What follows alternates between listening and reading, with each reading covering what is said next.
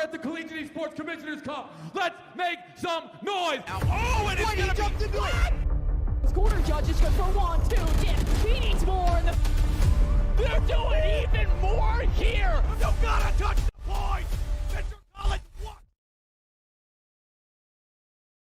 Right out front. Yeah, 3, 2, 1, running.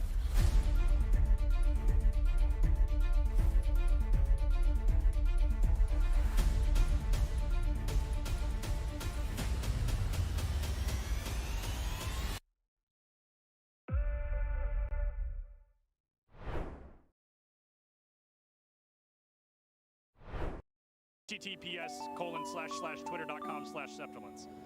Don't put that in. I'll get in trouble. So that's worth it. Did I get too close to the camera on that one? A little bit too close. Should I back up a little bit? Okay, sorry about that. My bad. I've been awake for probably close to 32 hours. Like, I have to hold my keyboard the normal way, because if I do it, I feel like I have arthritis and I hold my keyboard like that. It blows my mind. I can never do that. This guy right here, he's got his keyboard off at an angle. His isn't that extreme. There's a kid all the way down on the far end who has his keyboard all the way at a horizontal. That's really cool. They're gonna be at that table right over there. Public information? Oh, I don't know. This isn't live, so it doesn't matter. It's not live, but you and I know. Yeah, we know. I'm not gonna tweet it. Awesome. What game do you play? Smash Bros. Who do you play? Is it embarrassing? Is it like Villager? Yeah. Is it Villager? Am I spot on? Oh my god. It's embarrassing. Is it the Ice Climbers? No. Is it Game & Watch? No. Is it Pichu?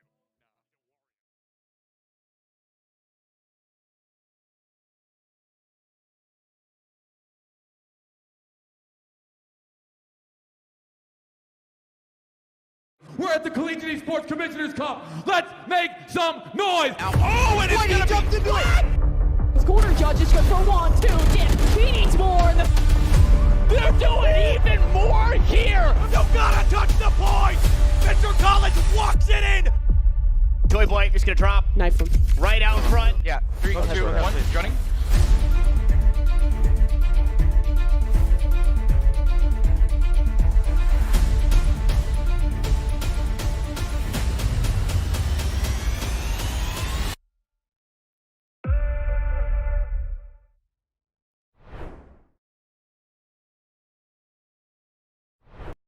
Good evening, everyone, and welcome back to another exciting night of college esports right here on ECU Live.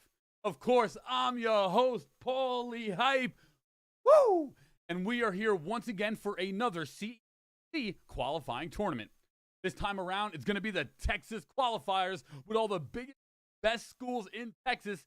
You know, everything is bigger down in Texas, so this tournament is of a monumental affair, as the qualifying and winning teams will celebrate and enter and offer to bid into our grand final event, the Collegiate Commissioners Cup, which is going down May 6th and 7th down in Arlington, Texas. That event's presented by McDonald's. But tonight we're here for the qualifier, which teams the bid to down there. Of course, some amazing teams here that I'm seeing on the roster as we take a look at Group A, which will be Lynn, UT Arlington, UT San Antonio. Over to Group B, got TAMU, Houston, Stag U. So 6 big-time teams that will be competing tonight. And we'll start off the broadcast with Group A Round 1, UTA versus Antonio. Group B Round 2 will be TAMU versus the winner of that.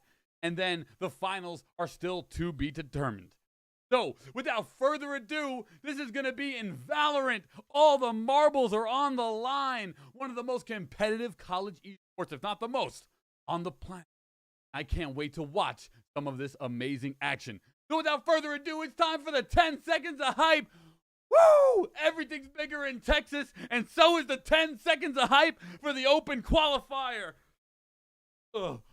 Woo! It's going down, baby, and I can't wait for it. I'm going to be watching all the college esports action, but we're not playing on PlayStation. No, get it out of here. It's mouse and keyboard time. Casters, over to you and show us, tell us, lead the story. Amazing Egypt, Texas, Valorant action cast.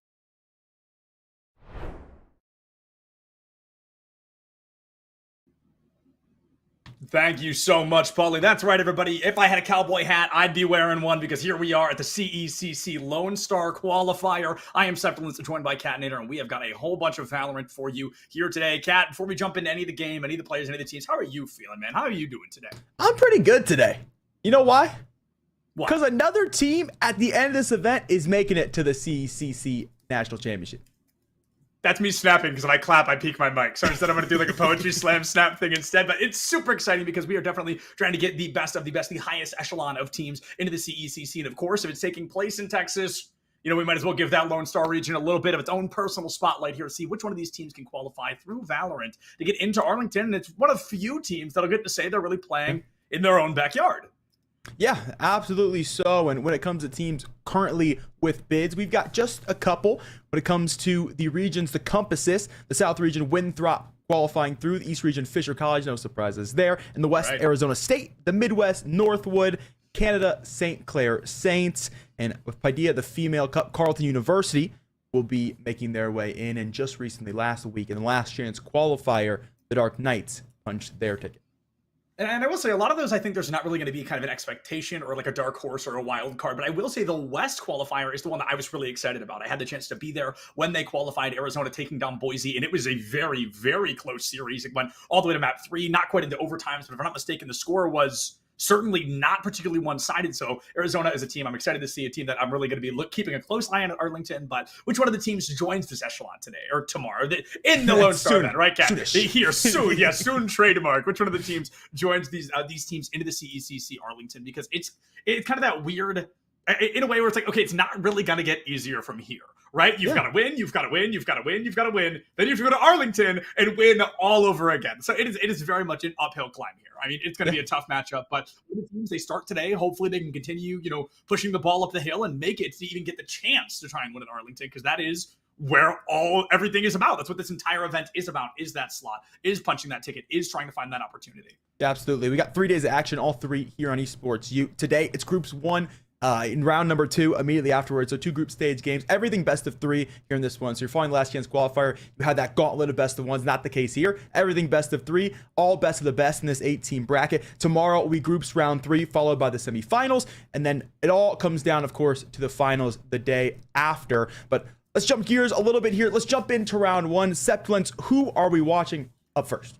So we are looking at UTA coming out from Texas there against, I believe, UT San Antonio. So UTA and UTSA, very close names. We'll try to call them by their names of the letters. Don't get too particularly confusing. But these teams going into this have had a couple of chances to qualify already. Cat, unfortunately, not able to make that bar, not able to meet that success. And now going into Lone Star, this is, I believe, the 3rd opportunity for several of these teams. So you've got to assume you've got a pretty good chunk of things figured out at this point. Yeah, I'd certainly hope so. I mean, both of these teams we saw play in the last chance qualifier. Fortunately for them, they got the last chance via the Lone Star. So we watched 2 teams make one into the quarterfinals. That was the Arlington School, lost 0-1 to TAMU Maroon. And then Fisher's B roster took down San Antonio in the round of 16. So both those teams couldn't punch their ticket to the best of 3 stage. But fortunately for them, we've made one for them. A best of 3 in this one. Let's jump over to the map selection, see where we're playing this one out. Well, it's certainly a pool of maps here, Cat. This is not something I don't think I would ever pick in a best of 3 scenario, but starting at Icebox, guaranteed Pearl, and then if we end up at it, Fracture, being that tiebreaker, being that deciding map. And I think these are really unique because all 3 of these maps, of course, didn't exist in Valorant when the game was released, right? They're almost in order of release as well, but Pearl and Fracture are being swapped. So bringing Pearl out, it's something that we've seen, I feel, a lot more often recently. When it came out, it almost had like a plague to it, where people really did not want to play it, did not want to stick to it, didn't really want to learn it. But the more it's around, the more it seems it's continued to be played.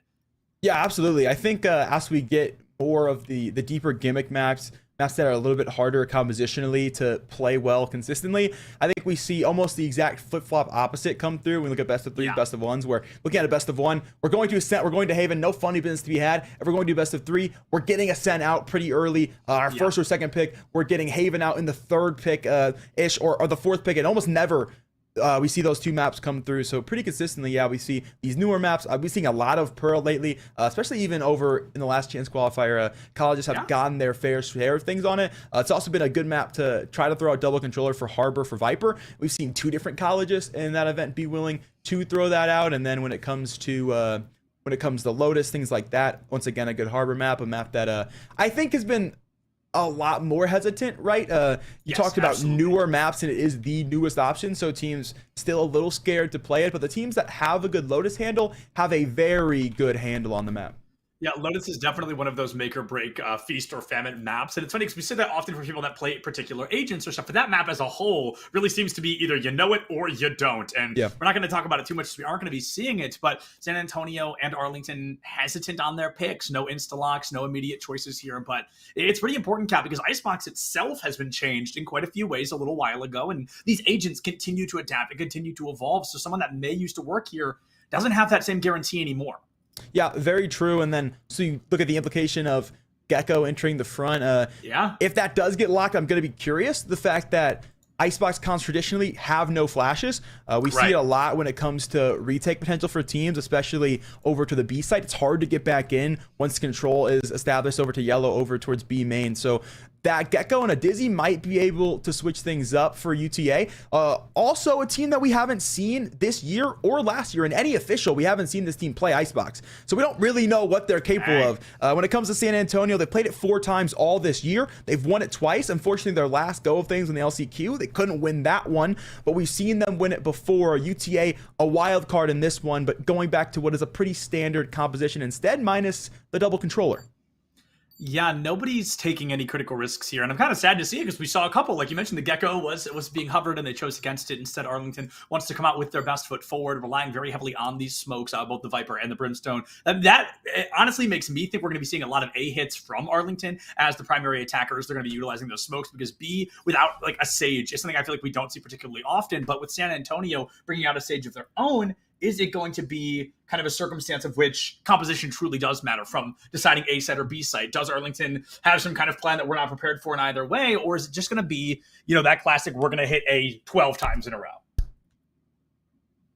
Well, that'll be the question. That'll be something to find out here in this one, because we do sometimes see this map turn into Icebox Simulator. Or A site Simulator, excuse me. No doubt about that one. And I think, man, it's just hard to play mid control, and that's really where we see the biggest differences come through for teams attacking sidewise. If you can take mid, if you can grab space up tube, space under boiler to be able to pivot the middle of the map, you're winning. It's just straightforward. You're winning the attacking side, but it's rare we see teams do that. The fact that they've got the double control, so they're going to have 3 sky smokes going into sites, and then the immediate conditioning of that toxic screen, rather they want to throw it to B to split off the top of cargo, whether they want to throw it back to A to split off the screen angle. That conditioning could lead to them being able to garner extra control in the middle of the map. Just depends on how they utilize the comp. Utilization of the comp is always something to be keeping an eye out here, but round 1 is the one that can often rely on mechanics alone. People going in with these mild utilities and just those sidearms. I liked what we were always doing there, trying to play early, trying to catch somebody on I can't think of the word there, but on that high ground and not able to get it, so they have to back out into the site. A site's already clunky. Arlington sticking to what we were expecting, at least for the opening of this pistol round. They want to play this A site because the smokes get notably more valuable here, and is Arlington going to be able to use that value and turn it into gold, or will it just be a delay of the inevitable? A great dart comes out early, gets information on 2, maybe he's the first to go down, and San Antonio has the numbers. Yeah, the timing off that initial contact coming through the back of the site was great for that first look. Jaquavius going to find one back on B. That's the lone Viper. That's going to be space picked up. K-Rod's been 2 pretty much the entire round, so already has the spacing under boiler. Will sneak under and is going to have space to sight. Just met contact from CT. Knows the one player. Definitely hears Replex here on his walk up, and they've got room to sight. Question is, how do they manage to hold on post? I needed that kill. Doleland here from San Antonio. It looks like Bubbles is going to be the second to fall. They've still got a 3-2 advantage, and Arlington Sova is critical. Frame goes down. Another one. Oh my goodness. And all of a sudden, KJ truly coming to life here. 2 HP clutch from Weiro to win things for San Antonio. Doesn't start the way they wanted, but by golly, they cleaned it up nicely. Great 4K from Jaquavius. Unfortunately, it's just not quite enough. Had a good look over towards B to make that spacing, a very late lurk for them. It is an interesting default. On the pistol round, we see a lot of 5-man contact, a lot of walk-ins. You were talking about the mechanics just showing up, forget the strategy, but it wasn't the case for Arlington. They gave us a pretty decent look. 3 players over to the A side, looked for the early contact. Unfortunately, just couldn't quite win that fight thanks to what was a very nice dart she mentioned coming out of Bubbles. This time, a lot more coordination here. 4 players looking towards A on anti-eco. Towards the A site once again, Arlington already starting to give us a little bit of a pattern, but it's early game, plenty of game left for adaptation, and with only stingers to their names, maybe just a couple of sidearms as well. This is going to be a tough round to win. The leer goes up. They clear both corners off of it, and San Antonio have to hold Ash just a bit here, holding out of the defensive comfortabilities. The dart does get through in time, and looks like the team's going to begin to fall off the back of it. And by golly, Cat, that dart is carrying these fights so far. Could this be a flawless from San Antonio? Be pretty huge, honestly. Not dropping a single weapon makes round 3 a little more winnable, even with that economic disadvantage. Same dart, same result. Simple as that. Right here. Perfect timing yet again out of Bubbles leads to a wide open door for the team on the back of the A site to just spray through, find all the value, and UTA nothing to do at all. So that round goes about as you'd expect. Flawless fashion picked up on the anti-eco, and all those guns left alive now going to lead to a decently strong bonus. K-Rad unfortunately left on nothing but the stinger. Rest of the team, though, going to buy around. 2 half farmers coming out for maybe in Rain, and UT Arlington yet again thinking about the early default A side. An early dart from Arlington as they try to gain information, but the very same can be said from San Antonio. Maybe drops not 1 but 2 there for the first time. Maybe isn't the first to fall, but instead the one to find that first blood. Bremy with the stimmy off the high ground, and unfortunately they don't really utilize it. It's almost a fake as they try to bait out more utility. Maybe a 3K now. This is pretty much Arlington's round to lose now, Cat, especially considering Bubbles only has a Sheriff and is the last member standing. It's not quite going to be the ace, but it is going to be a flawless. Arlington not going to go silently there at the end of round 3. Yeah, pretty easy round to get picked up. San Antonio recognized the fact that they're playing on bonus weaponry, try to see what they can grab. Wyro tried to tuck the dart, couldn't quite do it. He's the player with the best positioning there. I mean, Manufacturer literally throws their life away, giving the wall to create an opportunity for Wyro there on the back of Bell. Just wasn't quite enough spacing, so couldn't make it happen. Unfortunate, really. Maybe just cleans up. Another 4K coming out. This time it does result in a victory, though. For Arlington, they'll switch up the default. Now, this time, we're looking at the B split.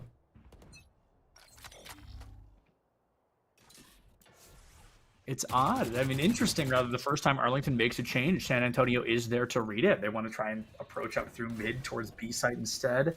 B long, essentially wide open, but the KJ setup there is going to be available from Roplix. Oh, first blood going to be here in favor of K-Rad. Going to put the leer out as they try to buy themselves a free plant, but there's those nano swarms making it hard for the team to make it onto site. No plant quite yet. But Arlington has not used nearly as much utility as we've already seen from San Antonio. Oh, now it matters a little bit less as K-Rad is the first to go down. Numbers disadvantage for nobody for the time being. The manufacturer takes out Rain, and right now San Antonio really trying to get through this util. Oh. And that res going to create a problem here. Now it's a 2-man advantage instead. Maybe going to utilize the last Sky Smoke. And Jaquavius going to pick up a look off of what is yet again a late lurk. Galaxy will get one back in the chaos. Got numbers back. It's 3-3 when all things are considered. Toxic Screen still up here. Talk about early conditioning that gives them space to work with, and Jaquavius going to take a little bit of extra when it comes to spawn. Timing going to be beautiful here. Just has to hit. The shot has done just that. Roblox will fall. Bubbles now going to know about it, but that's caused the reswing. I've got space in spawn. I can contain these two. Knows that. Is going to throw the alarm bot here under hut, so has all the information as Jaquavius will hit spawn. No Good read way. for Bubbles, though. Fantastic call out, but doesn't have time to beat this team to site. Plan will go down now for the 2-on-2 post. Bubbles has that recon pull, has a great bounce off it. I don't think it gets destroyed fast enough. Both are going to be caught out. Arlington's really got to get a bit faster at that, Cat. I don't think we've seen a dart yet that hasn't hit them. With Bubbles trying to be a bit of a hero, they don't quite have the Viper in line. It's going to be a 1v1 unless they can get into catwalk in time, and it's not going to be able to be found.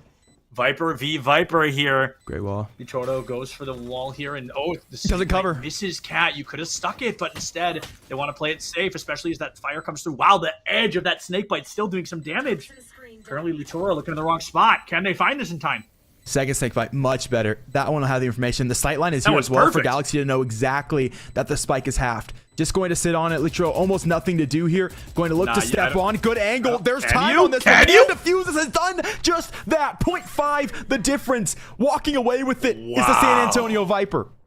Talk about timing there. I mean, 0.55 being the difference is something I did not expect to see as early as around the 4, but San Antonio wanted to prevent any opportunity of a draw there. They want to keep this lead and take it as far as possible. 6 rounds is the worst case scenario you want, but you definitely want to try to farm as many as you can on the defense, and so far San Antonio's been able to do just that. UTA keeping it close, but I've got to say San Antonio really feeling like the team in charge for the time being. Yeah, they're doing a good job of adapting on the defensive end of things. Arlington have been the last 3 rounds. 4th round, they try to switch things up, go on the B split. But SA realized very quickly after the Viper go down, adjust nicely and just look a little bit better. The defensive call going to come through here early as well. That drone's coming through. The screen going to block off screen on their end. So they've backed all the way out of this one. They've given a lot of space up. And they're going to look to play a retake game instead, which is pretty nice. Recognition to come through. Lockdown broken nicely. They can hold for a couple extra picks. Unfortunately, not going to find them, though. Oh, wow. It's going to be an orbital strike as well. Not something I expected to see from Arlington. 2 ultimates in the same round. I'm not sure if that was an attempt to try and cover up the one that was destroyed. K-Rad finds Bubbles, and now Arlington has the space made. Roleplix a possible flank, but of course you run the risk of having to walk through a Viper wall, and that's not a risk they're willing to take.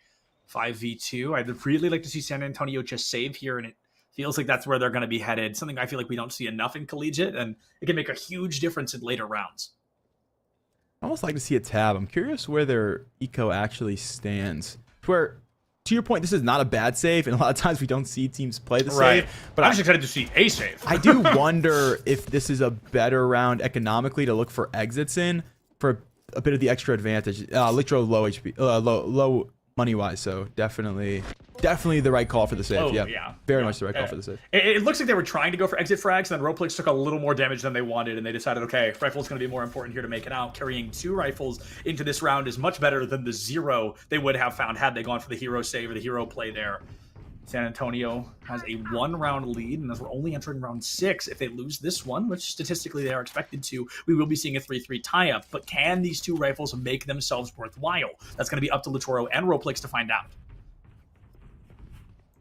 All right, so they went back to the A lane after the B split, managed to find the 2 picks. It's been the struggle for Arlington just getting in the door.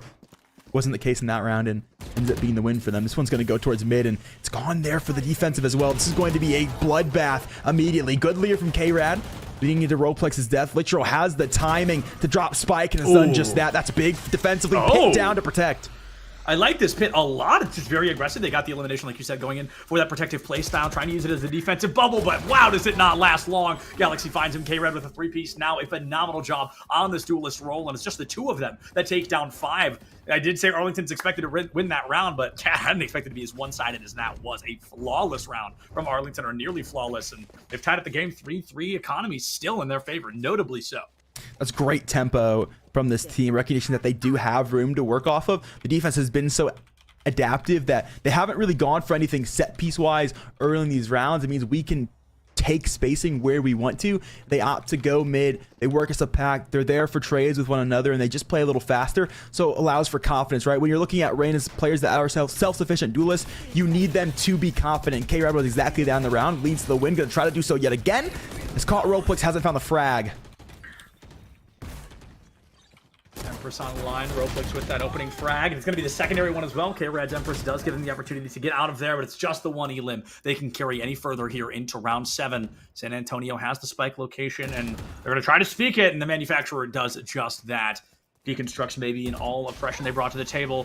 Quavius falls to Latoro, and that is San Antonio taking their 4th round. Yet again, spike dropped behind for the Arlington team. Last round, they were just able to be a little quicker with a little extra space. They're able to recover it just off of finding frag. So there's no defenders left to defend the spike. You get to pick it back up, but not the case in that one. Just spike carrier drop behind, end up having to work backwards, and doesn't work out for them. So a bounce back yet again for San Antonio leads them to another bye into this round. They win this one. Things pretty even slated yet again.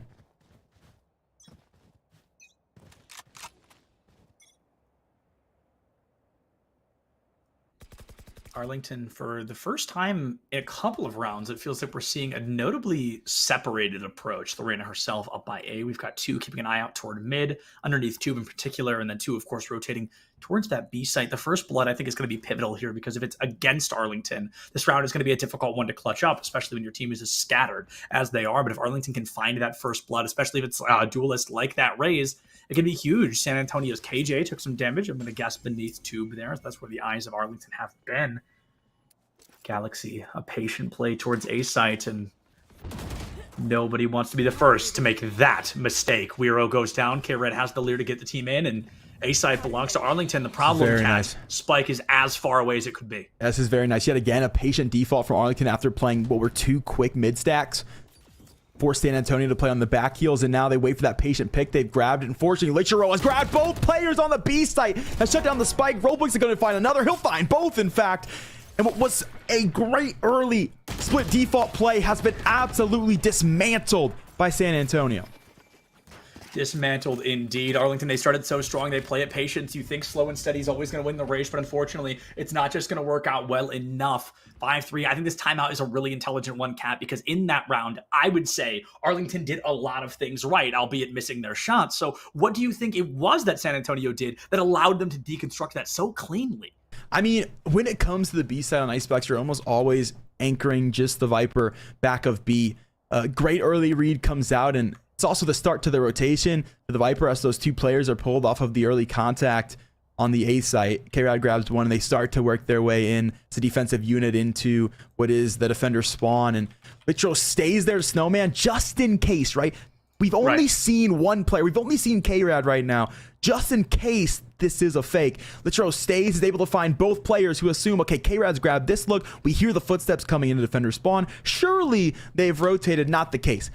Big picks come up, 2 picked up. For Litro shuts down the entire play. Chaos in the comms of Arlington. They're looking to swing their way through defender spawn, just taking the fights, hoping to get numbers back on their side. And doing so, they run into a Roleplix more than ready to shoot them. So much so he takes 2 frags.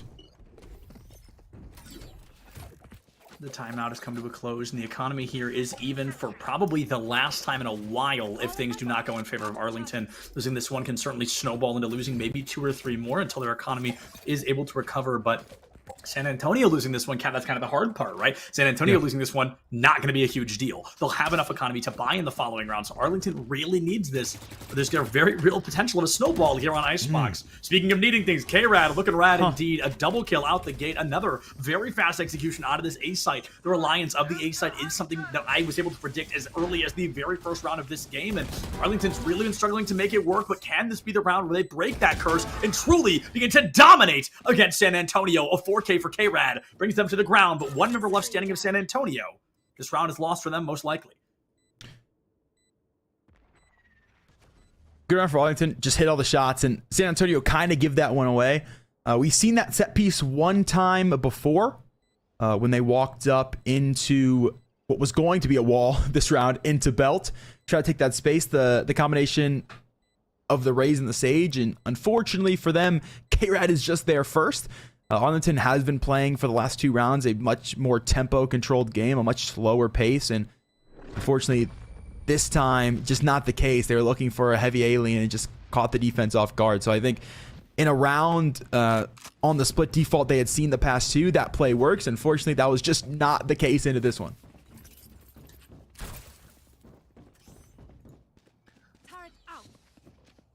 The economy for San Antonio. I'm trying to do math. I've never been one for math. I don't know why I'm giving it a gander here, but the point stands that Antonio losing this round really does imply that the next is going to be an ultimate heavy round, or it's certainly not a heavy buy round. So a lot of improvisation going to be necessary. Arlington winning this, of course, brings us to a tie for, I believe, only the 2nd time this series so far. The first being back at a 3-3 scoreline. Now jumping up at the 5.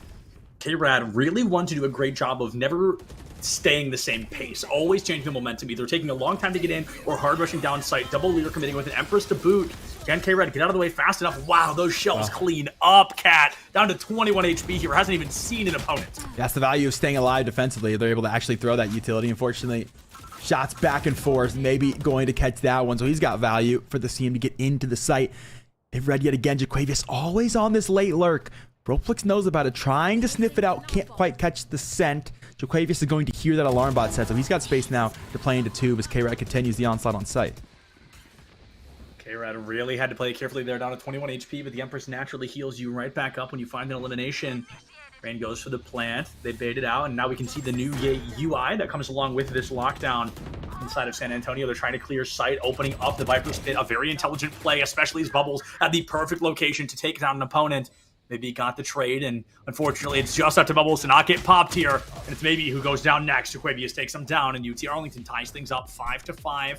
Only one ultimate, I believe, used from Arlington there. So this next round, they've got the economy advantage, they've got the ult advantage, and they've certainly got momentum on their side for the time being. 2 rounds in a row here. And this is why, so consistently, we see Icebox turn into a simulator. Yes. Because Arlington have really walked into this map trying to be educated, and it's just broken down to we're winning A, let's just go A.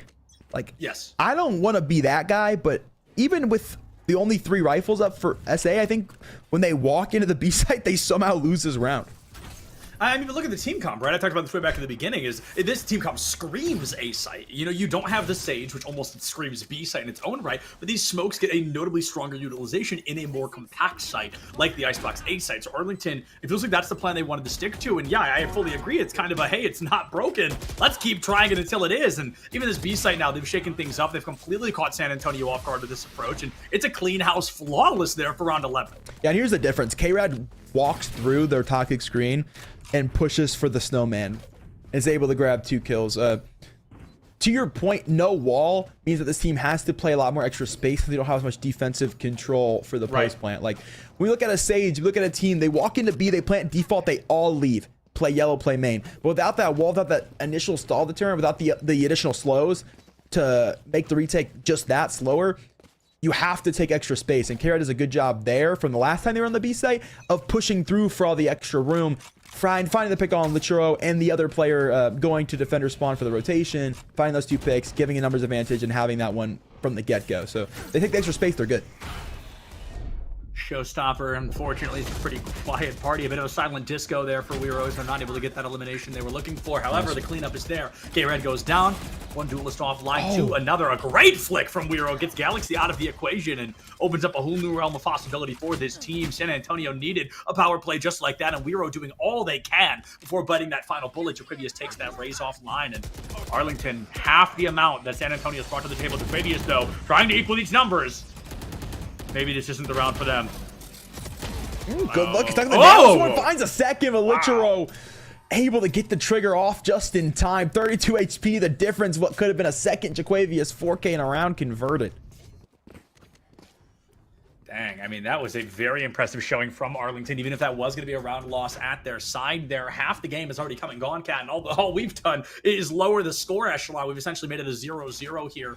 First to 7 going to be our victor, and right now, it's incredible that Arlington has been able to keep this so close because if I'm being honest, it feels like there are a few rounds where I really thought Arlington was the momentous team, right? I feel like the rounds we have seen them win have been pretty reactive to San Antonio's blunders rather than UT Arlington's finding success. Yeah, I think San Antonio gave a couple rounds away. I also think that when it comes to some of these fights on site, Arlington just a little bit stronger mechanically. Maybe has a 4K. Jaquavius has 2 4Ks, and K-Rad, I think it's 4K as well. Yeah, just 1. Let's see if K-Rad can change that up here, though. Has the ghost, has the read that San Antonio's on their way, but walking into a 4v1 is not going to be easy. The 5th member catches up, and now all 5 of them getting ready to take K-Rad offline, just like that. Util utilization working wonders for the squadron of San Antonio. A critical player offline. The B-site defense has fallen, and just as I had talked about back in the agent select, this is a B-site composition when they're definitely going to try to make work as early as the pistol round. Manufacturer going to find one early, and Lichero will continue on. So all the extra space taken with the Sage Wall combined. He's ran into a corner. Can't get to the teammates for that trade, so it's an awkward one. The last 2 retakers to try to fight back into. Plant's going to go down now. Jaquavius will pick up 1. Lichero a 3rd, and Bubbles will close the door. San Antonio take the pistol with ease. Pistol round with ease indeed, Kat. I'm not sure if San Antonio is going to be finding themselves in a continuous winning position as they did win. You know, we look back at the scoreboard. The opening pistol round allows them that free round in essence, and that's where Arlington began to fight back. We see K-Rad with in Ares light armor here, a very unconventional play, but one that I think can absolutely catch a team off guard if executed correctly. The problem is they're leaning towards the A site right now, and San Antonio, I really do think, is not going to be an A site squad. So I've got to wonder if this is just to make noise, and then they're going to rotate toward B. For the recon, looking for that jail push. No one going to be home to be scanned. 3 definitely to the back of the site, though. He's got info. Bubbles has not the info he would have wanted. That's a great set piece play from the back of the site. An early peek comes out from the back. Brimstone just shooting classics. Allows for K-Rad to peek out of window, and it led to a pick. Unfortunately, the rifle a little too far for them to pick up, but something to keep an eye on for a later round.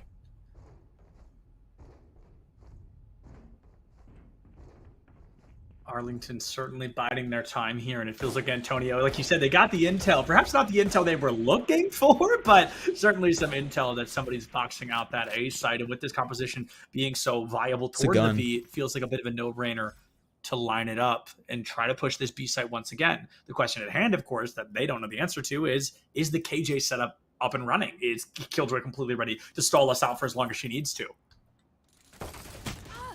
This is the hard one for Jacobius. No util at all, so not one that's going to happen in any sense. So rifle here. The only thing is you only have 45 seconds now, and they do not opt to spend the extra time to go get it. Just assume that it's not there any longer. So they will not have the advantage going into that early pick. This is one that's going to be very hard, extremely difficult to retake. Let's see how much K-Rad can really pop off here. I have to agree, Camp. The retake is not going to be easy. It looks like it's that much harder. All the members of Arlington down like dominoes right now. Weiro finds a 2K with that rifle. Galaxy finds the Bucky, or the Shorty kill, excuse me, and a 2v1. Can Galaxy clutch things out? The odds are certainly low, but still got that classic in hand, 74 HP in a dream, and that dream turns into a nightmare pretty quickly. San Antonio, 8-6 on the board. Did break his armor, though. That's an extra piece of thing to rebuy after the headshot comes through, so a little bit extra money has to be spent there, and it's a pretty good Arlington round, and I know what you're thinking. Mr. Candidator, they lost the round. How can it be a good round? They're down another round. It can't possibly be good. That's where you're wrong, because they're able to convert all those guns. I mean, look at the buy going back into this one. San Antonio almost recognized the fact that, man, we have no money if we lose this round. So they opt to not buy the extra rifles going into this one. Now they've got 3 pistols to work with. UT Arlington, thanks to those 3 picks, probably win this round.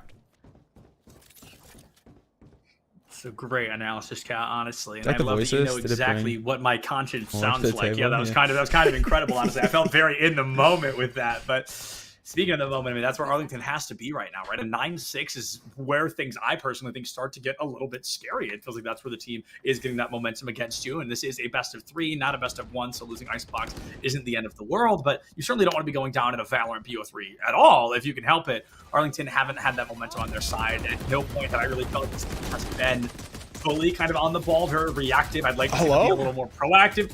Hello? What? Yeah, what do you do? What? Bro, you got the spike. Bro, like, where were you headed? Like, did he DC? Like, where were you going? Just try to be the smooth criminal. Walking past that toxic screen said, I have the spacing on Snowman. Trust me, I'm about to make a play. He said, bro, trust. And we certainly should not have. That was really like, what? I truly cannot comprehend what the plan was supposed to be in that moment. Forgot to mention that the play was for the other team. Yeah, you did. To be fair, you did say Arlington was going to win. I think we just didn't understand exactly how that was about to happen. I mean, I like the idea, just not with spike in your hand. Unlucky, really. Quick shake off, doesn't matter. Nothing much going into that round anyway. Full rifles, full armor back into this one. Win this, you're chilling. Lose this one, break eco yet again. You didn't have to shoot. No. Oh, okay, right now they know. We saw it too. We were spectating. Unfortunate. You got to jump out of there. K-Red has to abandon ship a lot earlier than I think they anticipated. And that does give San Antonio a pretty critical note of information. There's at least one person here, if not 2. Weiro dodges that owl drone. That was a big bailout for San Antonio too, because that drone was not checking.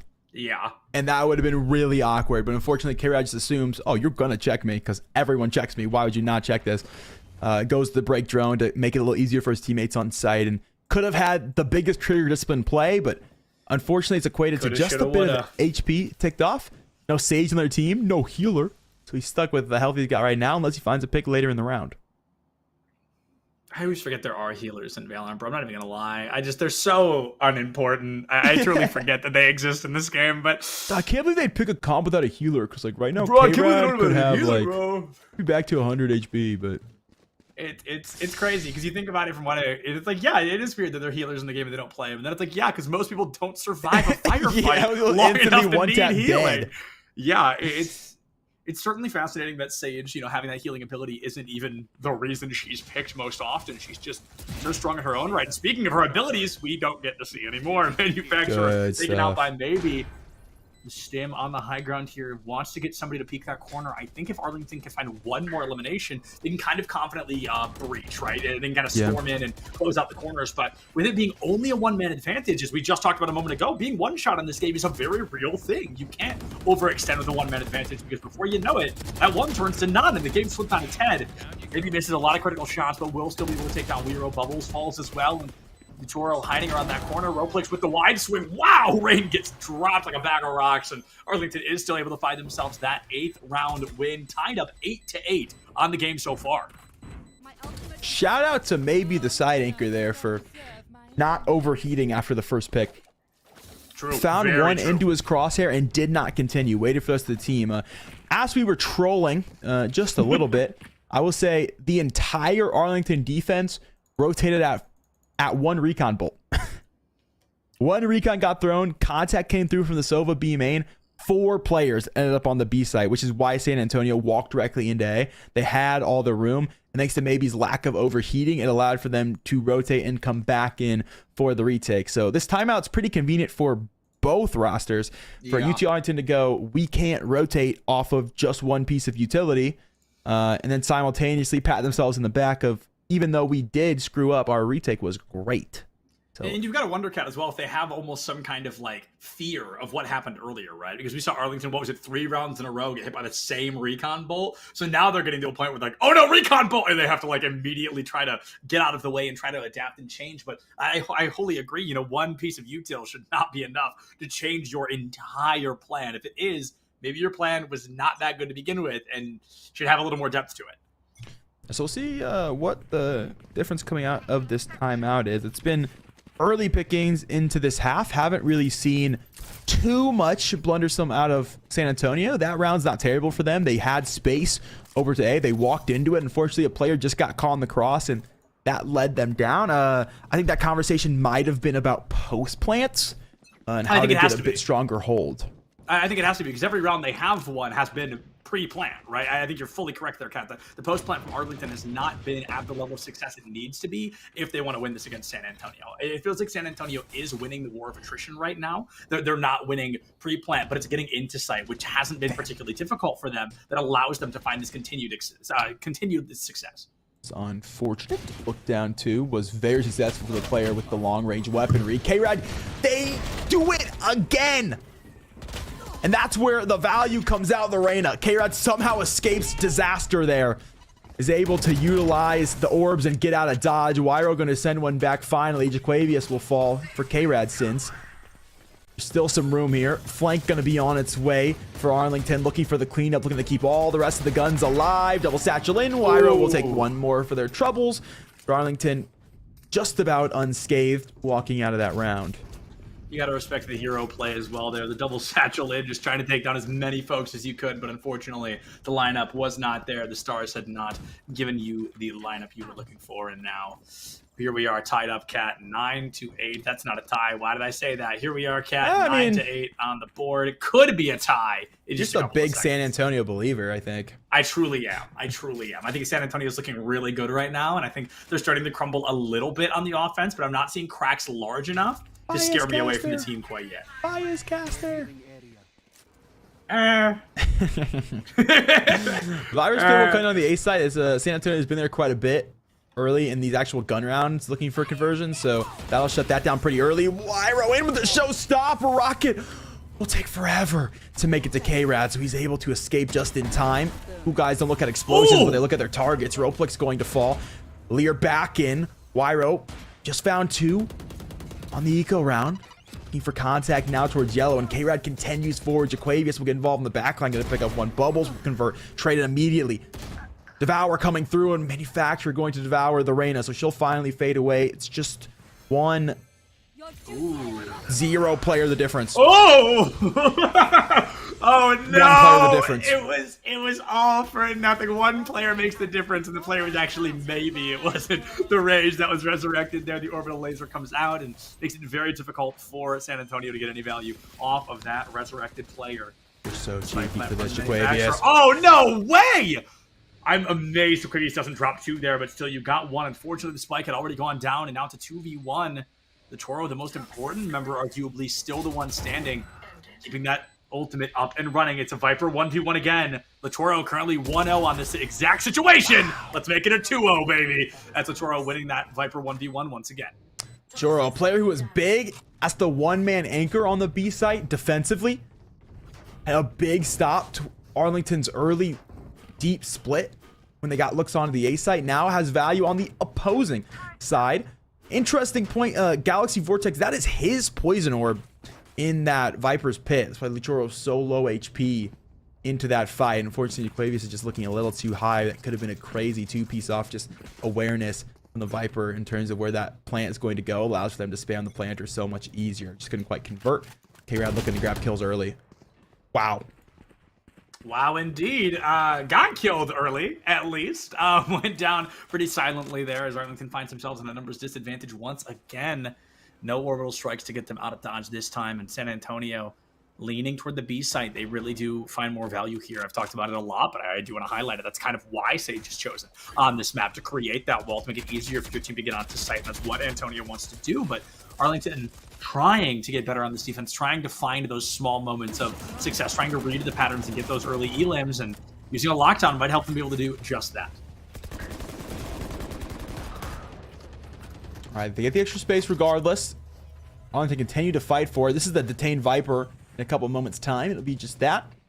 Bubbles gets a good look at the shock bolt. Jaquavius going to try to keep his teammate alive, as no one from San Antonio actually want to risk pushing to convert that detainee. So they'll be back with 3 members. Still going to be a difficult retake for Arlington. This one can break eco too, so I don't know if you really want to make the push for it. Ooh, 1-1 trade. San Antonio trying to push out, but Jaquavius from the heavens here. I mean, putting him down like an archer tower. Almost got 3 players offline, and holy cow, I mean, this starts off so strong for San Antonio, and then all of a sudden, or for Arlington, excuse me, and all of a sudden, San Antonio has the numbers advantage they needed. Jaquavius tried to be the hero, tried to put him down, but unfortunately, San Antonio had the lineup, and now the lead, 10-9, 3 rounds for a win. This is going to be a close one, Kat. I don't think we've been more than 2 rounds apart, or maybe only 3 rounds apart in a while. It's been a very close game. You're right. It has not been past 2 rounds for either side. In terms of lead, it's the largest lead of the game thus far. San Antonio continue to take it forward. Convert that round. They keep the eco cooking, and Arlington, unfortunately, going to have to play down in this one in terms of the weapon rate. Need to buy for next, and they're going to head down mid, just try to create some opportunity. Run it down, baby. Gotta respect the hustle here. Like you said, trying to create some opportunity one way or another, and Arlington going up through mid is something I wouldn't be expecting at this point. So I wonder if that's kind of what they're doing. Is this going to be a true flank? It's certainly going to be a pinch against the team, as in just a moment here, they're going to have absolutely nowhere to run. Jaquavius playing the poison orb, so hasn't given Toe that they've moved the Viper and they've swapped the Killjoy into her place just yet. Now that information given away, Jaquavius' life will fall as well. Rain will get taken down through the toxic screen, and all you really need here for this team. There's still 2 on the Lark, but they've been caught out by Bubbles, who finds 1. K-Red will have the other. Clear forward, a lot of work to do for the Reyna, and just can't quite convert. Wyra will have the frag, and maybe Sheriff in hand, a 1v4. Maybe he could win it. Ooh, maybe. Oh, not the reload. Oh, it was looking so good. Oh my gosh, it's like one of those arcade games where the things move back and forth, the cardboard cutouts, but unfortunately maybe just could not get the shots off quite yet. A very valiant effort, but unfortunately Valiant isn't going to be enough. You got to put that win online, and San Antonio is creeping toward that 13th point here to win Icebox and put themselves on series point. All right, it's the big round for Arlington. Rebuy is going to come through. Eco broken if they lose this one, and that'll be match point for San Antonio. So looking at a force buy into next round if they can't convert. That's a forced buy in the penultimate round always makes me sick to my stomach a little bit. It's just, like you said, it's going to be not even a full buy if Arlington can't win this one. They're going to have to change something up because the B-side pushes continue to work for San Antonio. And you see the KJ setup already from Jaquavius waiting for this team to plant in the same spot they've planted 5 or 6 times before. Will the story be Good early different? info. Can Arlington rewrite this? Already, Arlington has worked 2 players up towards A. They have this information, and they have the Reyna and the Empress. We'll trigger the alarm bot, though. K-Rod has to not overheat in this moment. You need this player alive on the back end of things. Going to have the Sova to help, and they'll recognize. They'll throw the Leers, but they will not push into main. Right now, they have this team completely contained. They've been everywhere else on the map. They know exactly where they're going to be. They're really gambling, though, on this team taking B. They have room to walk out of spawn and go back towards A. They could rotate back toward the A side, but it's not something San Antonio has shown they're particularly fond of doing.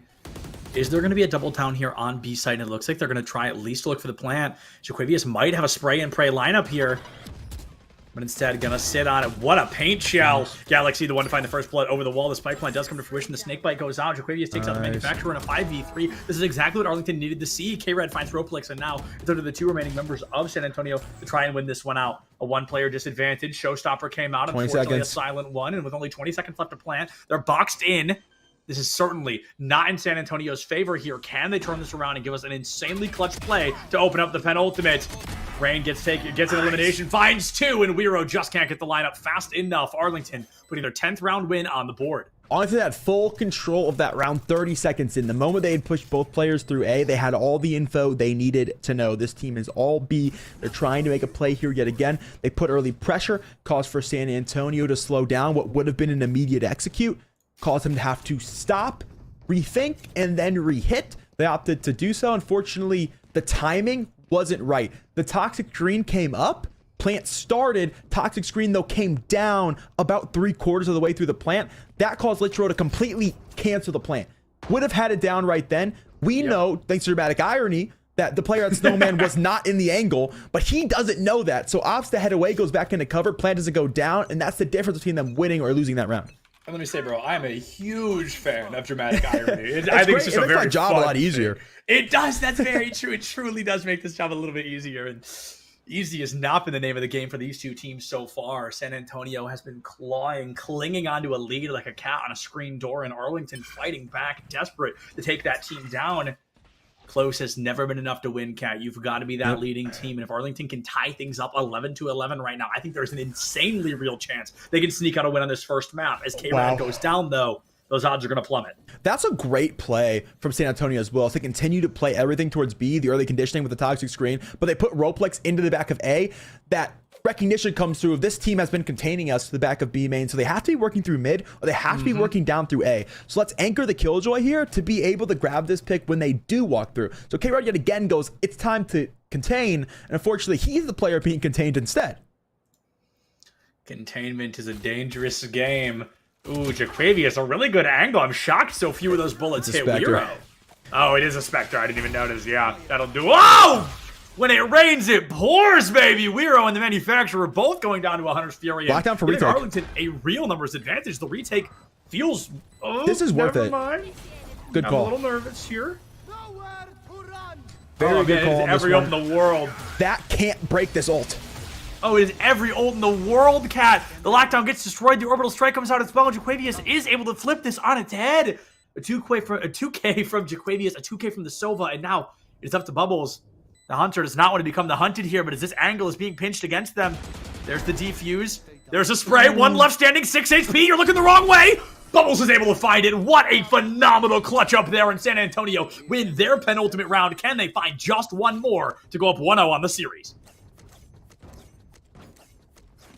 Man, that is a tough one. And Bubbles plays that just how he needs to. He's able to find the first through the smoke, never has to get his position away, and then leaves. So Jaquavius steps into the sky smoke. He's just not there any longer. Good intuition coming out of the Sova there to make that one possible. So unfortunately, they have to use both ultimates, not necessarily to the post play, but taking down that lockdown. So it's a heads up play from Jaquavius to utilize it to make sure that team has to do a little bit of extra work. Unfortunately, Bubbles obviously has a shock bolt down before the Hunter's Fury comes through, so it is able to break the ultimate, and in doing so, is able to continue on that round, continue the space into B main, makes all the difference. Speaking of B main, Arlington's already walked through. They know this one's headed A. This is the next and possibly final play of Icebox if San Antonio can play their cards correctly. Only a lockdown to work with, an ultimate relatively difficult to get value with at this higher echelon of play because teams always seem to be ready for it. But can San Antonio make some magic with it? The A site, talk about compromise, Cat. 8 of the 10 players in the game right now hugging this A site. Again, it's Arlington on containment duty. They can't actually lurk thanks to the Killjoy turret. They can scope out all the information. They'll also put the Viper down into mid, so they know no one's playing under Boiler. There's no shenanigans. This whole team's been triangulated. They can't be anywhere other than a lobby. Lockdown seems to be the cue for this team off the early contact. Oh, maybe he does swing wide. A double with a Spectre. Not something you expected to see, but unfortunately the manufacturer has that Resurrection online and makes it a 4v3. UT Arlington might be thinking San Antonio no right now, as this round is starting to work against them even more so, but Galaxy is going to be able to find that equalizer once again. Rain has a great flank, but with an Ares, not a gun exactly notorious for its long-range accuracy. Shockball has a bit of damage, a bit of chip onto Litro. We're going to walk out here first. Contact from both players. Oh! The flanker allows him to step into that one. Jaquavius will finish the job. Manufacturer now shut down for the 3K. A 1v2 for Roleplex. This one could shut it down, could give them the 1-0 lead. Holding to the top. A sniper. Jaquavius has the angle, has the shot as well. Arlington, hold on. An absolutely phenomenal job from UT Arlington there. I think Rain in particular really did help carry that team into a greater position of success. This is, I mean, I know I sound like a broken record now. I'm not talking about how close this has been, but San Antonio, it just feels like they cannot sneak away that dominant victory. Arlington clinging on for life here. I'm going to call it out early, Cat. I don't know if it's true, but I wouldn't hate the glass cannon op right now. Ah, they would. Darn it. Yeah, we haven't seen an ops yet in this all. map. Yeah. Exactly. That's why I thought it would be a good call. Tricky opping agents to make that gun look good, and K-Rad's just been so decent on a rifle. Being the only real agent to pick up the op here would almost be inadvertent to his success early round, especially with this player's want and need to get on the flank so consistently. Yet again, San Antonio are going to come back towards B. K-Rad has not been caught out by a Roleplex this time around, so can play for this lurk. It's going to be the turret in the way. Toxic Screen is on the right timing this time. No disruption when it comes to utility. They've dealt with the KJ utility almost immediately. Now just the rest of the deeper sight items that'll be the issue, but they won't go to plant for it. Viper's pick comes out. Galaxy going to be spamming that judge. Unfortunately, can't be the jury or the executioner. It's Jaquavius that takes on Manufacturer. That spike plant down as well. Jaquavius off to the far side of the storm. A spray and pray finds Wero, and Galaxy, oh my goodness. I mean, what are we looking at? 1 HP in just a moment. The judge has been a silent weapon so far. So many bullets, so little value, and Arlington needs value like they need their next breath here. Even with a numbers disadvantage, San Antonio got to be feeling somewhat comfortable, especially as that Viper's pick comes to a close. Jaquavius drops a 3K. Too shy of the ace. Bubbles catches the stray bullet, stops the dart just shy of dropping intel. Got to keep an eye on your left there. That KJ is going to put you in a coffin. A spray comes up and Jaquavius goes down. Maybe he finds Roleplex and it's up to Bubbles to be the hero, but Arlington ties it up 12-12 overtime here in map number 1. Phenomenal anti-plant utility coming out of Galaxy there to kill so much time, and the planter to argues a lot more valuable. The manufacturer goes down, Spike goes down with it, and never did it get picked back up. No one was able to garner it, and that just cost them the entirety of the round. San Antonio have the spacing, but don't have the ability to put Spike on the ground, and that plant got stopped about 3/4 of the way there. Yet again, this team has been able to get to the B site, but have not been able to finish the job when they get there. Sides will flip up now. Arlington, a team that went to the A site and found success, went everywhere else and found losses. 12-12. This is going to be a full and tactical reset for both sides, and of course you have to win by 2, so we will carry into overtime as far as we have to. But San Antonio, they've got to be beating themselves up a little bit. They were 1 elim shy of winning this 2 rounds ago, and now things are continuing to steamroll against them. maybe finds the elimination on the Wero, and it's going to be a 1-1, now 2-for-1 trade. The manufacturer is not checked in that corner. A 3-piece now could flip this right back on its head. Bubbles finds it. Galaxy takes out the manufacturer, and Bubbles is there to clean up, popping the dreams of Arlington in that first overtime round. Could they find a 14-12? This is the half they were good at, Cat. They're back on spike control, and this is where they've continued to struggle. What do they need to do differently here? Right here. Is it bad if I say win the round? A little, but like you're not wrong. Honestly, I think if they get into the right tempo, San Antonio look fine. It's just a matter of not them doing a bad job offensively, but Arlington doing just a pretty good job defensively. K-Rod's going to overheat here in 2 seconds. They grabbed this pick early. They've got all the room in the world to work with. And this time, it's K-Rod actually getting away with it. Unfortunately, Galaxy will overheat on K-Rod's behalf. He'll go down instead. Big leer from K-Rod to get another look, so he's traded that one back, looking for more, though. Still is this Reyna. He'll overheat. He's caught as well. K-Rad has fallen. It's a 3v3, and the lineup's almost identical. The Sovas, the KJs, and a Brim versus Viper. Which one of these smokes can come and find a little bit more utility here on the B side? Especially as we see Arlington's Killjoys all the way toward A, only just now making her way up to mid. Looks like she will be able to get there fast enough for this full 3v3 to come to fruition. This could be San Antonio punching that ticket into map number 2 with a 1-0 advantage. Or could be Arlington forcing yet another overtime. The first blood, or rather the next blood, I think is really going to be the decider of how the rest of this matchup seems to go. I mean, this could have been such a different round in the first 10 seconds. Oh, undoubtedly. K-Rod walks in, grabs that pick, fades away. That could have been it. That could have been the end of it. We're gone. We have the player advantage now. Come deal with us. Both players opt to overheat, which for those of you not familiar with the term, overheat is just, I got my one pick and I'm looking for so much more. Yep. It's just bloodlust. It really Yes, is. It's just overextending after you find an elimination. It's something we've seen a few times. Though we've almost seen the lack thereof in times where it felt necessary or felt critical. But hindsight is 2020 after all. And San Antonio, I mean, what a slow play. They literally do nothing so long that Arlington goes back to check the A site. Buys them time to plant, and unfortunately, Rain does not get that assassination pick. Latoro does find the elimination, and now San Antonio has the numbers advantage. 3v2. Never mind. Reyes with the spray and pray takes Bubbles offline. A random headshot could ruin San Antonio's chances of a 14-12 victory. Toxic screen down now. It'll be down for a minute, so this is the chance. This is the spacing to be picked up. Alarm bot will make maybe vulnerable. He'll be more prone to phantom shots. So Litro going to have a snake by their hand, and Rope looks with it all to do now. 1v2, and he's caught by maybe. Out of yellow, finds both picks. The big Brimmy brings it to overtime number 2. I cannot believe that. There was so much for San Antonio to do correctly there, and unfortunately, they couldn't get a single piece of correct action out in time.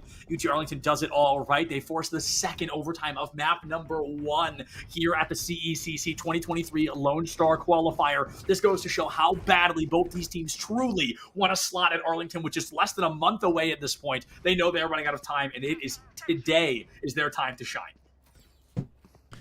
Jaquavius might be the biggest hero of all time. Truly. The stars aligned as he eclipsed for that shot through the wall.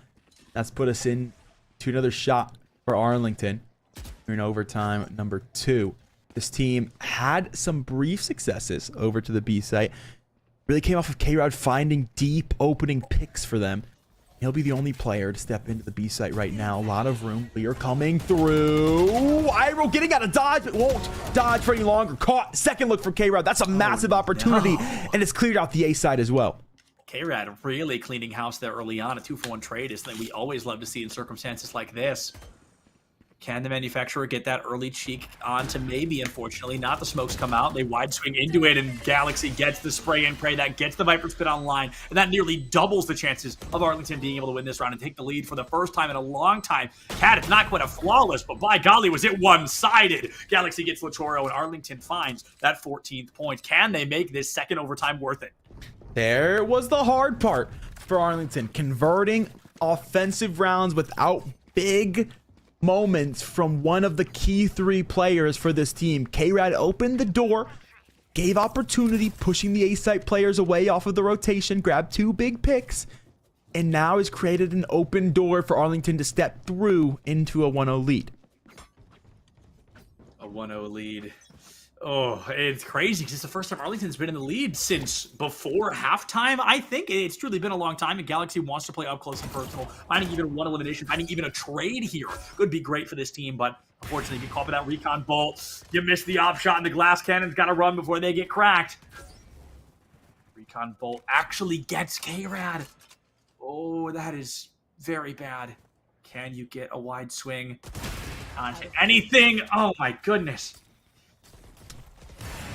First look at the op, and well, hasn't found his value just yet. Rain certainly has, though. Galaxy close, short in hand, caught though by Bubbles. Big reaction time. K-Rad operator now gonna find one, no more. Manufacturer trade back.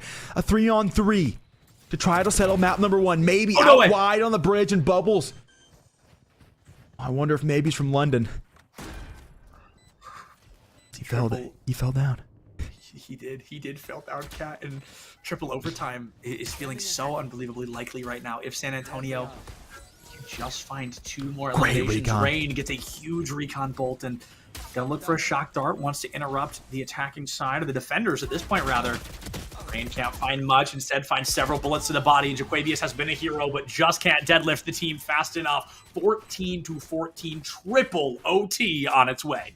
Ladies and gentlemen, welcome back to overtime number 3.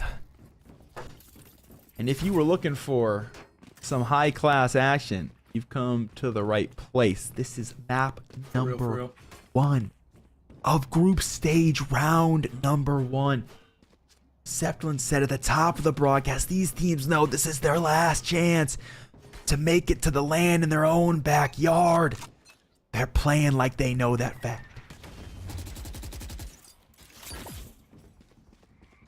And it's crazy because this isn't even a best of 1. I can't stress that enough. This is a BO3, so you've got to wonder if maybe one of these teams is running a sprint instead of a marathon. But we can talk about that a little more between maps. Bubbles taken out by Jaquavius. K-Rad takes out Latoro, and all of a sudden it's a 43 in favor of Arlington. It's this constant, continuous spiral.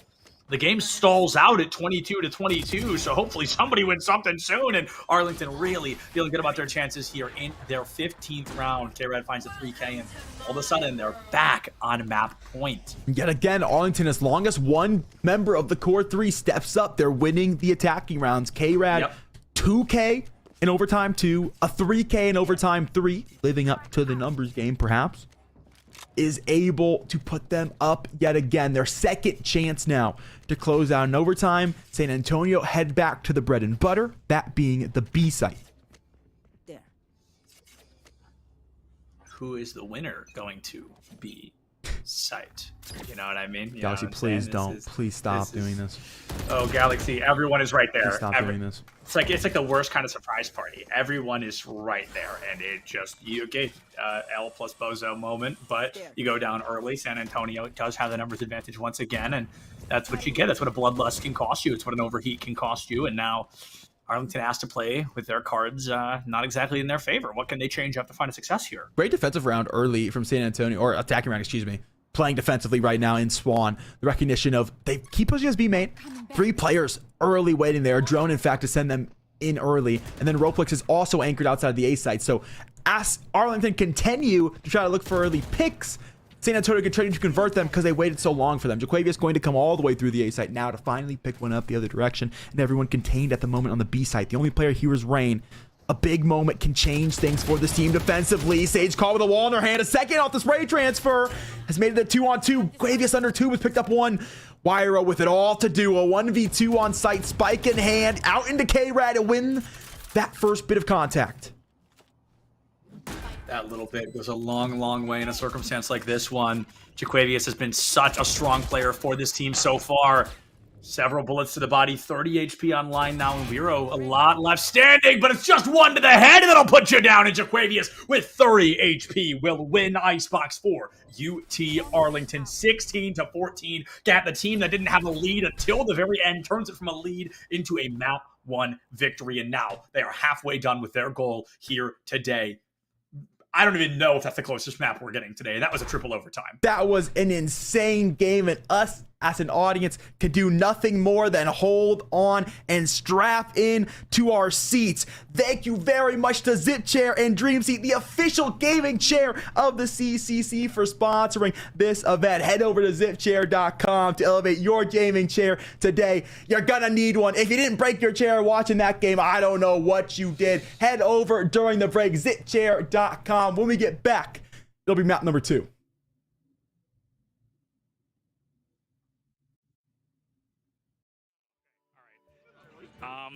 Oh, is it one of the links?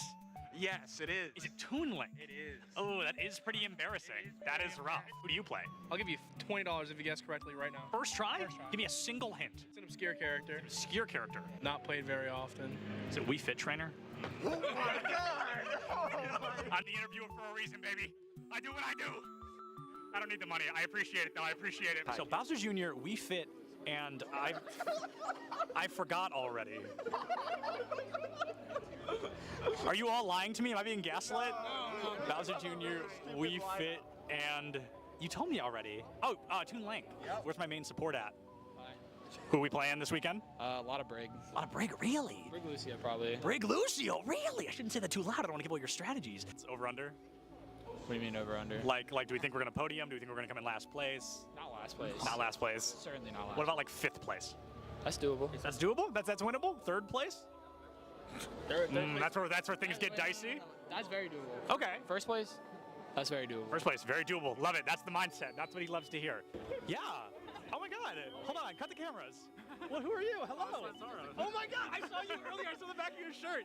And I was like, I know that name. I know him. It's a quick play game. They Q-sniped each other at land. I thought it was a scrim. It's just unlucky. Are you actually a Villager player? Yeah. How do you feel about Villager being notably worse in Smash Ultimate than they were in Smash 4? I wouldn't know. You wouldn't know? You never played Smash 4? No. Oh, that's all right. Nobody's gonna hold that against you. Now, who do you play? I play Robin. Okay, wow. Did you know Robin has the lowest pick rate in the game? Yeah. Isn't that crazy? Come on, the LEDs, it looks just like Samus. Huh? Do you disagree? I guess I can see The it. Samus vibe. Show the controller to the camera. We're interviewing. This is recording, by the way. Surprise. Not my controller. Who do you play? I play Peach. Oh, wow. I like that. Who do you play? I play the Shotos, mostly Kazi. No, you lose against Kirby. That's just like a statistics thing. Yeah. It's maybe. This is a death match, and I think they're all in the same one. They're all on Icebox. Are they all in the same death match? Maybe. Who knows? I feel like none of them can hear me. I want to like approach somebody, but no one can hear. They all have both their headphones on. What's up? How do we think we're doing? I think we're doing pretty good. Yeah. What's your kitty? We're looking at 10 and 6 right now. Oh, hey, that's 3rd, dude. That's better than I expected. Who's bottom frag right now? I want to go talk to them. Ian? Hey, how do you think we're doing so far? It could be better. Could be better? You're one of those rough days? Well, Let's go find more people to harass. Yeah. Where's Boise State? Who's your favorite to play? Oh, right now it's got to be either Chamber or Breach. What country is Cypher from? Oh, dude. It's Moroccan, right? It is Morocco. Oh my God, I don't think anyone is gonna get that. Oh, you're good. You're good. All right, see you later. Let's go harass Boise State more. Who is this? What school is this? Boise? This is Boise. Oh man, that's okay. Boise's still got really good odds. A Large Bagel, one of their tank players, Nerdy Bird, they're off tank. Both of them not here. A little bit scary, if we're being honest. Getting warmed up, getting ready to cast some players. No, not cast, interview. Change your mindset, change your mindset. Words. No, but last words until we come back. Oh, okay. Because we're leaving. Enjoy. Oh, that was good, that was good. Anything from you? How are you doing, Polly? Awesome, thank you so much for your time.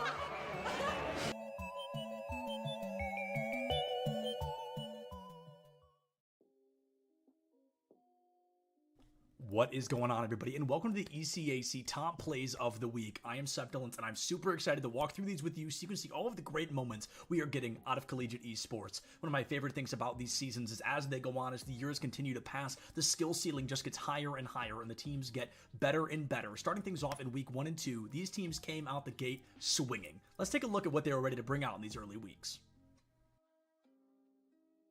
Valorant is a game all about risk versus reward, and Sin from NYIT wanted to show us just how much he was willing to risk to get that great reward of a round win. Sort of forced to pop off, maybe get a little bit more sniper play, but these direct, tight angles make it tough. You have Axorus that actually gets a wall bang headshot onto Prime. Oh, that timing on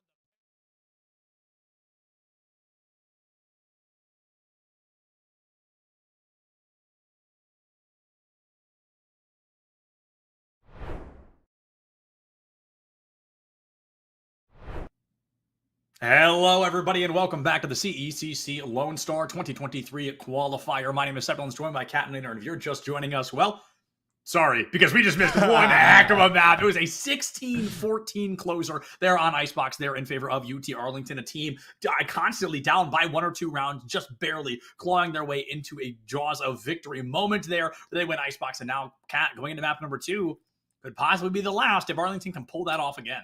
Yeah, absolutely. I mean, Arlington, that map of Icebox, the map that we have not seen them play in an official the entirety of the year, the entirety of their officials experience, the whole resume does not list Icebox, and they were able to come away with it. That was San Antonio's map pick, a map that we've seen them convert at a 50% success rate. Now we move to Pearl, a map that Arlington did select.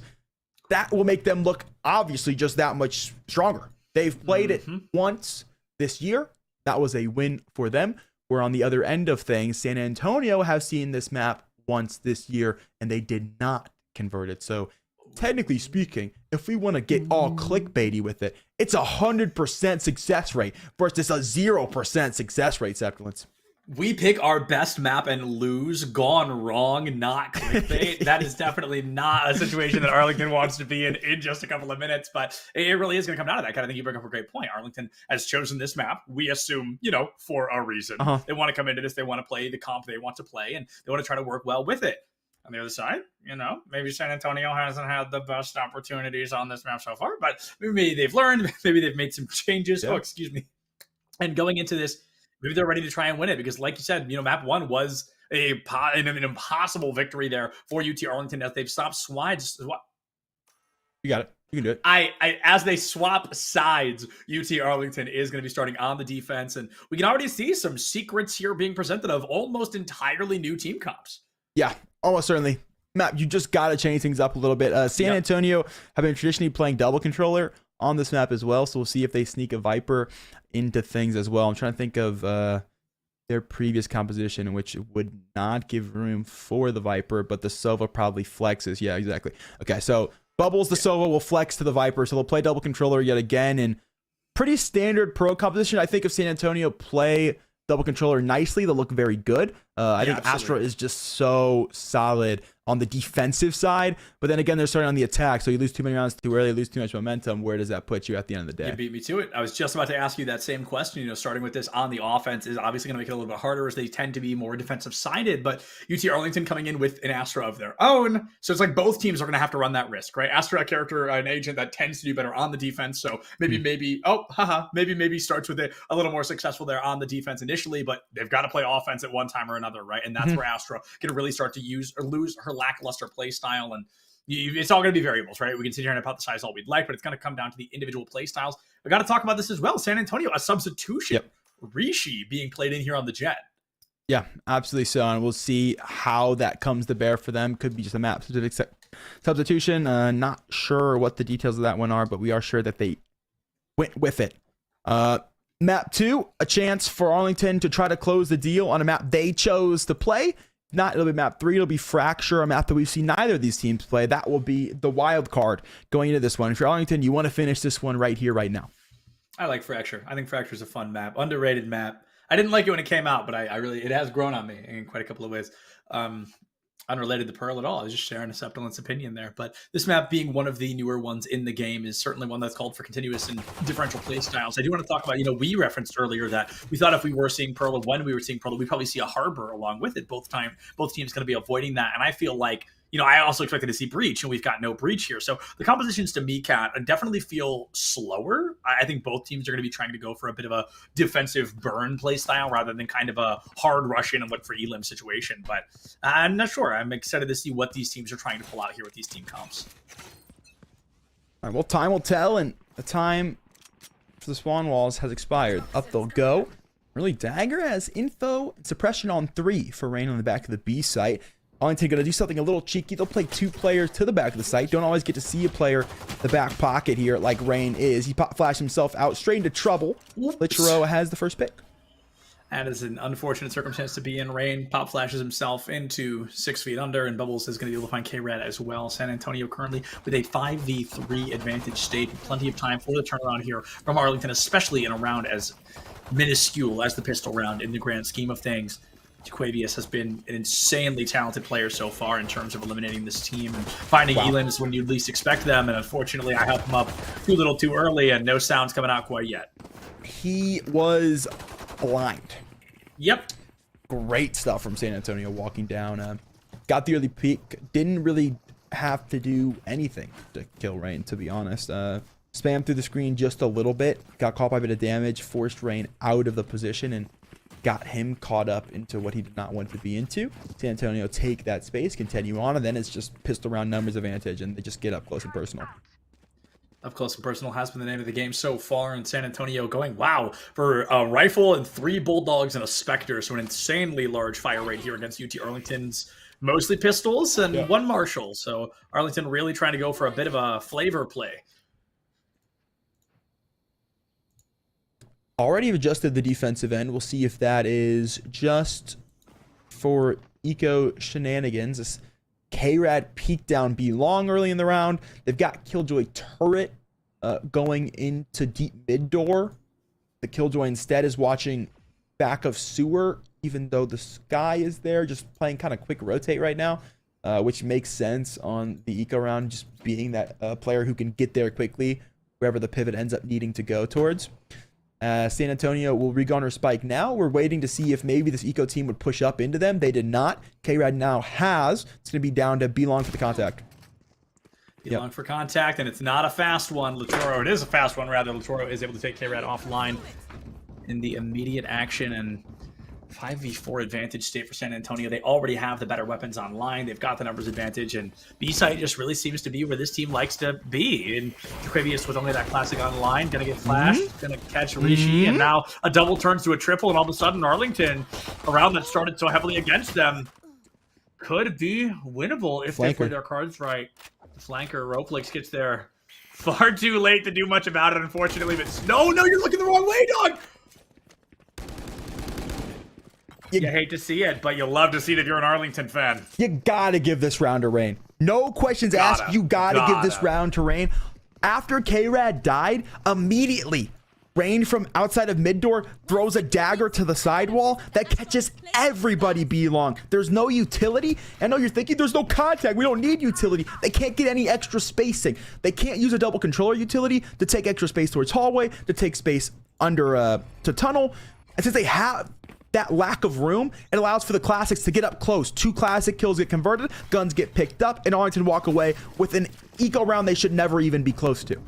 Yeah, absolutely. An eco round that should not have worked out well, but the KO deadlifting the team there. Kill mode is default after all, and now Arlington trying to utilize that to the best of their ability. San Antonio find themselves in a weapons deficit as we enter that Nito 1-1 play style, something we don't see particularly often. 2 Bulldogs bonus into this round, and Arlington already getting their money's worth out of them. Elimination to Quavius is stunned, can't get the spray or the prey, and loses the 2v1 on the high ground. Nice from San Antonio. They do just what happened to them. They walk up with that extra utility, get close to a rifle. Fortunately, rival player immediately caught. Trade is going to be there, though, for Lichero, so Roplix will have another chance. Lichero is in no man's land right now on site, fighting their way out of hell. Going to pick up 1 as Rain and K-Rad will grab the other 2. And Arlington can brag just a little bit, because remember, these rifles, they didn't necessarily have to buy. Right. These rifles were carried over, and unfortunately neither of them live into round 4, but it wins you round 3, and that is notably more important of a situation to win. 2v1 here in favor of UT Arlington, and you've got to say Pearl already performing a little bit better, as at this point in Icebox we were of course looking at a 2-1 the other way. So Arlington feeling very strong in their defense, and depending on how many wins they can find in the defense, they might be able to steamroll it right through into the offense, especially as San Antonio's composition is, defensive sided. If you can keep the momentum and stomp that team out early, you lower their chances of a victory. Op coming out here for K-Rad. We saw him use it on the Reyna. It's able to find about 2 picks for the chances that it had at shots. We'll see if there's better success here in this one. I want to take it towards A. Unfortunately, B long is going to be the queue up here for the attacking side. Bubbles on the lurk. That contact could come through. We'll see. Seekers for the retake on deck for Arlington. Early contact off the utility. We'll kill a bit of time. Killing time is the name of the game, and killing Sky is done by K-Rad there. A phenomenal read from Latoro, takes that op offline, and Latoro really just being the lead of the side of San Antonio, finding those opening frags time and time again. Roleplay takes out Jaquavius, and with the Cosmic Divide, Galaxy can't survive on the other side long enough. San Antonio 3v1, Spike Plant down, and a 2-2, feeling pretty darn likely in just a couple of moments. Tro turning into the Brainster. Just knows everything into this round, knows exactly where players are going to be, built-in neural theft to his head. And we'll find the last as well. Maybe going to fall. A 4K picked up for the Astra. 2-on-2 the score. 2-2. Arlington feeling a little shaky after that round, but honestly, Lucoro really just waking up in this moment. 10-3. Next in lobby is Galaxy with 5. So this Astra, I don't know if it's just simply where they're comfortable or what, but by golly, is it feeling good on Pearl so far. San Antonio just about 1 round away from taking a lead for the first time here on Pearl. Took down the Jet so early. Was able to continue just finding players as soon as the peak came out, and the Astra really carries them through that round. It's going to be a walk-up yet again for Arlington. This time they're going to give K-Rad a flash to try to work off of with the Blade Storm forward. Guarantees contact. Blade's going to have value to 1 second flash. Galaxy's gotten all the way up in this early spacing. Turret's going to anchor him here. We'll have information for the entire round. They're trying to smoke this turret with the Nebula. Roleplay should have an idea and does indeed. So Galaxy going to catch that one. Turns into a pull instead. No one can capitalize off of it, but it's killed time. Put K-Rad back into the angle.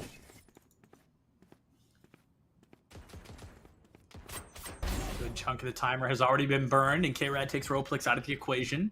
Tasmanian Tiger running down main, but I don't think it's going to get there close enough to get I think it's just K-Rad. Maybe. I'm not sure, honestly. He might have been hidden. I think Tasmanian Tigers, if you don't move, they can't see you. Pretty sure that's real.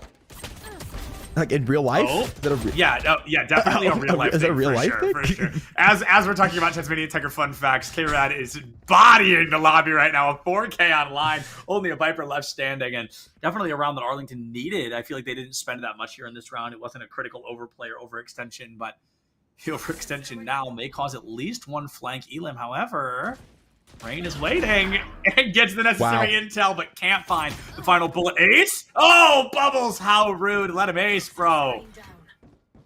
No way you reverse clutches. 2 1v1s, time short. Spike picked up, has to go basically straight to sight. Maybe going to catch him on the cross. So a Blade Storm and a lot of utility expended for it leads to an eco round picked up from Arlington. Their second eco round win of this game. It's only round number 5.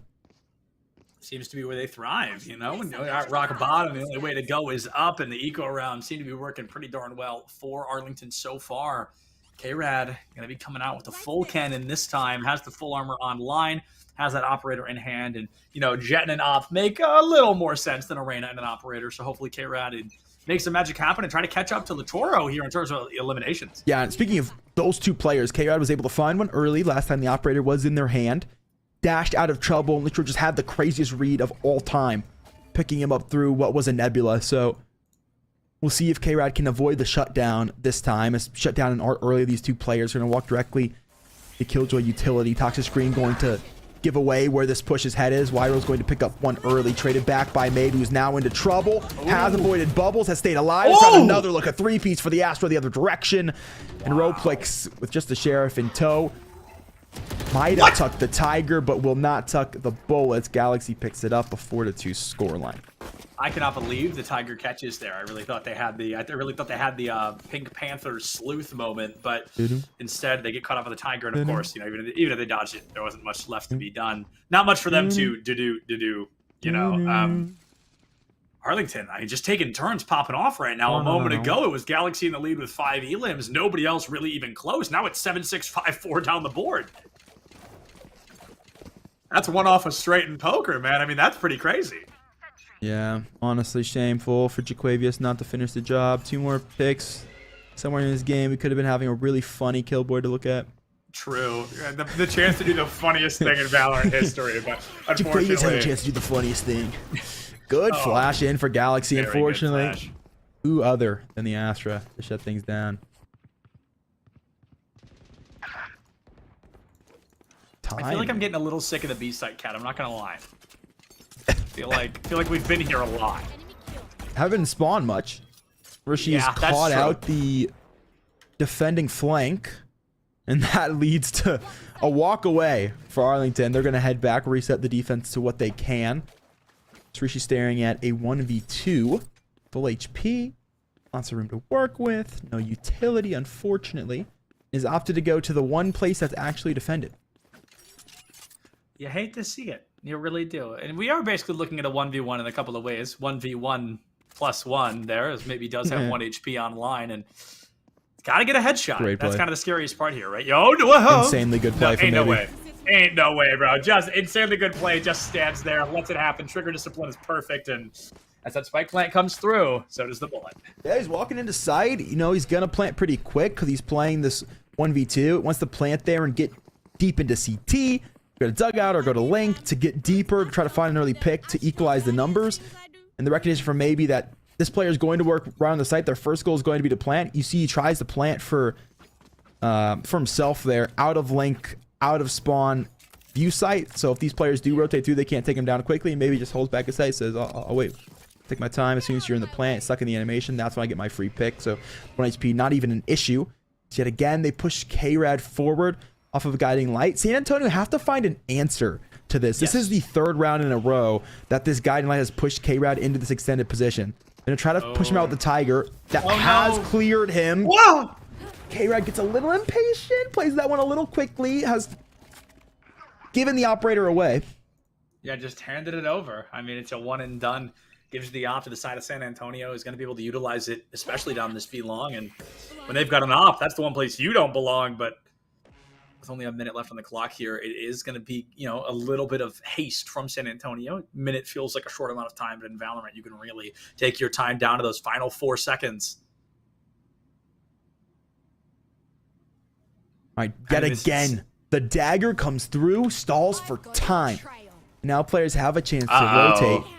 Seeker's going to try to force Galaxy out of this one. Was trying to take one down with him. Still a chance to do so. Going to opt for the Bladestorm player. Good call. That's the strongest player in this round, as everyone else is on the eco. So takes the Bladestorm. Jaquavia's going to take another.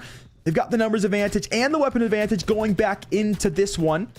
Wall to give them all the space to fight on site. They've done just that. Good call from Roflex. I can't win this round, but you can't have the op. They look for it. It's not there any longer. Sacrifices his life, but the op won't go back to Arlington. Now that's a hero play. Now that is a hero play. A very clean performance from Roflex there to just guarantee no one carries that op away for free. If you want one, you got to buy it. And K-Rad going to do just that again. Another operator. I think I'd like to see some more patience here, Kat. I think being that far up with an op, yes, you're going to catch them off guard, but yes, you're going to get sent back in a body bag. There's very few chances in which you're making it out of that circumstance. With a weapon that expensive, I just don't think that's a reasonable risk.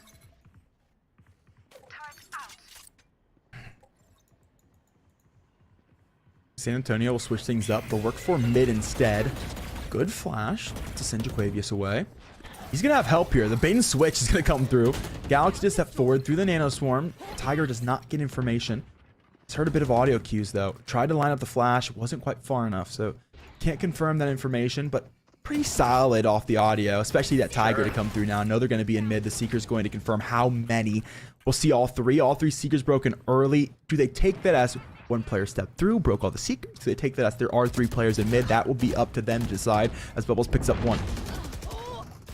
Bubbles has that 1, but it's going to be met by 2 out of Rain there. 3v3, and Rain just finds a 3K standing in mid. You think the overextension would work well for the team, but unfortunately Arlington does not find it. Bubbles with a 3K now. 1 3K dismissed by another, and we're back to this poor KJ trying to be the hero for UT Arlington. This time it's up to Jaquavius, the clutch king himself. 1v2 for the Killjoy. San Antonio have lost 4 rounds in a row. I was questioning would they throw the pit to guarantee. They have opted to do just that. So a pit, they'll have a guiding light back. They're in a 1v2. This is a hard one to fumble. Yeah, I don't think I love the pit, Cal. I'm not going to lie. I know that having a 2v1 advantage is not something that you really want to rely on because it's only a single bullet to tie the game up. But all things considered, I think you had some good information. You had an open sight, and I don't know, a pit is just an expensive ultimate, but at this point, I think San Antonio is just desperate to find a round, and if it costs you an ultimate to do it, then so be it. Is it even going to be enough? 20 HP, a great flash in the corner. Can you get to the dugout in time? Jaquavius has to duck back, 88 HP. Flash is done. think you just got to get out of dodge. Yep, unfortunately, Jaquavius not able to win that one, but made it notably more expensive and cost the San Antonio an extra ultimate. You know, on the other side of things, I like the pick quite a bit because they've lost 4 rounds in a row. Right. I also see players stack ults for the perfect moment so often, especially in collegiate, to the point where we'll see players hold ultimates. The rest of their team will use their ult, get their ult back, and that initial ult will still be in existence. We are at a point right now where unless we see the most insane end of the half for Bubbles, they probably do not get that pit back. But I like the utilization there just to guarantee a win. That could be a big difference when it comes in the half, when it comes to economy, right? They lose that round in a 1v2. Their money's broken. They lose more rounds. It's an 8 whatever half, and things look a lot worse. Things could certainly be looking worse in this moment, and San Antonio wants to stop the bleeding here where they can. You know, a 6-6 half is incredible, but a 9-3 is a scary spot to be in on either side. UTA or Rain tries to make that space, but has to use not one but both flashes. Might catch the will. Wow. No, my goodness! I can't believe Roblex finds that elimination. Rishi gets the trade on Jaquavius. It's going to be 2v1 here. And Galaxy will stop the bleeding once again. Another one. No, Rishi will put him down. 2v1 here in favor of San Antonio. Only that Astra left standing.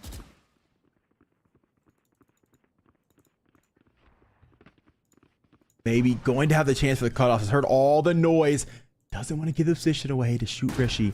Trigger discipline, phenomenal. First look here. Rishi off draft caught. 1-on-1 and Astra, the Astra. The Churro has been having such a phenomenal game. 2 stars for maybe to utilize. First will be the Nebula. It's a fake. It's a dissipate, and it's caught him out. Litro sits into it. The expectation this will hold for 20 seconds. No, it will not. It's gone just like that. Maybe finds the frag. Arlington convert the round. There's something alpha about that, Cat. There really is. I mean, to pop it up, to bring it down, and to find out they fell exactly into your plan is something you are absolutely stoked to see, I'm sure, and it works wonders there. UT Arlington able to win that 7th round and now guaranteeing themselves at the very least a 1-round advantage going into the second half. And with the way they've been playing, I've got a hunch we're going to be seeing a little more than 1 unless we get a big turnaround from San Antonio. I do want to call out how close the scoreboard is as well here, at least the kill board, excuse me. Leaderboard, that's the word. Yeah, everyone from Arlington stepping up and having moments. Guiding light in. Everyone's here. Yo, what's good? Both players pushed up this time. K had to find one. Bubbles to trade back. Wyro going to get another on mid. Galaxy will shut down the danger on long. But there have been rifles picked up for San Antonio in that mid fight. They're going to grab 2, maybe hoping to contain with the spike at his disposal. Has picked up 2. Wyro the flash turned back in the angles, maybe just off a big 1v2. Looking to finish this one as well. Wyro out the angle. Stepping slowly back into it now and caught out a 3-piece right after the 2K to win. But I mean, I've got to say, Arlington, I think a lot of them are just playing characters they're more comfortable on. Maybe in particular has really begun to show up here. If I'm not mistaken, maybe it was on Brim back on Icebox, a character that hasn't really been as viable as a couple of others here in the world of Valorant for a while. Astra, though, looking good, and all things considered, I mean, maybe is really starting to wake up when it matters most. A 9-3, incredibly likely. A Cosmic Divide, a KO Ultimate as well, and no command and Seekers online for Arlington if they play their hand correctly. However, San Antonio, they're not exactly coming into this one dry. Absolutely so. Feet wet with the Blade Storm and have the chance for these ults as well. Good utilization, certainly going to be worth it into this last one. See what they bring to the table. Dagger's going to come through. Don't believe it actually got the scan, so not a ton of information from Arlington early. K-Rad's going to step down. Going to get caught, though, by contact on the lurk protection. So they'll know at least that there's players sitting in spawn. But right now, all the real information for Arlington is, well, they haven't gone anywhere yet. Right. Nobody's moved quite yet, and Arlington needs just that first blood to really cement their odds of a 9-3 half. Bubbles gonna give some information away early. A quick snake bite. Oh, the bullets were kissing it, but just could not get the lineup, unfortunately. Here comes a B-long fast. Great flash. No capitalization. Flash back in for Rain, though. That's had value. He's going to find 1. Rishi from the back end, though. Ooh. Convert a trade. It'll be 3-on-3 when the dust settles. Lockdown to secure the plant. Plant online. A lockdown and a Blade Storm going to be used, but I think, you know, obviously it's the final round, so they're going to be trying to use everything they can. Jaquavi is truly overstaying their welcome. I'm not sure if this is a bait to create confidence or perhaps an overzealousness, but a Cosmic Divide will be separating the point once again. Astrojet flank underneath, and now K-Rad wants to find this opening pick onto Rishi. Up drafts, falls down right in front of him, and can't catch enough knives to take him out. The spray through the wall. Gonna get one more. Bubbles finds Jaquavius, and Arlington have the numbers. 2v1. Roplix has been hungry for a hero play. Can they get it? Unfortunately, they cannot. I believe this is going to be a defuse. Yeah, no problem. The defuse should be good, and UT Arlington should find their 9th round win against San Antonio. Only 4 left, and they win this first series. Maybe the closer. A 1v2 into a 3K contain into a final pick to secure the round. All 3 of those last rounds. Big value from the UT Arlington Astra.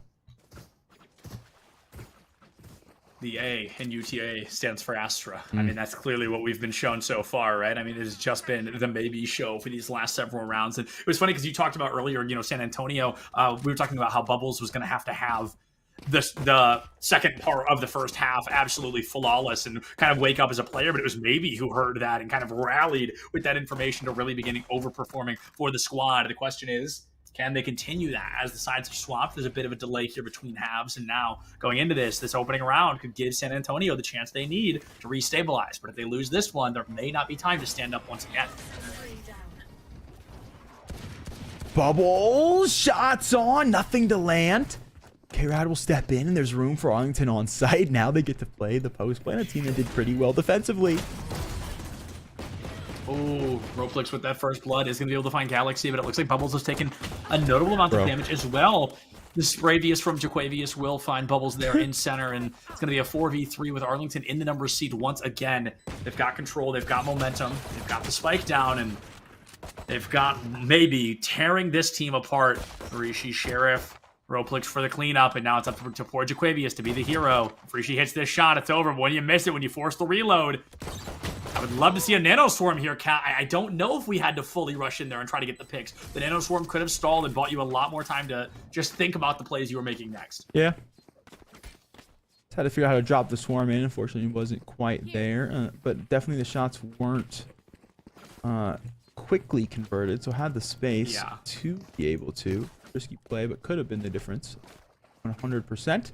Regardless, it'll be San Antonio taking that one and going to opt to buy up into this one as well, as they should. A lot of thought coming into the defensive setup right now for this team, but the audibles have come through. The only player still left questioning is Lachuro, and he's finally made his way over to A main as UT Arlington wasting no time. Good pull. Gives Roleplex the positioning to fall, and K-Rad has found it. They be thinking right now. On God. UT Arlington, not exactly the clean slate they wanted to start with, as San Antonio was able to find that opening round of the second half, but with a 5-round advantage, you're not exactly worried yet. You just need to rally, group up, and reconsider your choices going into the rest of this matchup. The slow burn through center here is going to be fascinating, as it looks like a B hit, and B itself is quite empty for the time being. It's the rare moment where I wish we had a telestrator. Great set piece execute that put Arlington into mid there. Nebula covered deep mid door. The dagger stalled. Roleplex killed all the utility, and then they pulled deep. So when that player tried to escape, there was nowhere to go in mid. They were caught out and allowed for that stinger to have value at close range. Bubbles close range with the Marshall now. Not quite the same effect. And yeah, you see it there. Jaquavius going to have that one. 3 players going to step under. Galaxy able to find not 1 but 2. Latoro takes out 2 of their own, and maybe cannot hit those shots, but will get the lineup just now. Arlington hitting those double digits and essentially tying up the half 1-1. So I should be having an econ advantage going into round 3 of the second half, going into round 15 overall. If Arlington wins this one, it's going to be difficult for San Antonio to get the economy they need to answer back before this map can come to a close. Still room to work with. Unfortunately, going to have to give this round away, so things going to be at minimum 11-4. Well, let me not say that. just in case. I don't need that bad blood on my conscience. So should be 11-4. Technically, just economically speaking. Ooh, does it count as the caster curse if we apologize for it in advance? That's the question. Wow, what a right click. Free gun, by the way. K-Rad dashes right into it. And that should be the beginning of the end here, as Wero will go down as well. Maybe with this Bulldog, making sure there's no maybes about it. Just an absolute win for Arlington here in their 11th round. Flash over dugout. The throw not quite around just yet. Shot is up. Got the shot. Into the body. Galaxy has that. Rain the other. Arlington will take a round that I think some of us expected them to win, but no one said that is the only thing. No, we would never. We would never do that. Certainly not. Bias caster, by the way. Yeah, well, I mean, I'm not hiding that. Doesn't count if we're open about it. That's the question. What are the qualifications? Rishi gonna pick up an operator? Player subbed in, didn't get to see an op last map at all for San Antonio. All right. She could bring one out here. It'll go B long too, the best place for it. That's definitely where the op belongs on this map, and Rishi wants to play up close. Cat, I don't know why they keep doing this. I do not love this attempt. I don't love what we're seeing with that. They continue to do it, just like Dollar Tree headset lost in that moment. Misses the op shot, hard dashes into the wall, and you hand them a 5,000 credit gun. Yeah, that was actually just a really bad play. Unfortunately, Gary gonna pick up one. 3K for the opposing Jet, who just channeled all of Rishi's energy for this round, I suppose. Rain and maybe we'll find the last two. It's match point. San Antonio have no money. Good luck, bozos. A forced buy to stay alive.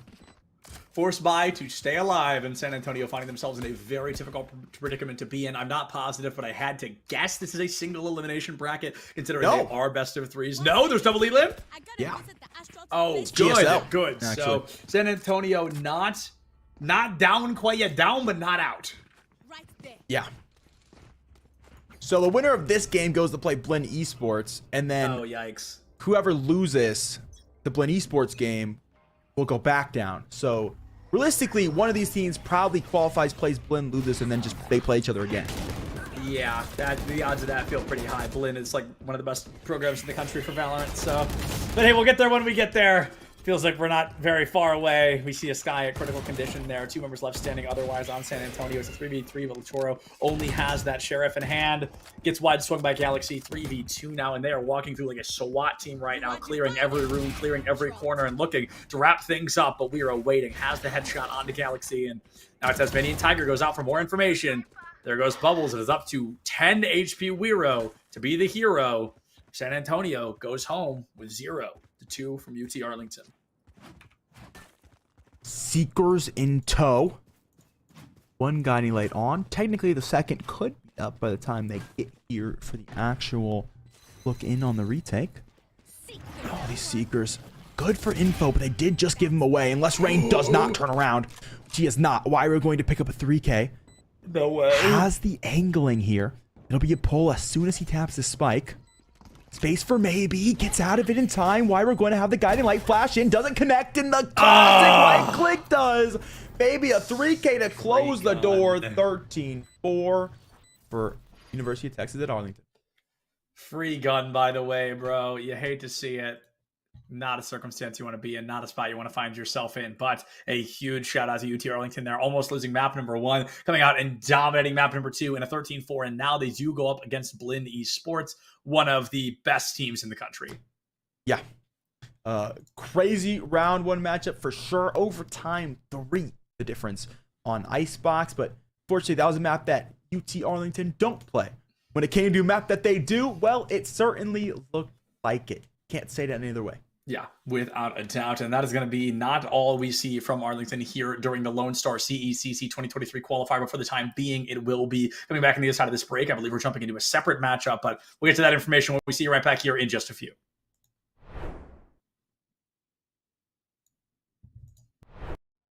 Super Smash Bros. Ultimate is a game that can be decided in milliseconds, and Waka, one of the best players from SUNY Canton A Squad, wanted to show us just what they can do with only a second and a single stock on the board. Sledge option going to be charging forward smash, going a little early. They're not quite getting what you want. Drop shield after first hit and pick, getting hit by the kid.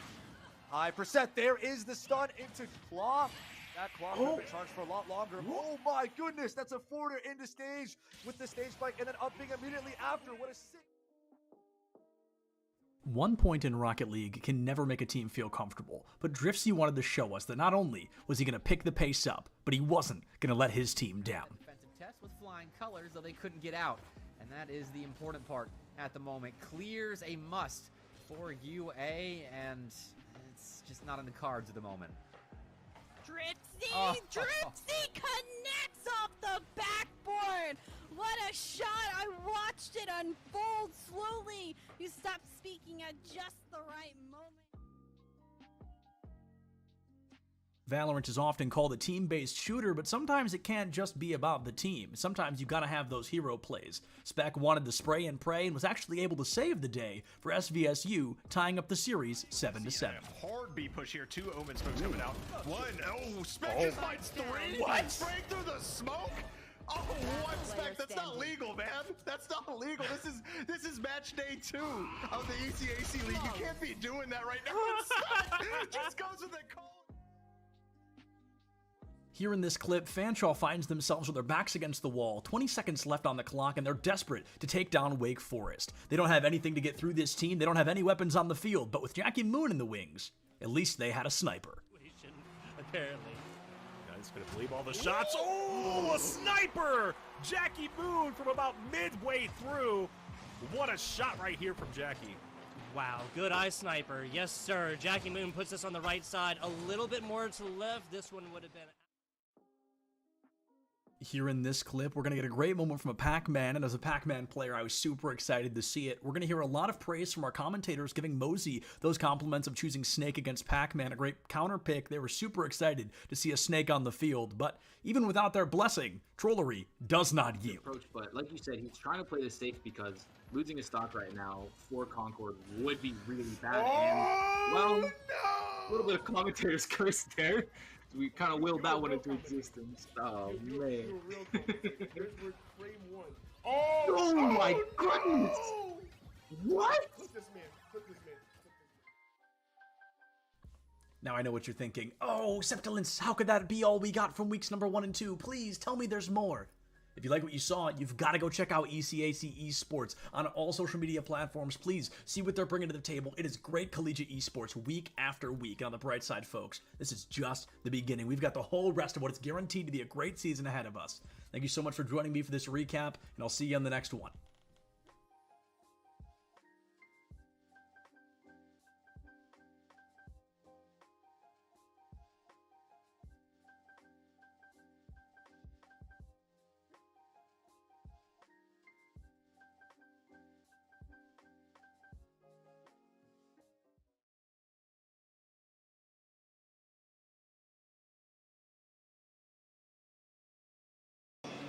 Hello, everybody, and welcome back to the Collegiate Esport Commissioners Cup. I am Septilence, and I get a really neat opportunity here. We get to interview Burns from E United. Burns, how you doing? I'm doing well. How about yourself? I'm doing great. We're on day 2 of the event. It's been a fantastic one. I ran into you yesterday, but we were running around like chickens with our heads off, and it has been, I mean, how has your time been here? What has this event kind of been like? Yeah, it's great. I just love being in a passion pit, seeing all the college kids go at it. Reminds me of like an old school MLG event almost, but being like in the epicenter of the passion pit, seeing Rocket League, Valorant, Overwatch, and Smash, just it's amazing to see all of these schools compete against each other and get a shot to play on this main stage. Yeah, no doubt about it. And tell us a little bit about kind of what is E United, right? Because we know that you're here, we know you're here to represent them, but for the people that don't know, what is E United? Yeah, E United was founded in 2016. We're a professional esports organization. We've been in League of Legends, Overwatch, all the way to Battle Right, I think it was called back in the day. Right now in 2022, we are in Gears of War, Halo, Rocket League, PUBG, and announcing a new title tomorrow. I know, get the small intel here. So it's a lot of fun. I went pro in Call of Duty when I was younger. I ended up playing my last event under E United, switched in 2016, and I've been the GM ever since. So it's a true blessing to be able to stay with an organization for as long as I have, and we love giving back to the collegiate community. I actually graduated graduated from Full Sail in 2013. I was a little confused about the jersey. I was a little... Yeah, so the Full Sail boys are out of the tournament, unfortunately, but I decided I would rep them today in their honor. Yeah, it's just great. I love working with younger individuals who are trying to find their path in esports, and these college kids are really showing what they're all about. Yeah, so to be kind of an ex-pro player, where a collegiate scene at the time didn't exist, especially not to the scale right now, what is it like to see such high levels of success, such high levels of support for something that you weren't able to kind of get as much support in at the time, something that was looked down on a lot more? Yeah, I'm extremely jealous. That's all I can say. Full Sail started their program in 2017. When I was there in 2011 and 12, it was just a bunch of nerds running around, just creating their own clubs. I was still striving to go pro, but now you have these opportunities to play on main stage, play in front of thousands of people. We just had locals back in the day. You would show up and play for like $200, $100. It was like lunch money. Right. Now these kids are playing for scholarships. They're playing for fame. They could pop off here and end up getting a sponsor for $10,000 or $20,000 from somebody. Right. So the opportunities are just endless at the moment, and I think it's just great that you know, you basically can prove yourself and make anything happen right now. It's instead of kind of what you had gone through, being in college and also trying to go pro, these kids can try to go pro while being in college. It's hand in hand instead of those two kind of battling kind of matchups. So if somebody's trying to go pro, right, they're like, Burns, I want to be you one day. I want to be the GM of E United one day. What is that first step to really take it from a hobby to a passion, to a job? Yeah, I think I've told this story a lot, but it's really, I thought about going pro every night before I went to bed. Right. Like, I lived and breathed Call of Duty for years. It was my life. I had to skip dinner sometimes. I had to skip family functions, and my family didn't really understand, but it was what I wanted to do, and it all worked out. But at the end of the day, you always need to kind of be organized. You have to have the ability to not put all of your eggs in one basket. So even though it worked out for me, there are so many opportunities in esports. There's being a caster or interviewing people. There's working in production. There's helping people get waters. Like, literally, there are so many opportunities. So, oh, this crowd's awesome. They're going crazy, dude. They stayed on their last life right now. Off subject, Smash, regardless if it's middle school, high school, college, it pops off all the time. I love it. Well, Burns, thank you so much, man. I really appreciate it. Yeah, no worries. Thank you, guys.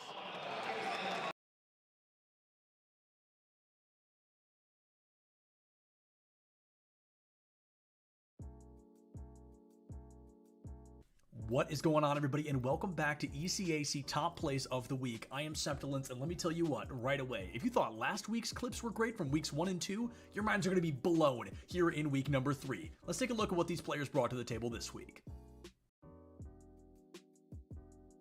We wanted a banger to kick things off strong in our 8th slot of the week, and let me tell you what, CU definitely coming in clutch. They're already up a couple of points, but they want to make sure they can walk away victorious in game number 1 with a pretty good pinch from Pancake. Yeah. Ooh. Another good shot. Pancake with that shot. Oh, get your syrup and your chocolate chips out, because this pancake is looking tasty. With only 60 seconds on the clock, the University of Kentucky was feeling great. They'd already won a fight, Midtown was within their grasp as they only needed to secure one more fight win to full hold Bryant University. But Klaus knew, sometimes it's not just about winning. Sometimes it's about sending a message. Okay, they've got to move. There's the initial hack. Klaus down like the cat among the pigeons. And there's not a lot of coming back from that one. The fawn, it's... RPI found themselves with their backs against the wall on bind. They were 2 round losses away from losing the map and the series being tied up 1-1, going all the way to map number 3. They needed a hero. They needed somebody to guide them to the promised land, and it was Moses with a 3-piece that secured the deal and won them their 9th round. The team, Southern Arkansas, will make a free and clear take on the site unless Moses able to lock it down with a 3K. It's all up to the singular Briani, who's nowhere to be found. That must have been, he just walked through by accident. CU did such a good job this week that we want to highlight them not once but twice. This time the attention pulling over to Larrick, who gives us a great aerial coast-to-coast play and seals the deal with what looks like a 0-degree goal to put CU just 1 point further in the lead. Oh, That was beautiful. Beautiful aerial goal.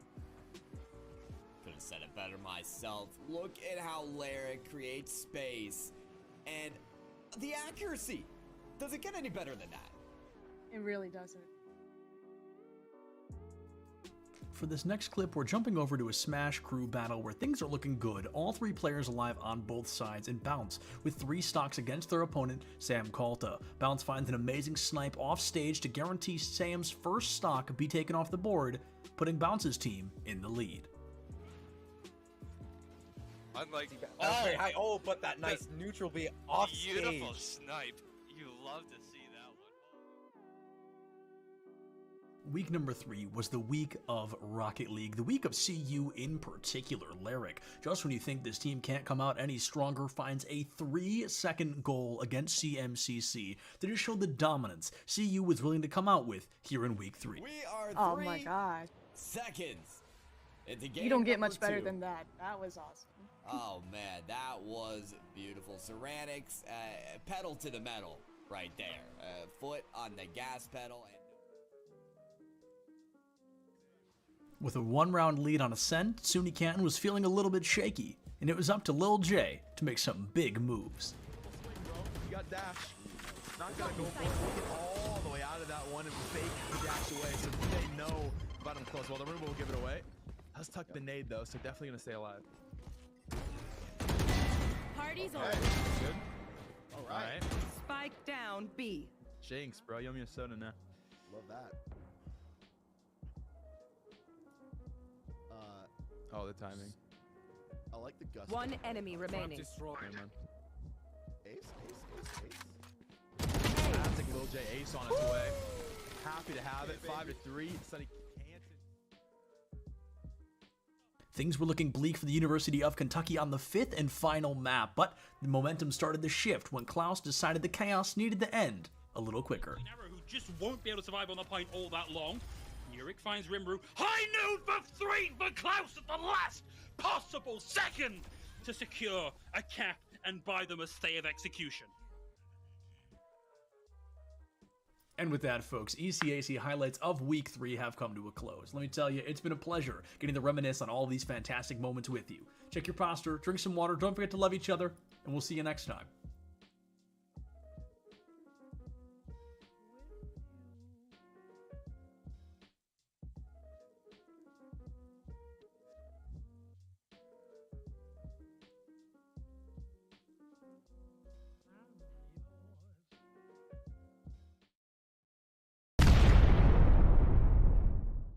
We're at the Collegiate Esports Commissioners Cup. Let's make some noise. Oh, and it's gonna jumped into it. Corner judges go for 1, 2. Yeah, he needs more.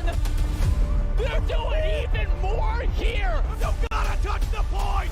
Mr. College walks it in. Toy Boy is gonna drop. Knife him. Right out in front. Yeah, 3, 2, 1, running.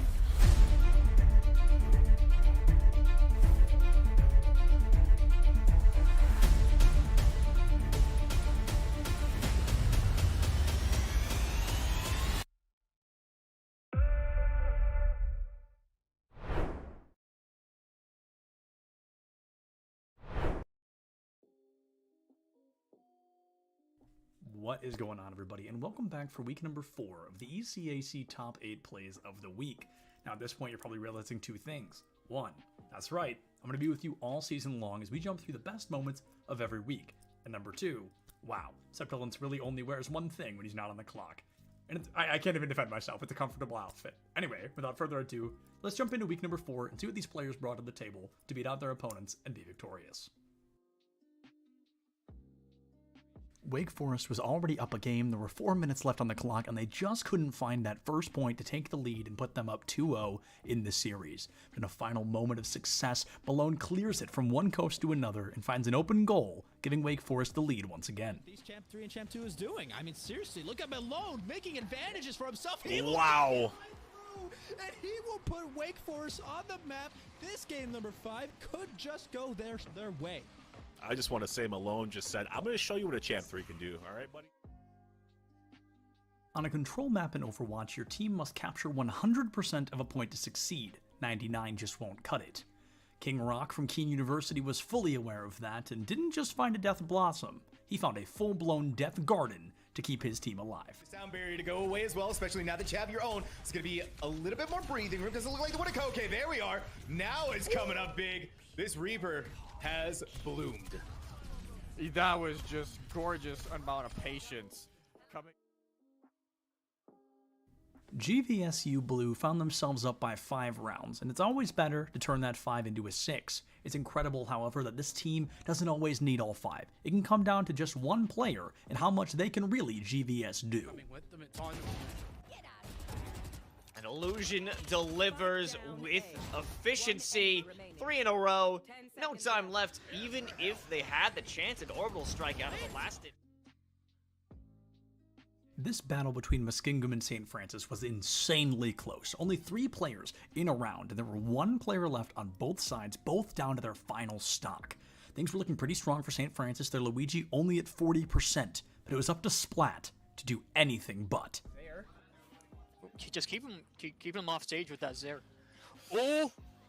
If that block spot right here for Teo.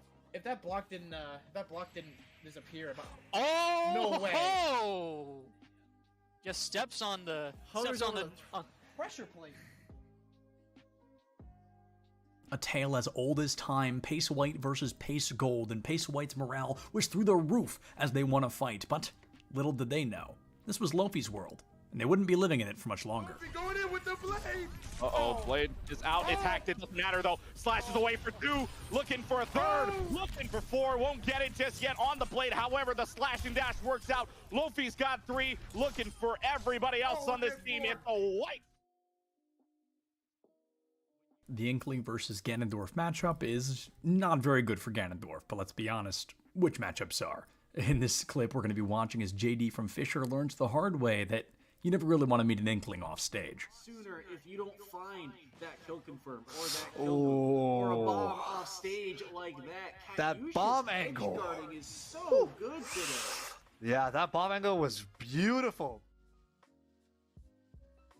Week 4 of ECAC Rocket League was absolutely insane. CMU and FC were tied up 0-0, but it was Gand who told FC they shall not pass game number 2. Side of FC, they've only got 1 player for a moment there. They're trying to recollect, they're trying to reposition, but how do you position around a pinpoint accurate shot like this? Gand goes crossbar down for the first goal.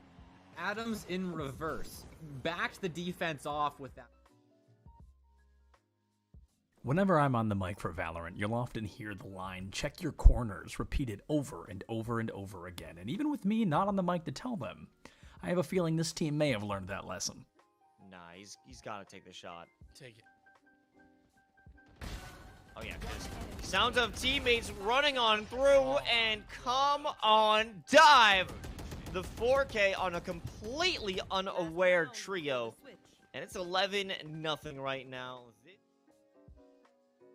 And those are the top 8 moments we thought deserved just a little bit more time in the spotlight of week number 4 here at ECAC. Thank you all so much for watching. If you're interested in what ECAC has going on, we got something happening nearly every day of the week. So check us out right here. Editor, it's a challenge for you. Wink, wink. And folks, this has been all from me. Thank you all so much for watching. Enjoy this, and we've got plenty of weeks down the line. Can't wait to see what comes of them.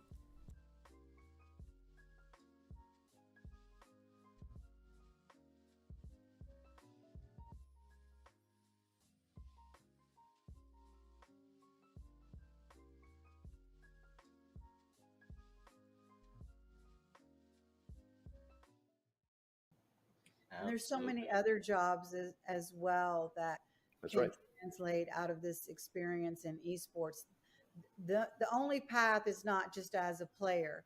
I think all of us are representative of jobs in esports, but it mirrors traditional sports in pretty much the same way. You've got, broadcasters, you've got production people, you've got marketing and sales, and now NIL and things like that. But really, esports is kind of a great accelerator for a lot of new businesses that are coming up in the metaverse and Web3, and there's a lot of new technology that is going to be needed. And so these STEM students that are also esports athletes are really the the future workforce and leaders of tomorrow. And, us as well as all of our brand partners that we work with really recognize this.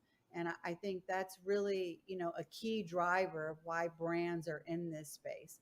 They want to be part of building that future workforce and leadership and shaping it and supporting it. So, yeah, it's been a very interesting space to watch. And we offer such a big, we offer such a big counterpart to traditional sports also, because it's a counterpart, but it's also the same, is what I'm trying to say. Because when you're traditional sports and they're done after their 2-a-day workout and they're done after their practice scrim, they're coming home to play Call of Duty and relax and put their feet up and get a drink and play video games. It grows their brain, problem-solving skills, and their hand-eye coordination while they're home. Hand-eye coordination, if you're a football player, massive skill. So it helps build those things while they're off the field. And then for us, vice versa, if you're an esports athlete, one of the errors I had growing up when I was competing in esports is that I was not active enough. I played sports, I competed a little bit, but I wasn't active enough truly when I look at it. So that's one area that esports players can learn from in terms of activity and physical and the marrying of both. People say, oh, sports and esports, video games. Not really. We're just kind of the tech industry's competitive form of competition, as to where traditional sports are more physical, hands-on. So I believe in the marrying of these two sectors and that they actually live together while also being counterparts. Well, I think then to speak to something about marrying, right, from traditional to esports, that to me speaks to this whole new thing, at least again from you guys, right? You guys have more traditional sports background, right? Paul, Lee, Mike, and all of that. But I think let's talk NIL then, because I think that's something that I think is really interesting, that at least when I heard about it, right, of what we're trying to do with, esports athletes, schools, programs in general. Because it wasn't something you would think normally, right? You could understand, right? Football player on the field, star quarterback. It makes sense, right? The guy is somebody that everybody knows on campus, whether you're on the team, off the team, or you're just going to the school. It makes sense. But I think, nowadays it's not as common, or people don't think that they could be somebody that their name is out there, right? Or that they're known, right? As we're growing the space, as we're putting this together, it almost feels really interesting that, your star entry in Valorant, or your star forward on Rocket League, right? Whatever the case might be, now they can have NIL deals. It's a thing out there, and I think, I don't know, maybe Mike, you want to start off, but I think thank you for teeing that up. So I was talking for too long. I forgot to bring NIL into the mix, so it's a common occurrence, occupational hazard. So I would say that so NIL for I'm sure most of you watching understand what it is, but NIL stands for name, image, and likeness. Name, image, and likeness, that term has been utilized to describe the transition of traditional student athletes, NCAA athletes, and their ability to monetize their name, image, and likeness. It went live July 1st, 2021, and it has continued over the course of the last nearly 14 months now. It's an interesting term because it's been co-opted to describe the NCAA's approach to student athletes being able to make endorsement money or be able to monetize any part of their name, image, and likeness. But it's been around forever, right? We've had athletes endorsing brands for over 100 years. Babe Ruth of the New York Yankees was endorsing brands 100 years ago, and it has continued onward from baseball cards all the way through now, where we have lots of different integrations of how influencers can monetize their followings. So what I would say on the traditional side is it's still a very young space. There are a lot of stories out there regarding NIL that tend to focus on the negative, or how out of control, I put in air quotes, it has gotten. But there is still a burgeoning marketplace for many more student athletes that are involved. About 17% of NCAA athletes are currently involved in NIL, but 65% more than that want to get involved and are curious how to get started. On the flip side, brands are challenged with a few different things in the space. There are 10,000 professional athletes in the United States. Once July 1st, 2021 hit, and you dump every NCAA athlete into that space, that's another 500,000. So brands that maybe didn't have a dedicated athlete strategy when there were 10,000, now have 500,000 plus that 10,000 to figure out how to activate who they are. That's a lot. I understand brands' hesitancy in some instances, but I can tell you that companies like us are on a daily basis educating brands and student athletes as to the software you can use, the types of activations you can get involved in, and how to utilize your followings, or if you don't have to or want to be a social media star, are there ways in which you can monetize it? Now, I know I described that under the umbrella of the NCAA, but I see it as being We're at the Collegiate Esports Commissioners Cup. Let's make some noise. Oh, and it's gonna jumped into it. Corner judges go for 1, 2, dip. He needs more. And They're doing even more here. You gotta touch the point. Mr. College walks it in. Toy Boy is gonna drop. Knife him. Right out in front. Yeah, 3, 2, 1, running.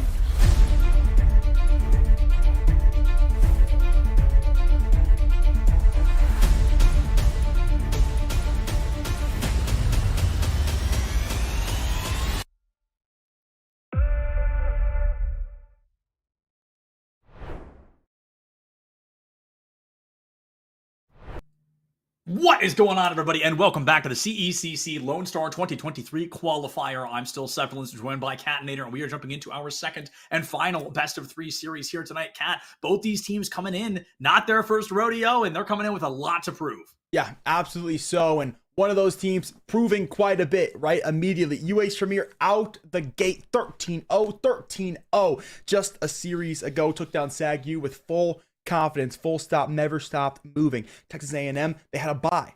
Technically, they 2-0-2. Getting here into this round. Pretty successful for both of these teams. Now, one team looking to push their way through to tomorrow. Yeah, one team trying to make it into that tomorrow's slot, and this is going to be a difficult one because one of these teams coming in as warmed up as you can be, dominating 26 rounds in a row, and the other coming in off a bye, and that is not a circumstance you want to find yourself in particularly often, but at least you get to start fresh. The clean slate begins now, and we've got 3 fantastic maps coming at you in just a bit here. If I'm not mistaken, and there's always a chance I may be, we're starting with what I call the Collegiate Classic, aka Ascent. Yep. And I don't actually remember what the other two are. Oh, okay. Interesting. Haven and Lotus here. So, Kat, we talked a lot about Lotus earlier, and of course, there's not a guaranteed chance we see it today either. The other 2 maps, much safer options. Yeah, both these teams have actually pretty deep map pools just in general. Like, they both run extremely deep, even for this set list, right? Looking at map number 1, we've seen UH Premier play this map 8 times in the last 3 months. TAMU's played it 7. They've won all 7. So 7 for 7 for TAMU, 5 and 8 for UH Premier. When it comes to Haven, UHP has seen it twice. They've won it twice. TAMU's seen it 4 times. They've won it 3.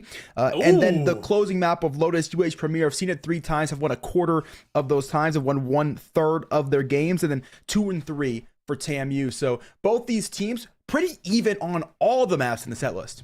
Yeah, absolutely. This is going to be fascinating. Is, each time you said, okay, this team did all right, this team did almost just as well, if not a little bit better, it goes to show that both these teams are going to be warmed up. And Ascent, in a lot of ways, like I said earlier, the face of collegiate Valorant, because we see it so darn often. These teams have probably played it hundreds, maybe even thousands of times at this point. It's a map that everybody knows. It's one of the maps that people may call solved. Of course, you put that in quotes because the team comp is always changing and new agents are always being released. But I feel like there are a lot of safe picks we're going to be seeing here in terms of agent selection. Kat, who were you looking for on Ascent? Who am I looking for? I'll tell you who you're going to see. I'll do it all. It's a mirror match composition coming out. Both these teams for the last 3 months have played the same composition. You're not seeing anything different. Guaranteed. It'll be Jet, KO combination. It's going to be the Killjoy, the Omen, and the Sova. Guaranteed. Wow. Yeah. So just the basics. No questions asked.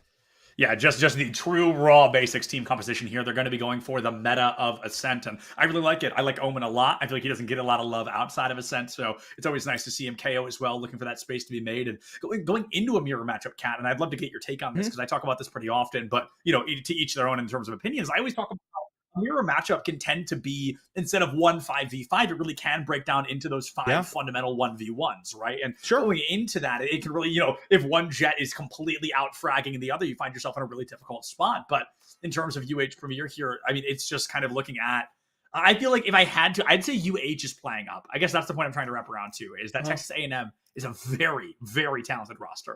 Yeah, and I like that. I'll try to address both these points here as the agents. Like, Yeah. we don't really need to talk about. We already know what we're going to see. Right. While TAMU, of course, we don't see them play a match earlier in round one. Just the fact that they are on that bye. Last match, we saw UTA, right, and UTSA. Both of these teams recently lost to TAMU. In the LCQ, TAMU 1-0'd in the quarterfinals, UTA. And then in CVAL South, when we got to the best of 3 stage, it was an 0-2 or a 2-0, victory picked up for TAMU in that department. So this team beat the last 2 teams by pretty comfortable margins. So even though we haven't seen them play yet today, there's a reason why they're seeded so high.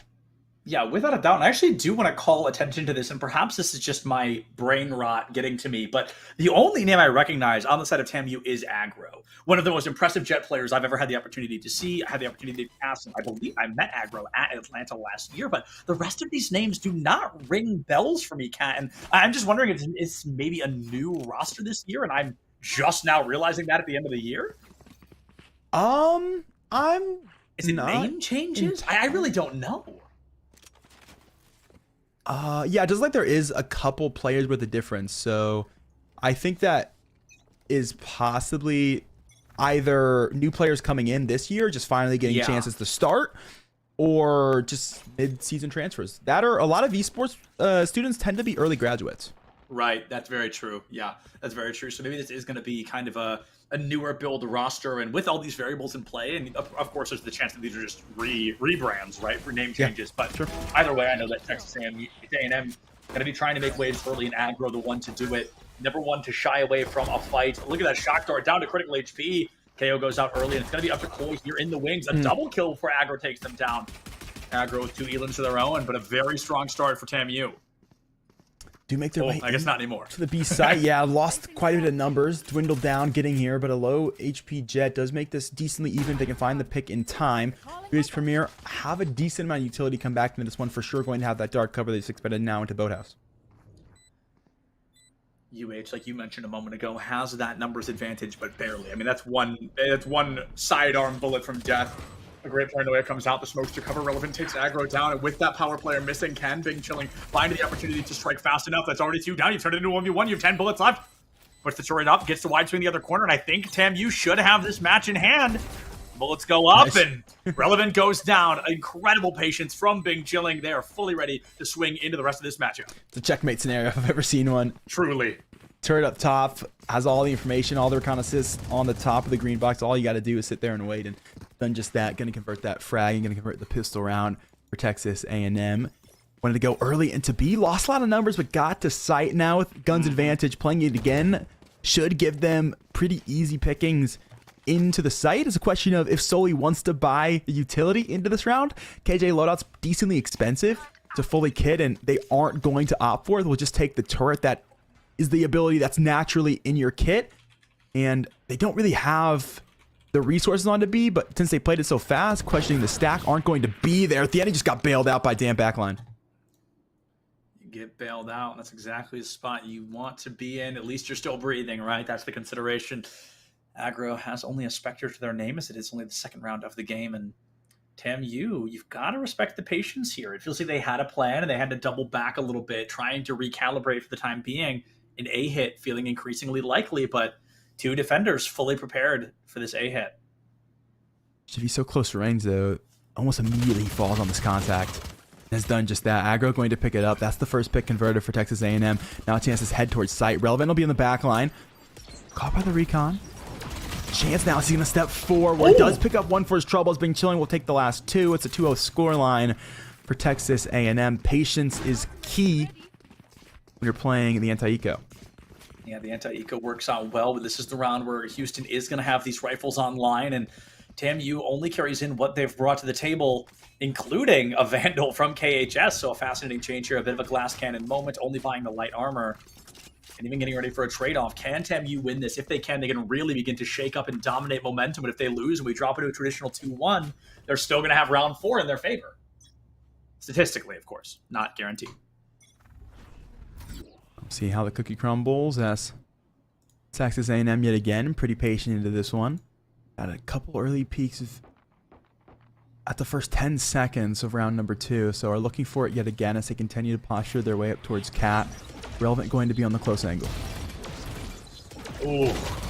Relevant remaining just that with not possibly only a 2, but maybe even a 3K. Phenomenal cleanup from Houston here in a round where it truly matters, where they begin this momentum. Near flawless. Jivey will fall, but unfortunately not enough from TAMU to carry that out. Traditional 2-1 on the board now. TAMU's got the utility in hand, the economy in hand. Yep. No struggle there, just the bonus round. They'll buy into this one. Rifles at their disposal. Interesting decisions not to upgrade to the full armor. Does mean, though, with that extra bit of money, if they do lose this round, they can buy into the next. Right. A lot of Vandals on the board, too, for UH Premier, so technically they're going to be one-tappable anyway. So the heavy armor doesn't matter nearly as much. It's something that we saw get talked about a lot of pro play, but we didn't really see a change get converted. So interesting to see the roster pick up this ideology.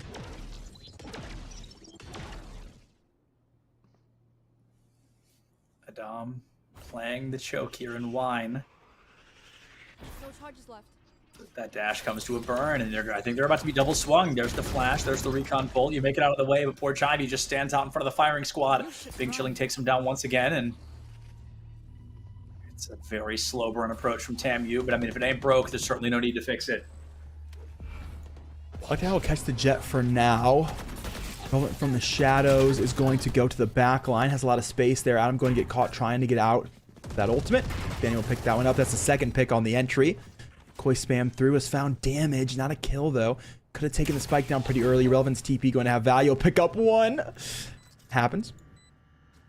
Take flight.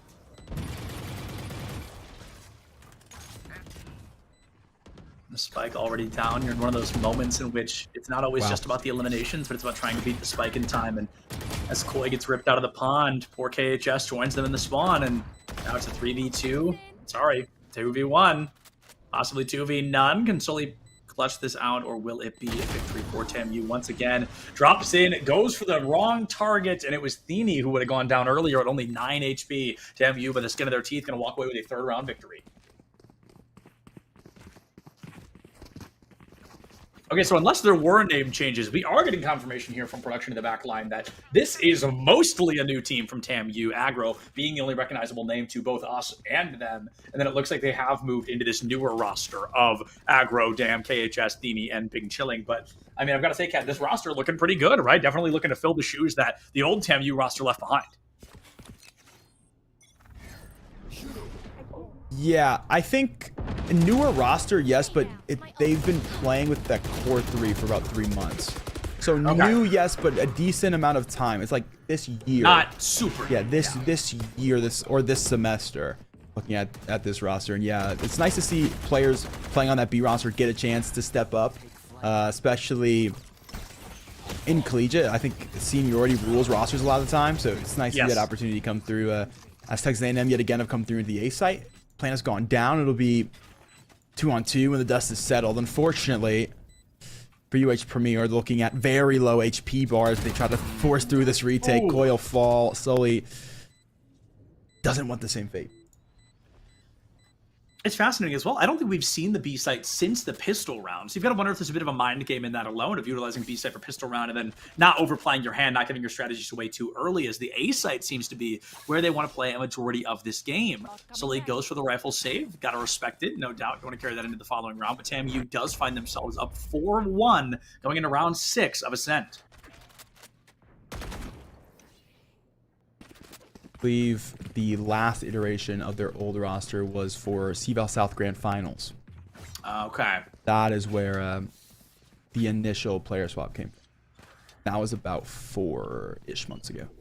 Interesting. End of December. This roster definitely trying to make waves here. And I mean, hey, the Lone Star CECC qualifier is a great time to show that you're really starting to fall into a concrete solution. A 4-1 lead, a 26-0. I mean, this team is definitely got a lot to work towards, but TAMU trying to answer back. Not quite a 26-0 of their own, but definitely trying to take a win here. Drone through Cat. Adam playing the patient game. Gonna have a lot of information here. Has opted out of it though, so we'll take the early info, utilize it to reset the defense instead.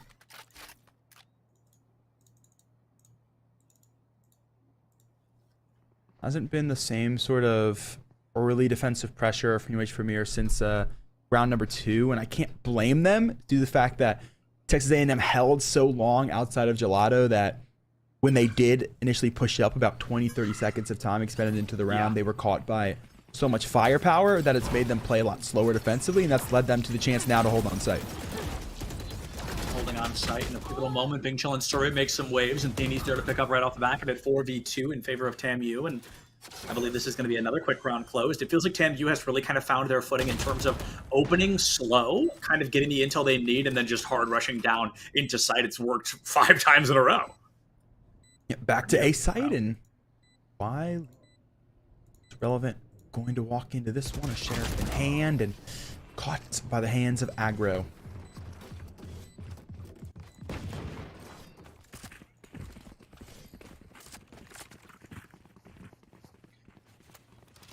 UH has a couple of ultimates to work with. They popped the knives and unfortunately couldn't find much with them. Adam going currently for what I like to call the plastic cannon. Not quite glass, as you do have a little bit of armor, but not quite that classic steel as it's only light armor. So Adam really needs to get value with this one early on, and as it feels like, I don't know, you'd think Houston would start doubling down a little harder on the A site, even for one round. Try and go for a gamble stack might be enough to deter TAMU from continuously doing this. Okay, that would also work. An Op and a Vandal making some noise early, takes down 2 members of TAMU, and all of a sudden a 5v3 deficit. Not where you want to find yourself, but UH finally coming back to life in a critical moment. Yeah, TAMU look for that tempo control. They've been playing so slow.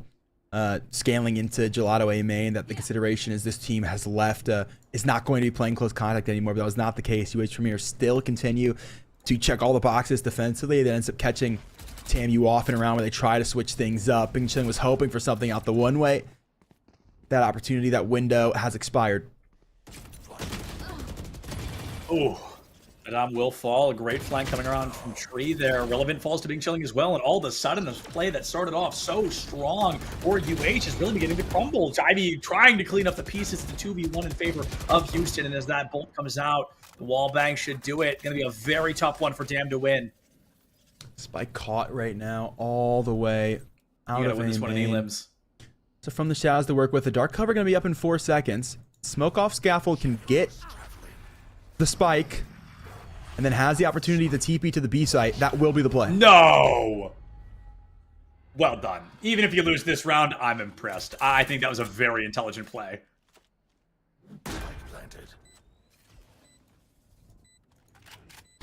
Intelligent play indeed. Is it enough to produce results in this one? Oh, Manano! Oh, no! Got to Come on now. Has the cutoff now.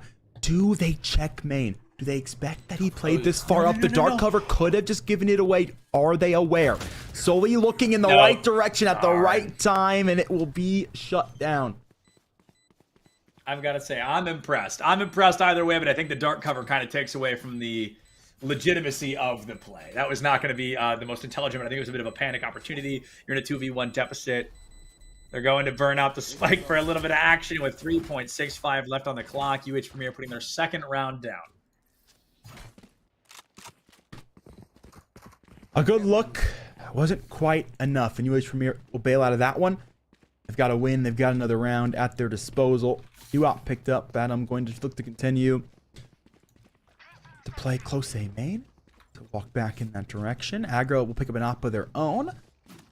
Hard to find value on the attacking side. We'll see what they bring to the table.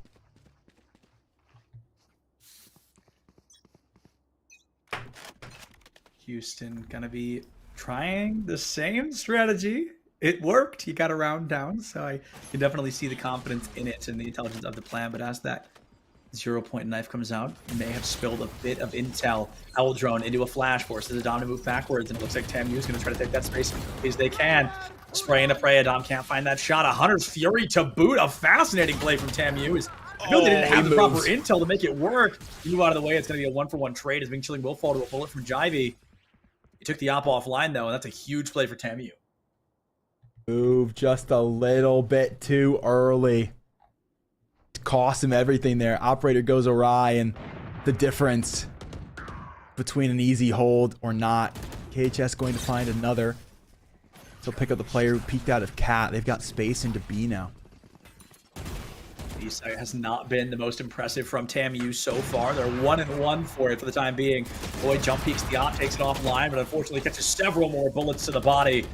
1-1 trade. TAMU has the numbers advantage, and poor Sully has to be a hero here. KO just right behind her. Does not have that catch. Maybe they double swing a corner, but I feel like we're seeing a really strong positioning from TAMU. Walked down and made magic happen on the rotation before. I mean, that one was a 1v2 though, kind of hard to lose. Not gonna lie, this one a different story. Yes, Aggro will pick up one from deep. I went on 3 now, and Sully will grab the rifle and head away. The second time we've seen Sully save after the teammate goes down early. Yeah, Sully just gonna go for a save here. Can't blame him. Hey, cool knife as well. Cool melee. I gotta appreciate it, but the alarm bot goes offline. You lose a lot of intel running all the way back for the op. I think it's a very intelligent play because obviously most expensive gun in the game, not one you want to be paying for once again. Yeah, exactly. Perfectly put. Get it back out. It's been a big key for them holding A main, not necessarily in that round, but in rounds prior, specifically round 5. I am concerned if the op continues to play here. I think one of the biggest values to having an op on the defensive end is consistently moving it, so a team has to continue to expend way more util than they'd like to be able to take any space, right? It's a question of playing whack-a-mole. Where is the operator this round? We have to use util to find it, and this time it is going to move. It'll be on the mid control instead. That'll make things interesting. Moving the operator around is, going to be a great call for a lot of reasons, right? You don't want to become predictable with it, and you want to keep the enemy team on their toes, because the second you become complacent, you're going to take the operator out of your hands once again.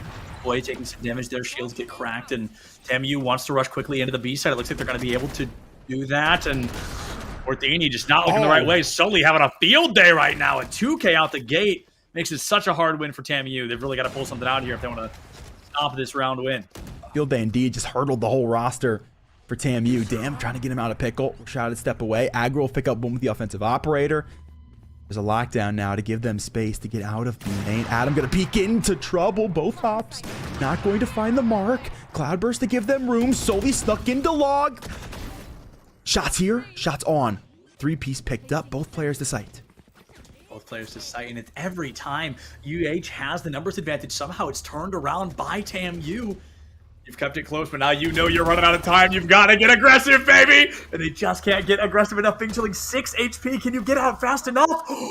No! The timing! No! Go get him! No! Oh, no! Oh! Devastating. A clean ace from Sully, though. 11 elims in total, 5 of them coming from that round. It's the KJ show right now as both of them remain top frag on their respective side. I hate you. The first thing I thought in my head is it's the Killjoy show right now. No, bro, we got to pass the brain cell back and forth faster. We're thinking the same things at this point. I can't believe it. Yeah, it is indeed just that, and I do not want to change the channel. Phenomenal stuff from both of these players. The lockdown just barely caught the mark, and unfortunately for the Texas A&M post plan, they just didn't play very quickly getting back into that one. Like, they just weren't playing as a unit, didn't play fast enough, didn't have the ability to trade. They won't have the ability to trade early into this round either, to not pick unanswered.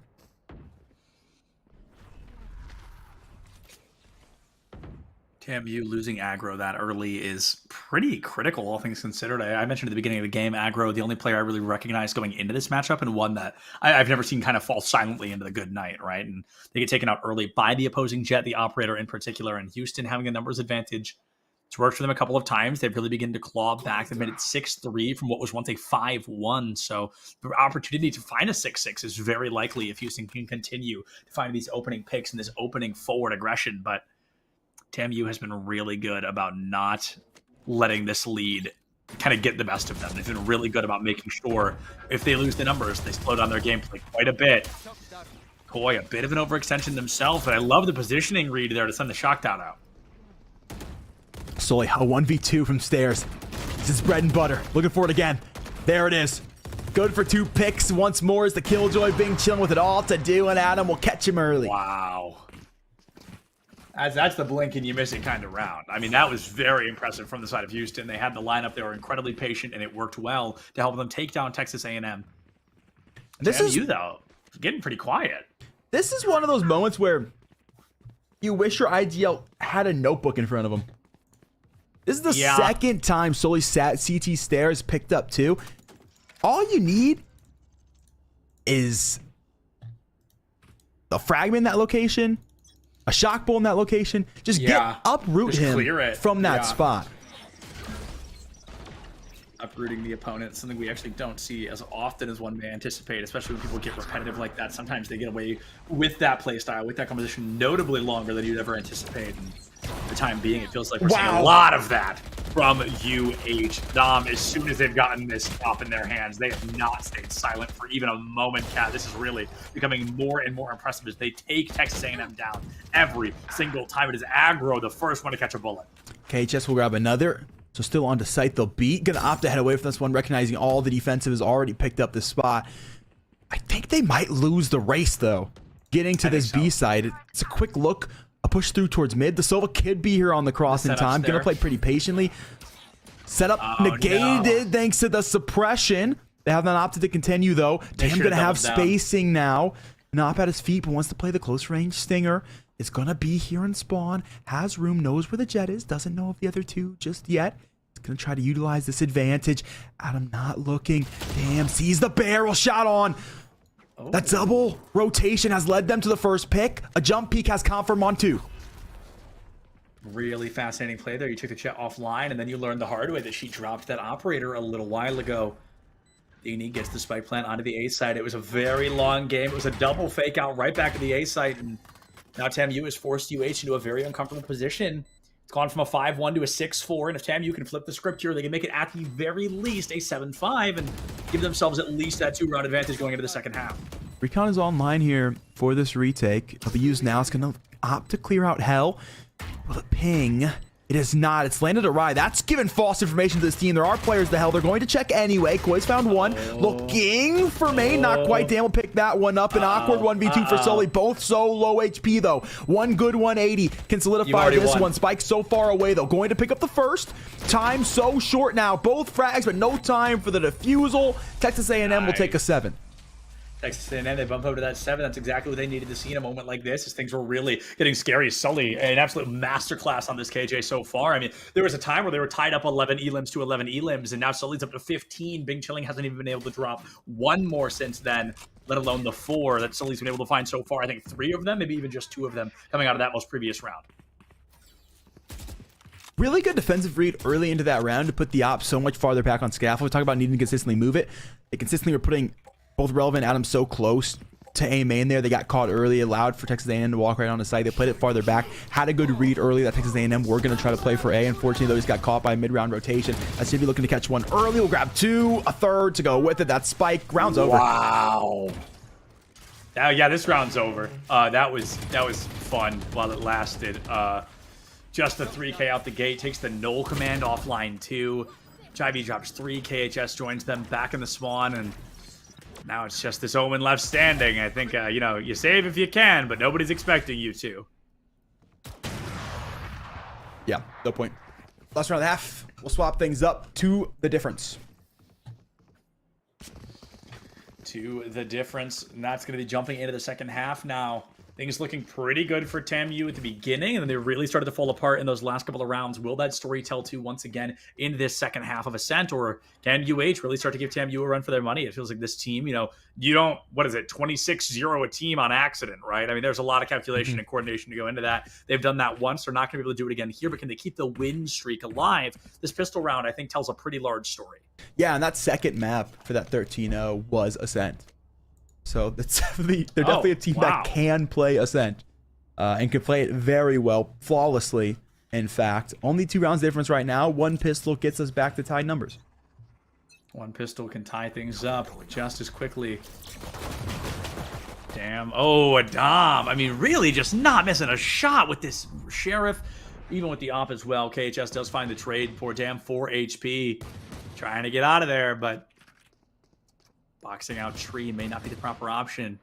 Houston finds themselves tuck and tail and rotating at least towards mid, at least if not toward that B site. All right, so the call off early from UH Premier. It'll be a 1-1 trade with all things considered.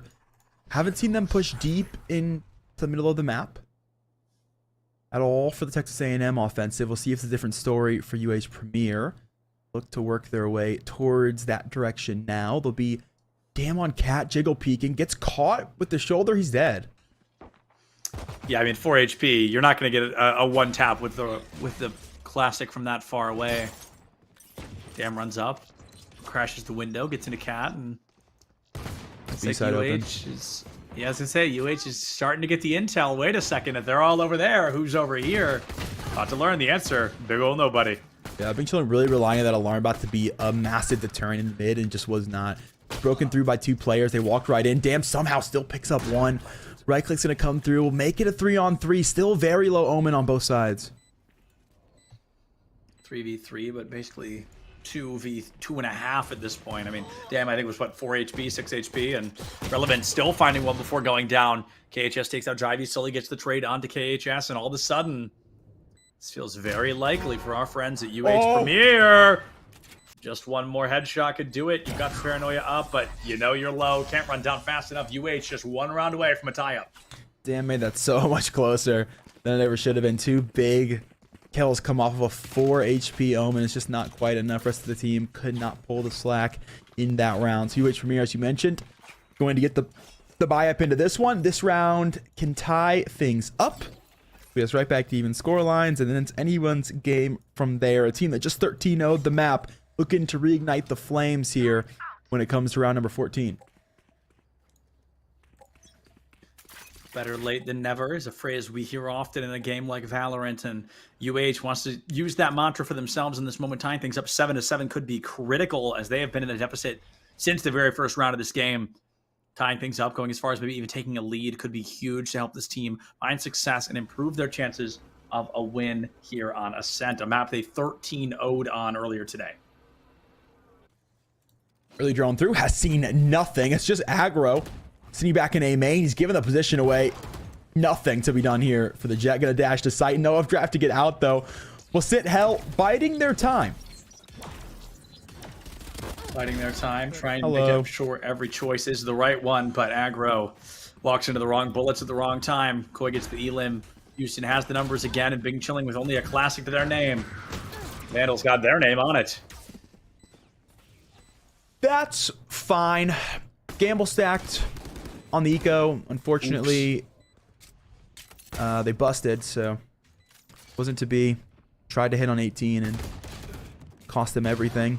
As this is a wide open cleanup. KHS going to take 1 back just for their troubles before they go down. Tied up we are. Gun round on its way.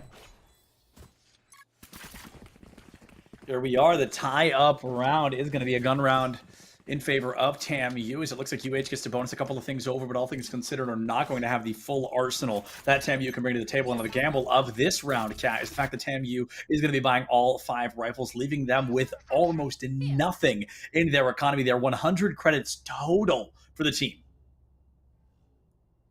Yeah. A round they definitely would like to walk away with a big bonus to be converted for UH Premier, all things considered. Adam gonna sneak under the one-way dash the wrong way. Brother, you went forward.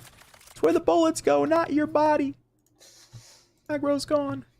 Aggro, I mean, and Cat, we're starting to see a pattern, man. Aggro has been the first blood a lot of times. I don't even have the number for you, but like too many in my humblest of opinions as a caster here. But all things considered, I mean, Aggro, like I mentioned, a very powerful, impactful close quarters player, but he really has not even had the chance to breathe, as Houston always has his number. Yeah, they've been quick on the call out and the reads. Most definitely. Dark cover deep down mid. They're going to look to take this alarm bot. This is a good conditioning for UH Premier, even if they don't want to play the mid space. Just consistently working this alarm bot to try to get a defender to step into that space. And since you do have the omen right there, rechargeable smokes, it only cost you 1 smoke that you're going to get back for the actual execute anyway. Paranoid's going to come through. Here's the contact. Contact online. It looks like KHS is going to find not 1 but 2 headshots before falling to Koi with that spray and pray Spectre.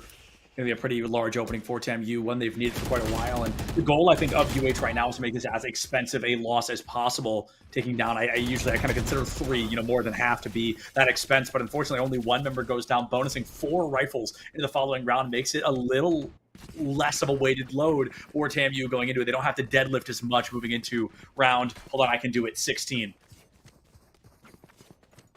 You got it. I did it. I did it, man. I'm proud of you. I knew I could. I should big did 1 extra milestone. second. I should did 1 extra second. I had it. It's a big Setflin's milestone right here. Thank you, everybody. Chat, can we clip that? No, I'm just kidding. Please don't. Please don't clip me. Someone clip that. Say I'm joking. Setflin's It's a bait. passes It's math a bait. class. Hey, math's hard, man. Math is not easy. I think TAMU is kind of learning that same lesson. They're learning, oh, wow. 5v5 is a lot easier than 4v5. Tried to pop flash early into the A main space. It did not work out. Because unfortunately, like, even though the defender there is full flash, they recognize that you're flashing forward and just don't stop shooting. Yeah. Because they just have no reason to. It led to a Gotta double respect dink. the hustle, but... Yeah, it led to a dink on both players. And then a good cleanup from aggro that comes down from Wine. Was sipping on UH Premier. 5v3 now for TAMU. So after a couple of rounds, I've also noticed a distinct lack of timeouts from either side, which I thought to be pretty interesting. Nobody's really taking longer than mid-round discussions to kind of decide what they want to be doing next, and you've got to wonder if that's biting either team. So far, though, TAMU really starting to feel better here. It's been 8-7. It's been close, but they don't want to make it any closer than it's been. It was a 7-7 game.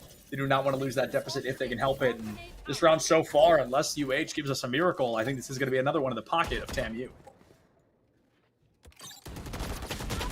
Solely had the room, had the turret for the early information. Couldn't find the shot, though. Relevant 26 HP. He's got the spike. He's got a bit of time. Easy win? I don't know about that one. Easy win coming, for sure, for sure. Look at him, getting that blade ready. Oh, maybe not. Not even going to attempt, so it'll be the Vandal save for Relevant. He's got a Vandal, right? Yeah, you might as well 9-7 tuck in here. Line for Texas A&M. Nobody's going to get to Wine in time. Look at them all bunkered up in B boathouse back there. I'm not sure what their plan was, but I think they were also just trying to save their weapons for as long as they could. 9-7 on board for TAMU. Possibility of double digits. Could be happening in just a moment.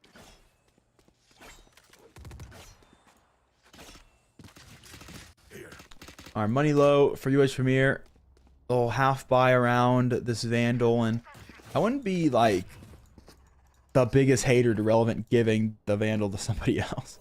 Heard. I think that's a very real analysis. I think, Relevant hasn't been a bad player by any means, but Sully's got almost a 20 bomb here in round 16, or I guess the start of round 17. So yeah, it's going to be a circumstance in which like maybe someone else can get a little more value with that, but also I get it. You're the one that saved it, right? You're going to be the one that wants to use it. Well, and you don't this get round. to.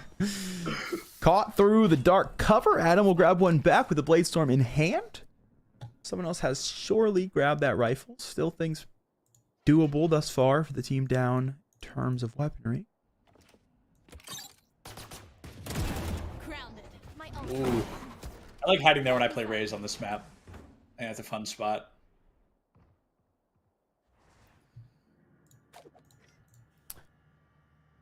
All right. Well, stuck in mid now. Couldn't work the extremities. See, UH Premier opt to pull out the hat here. Still a bit of time. That dagger going to confirm that KO was somewhere around the mid area. I'm going to split this one maturely, 2 and 2. We'll have an equal amount of players on whatever site UH Premier decide to finish at.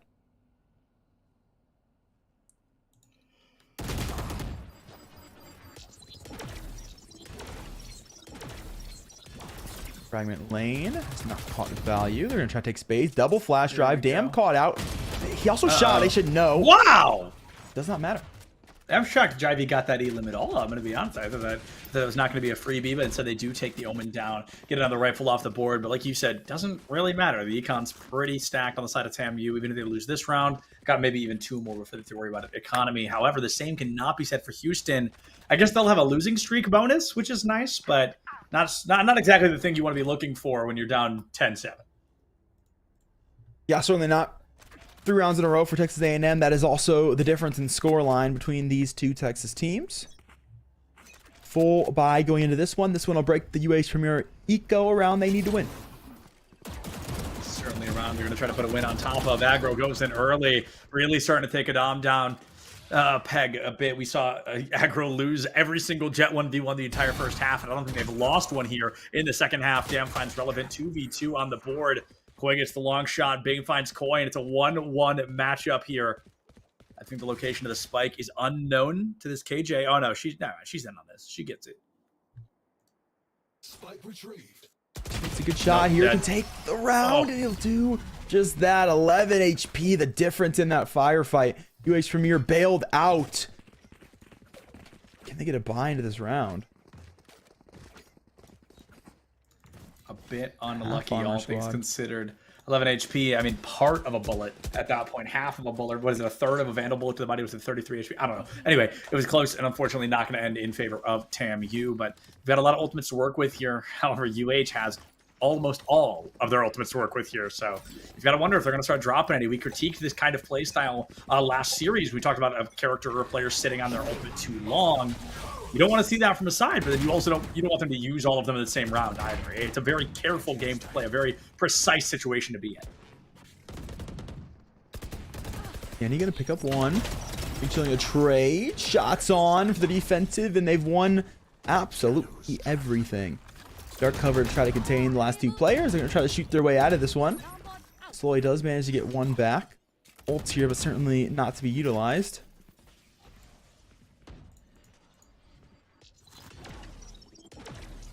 4v2 TAMU.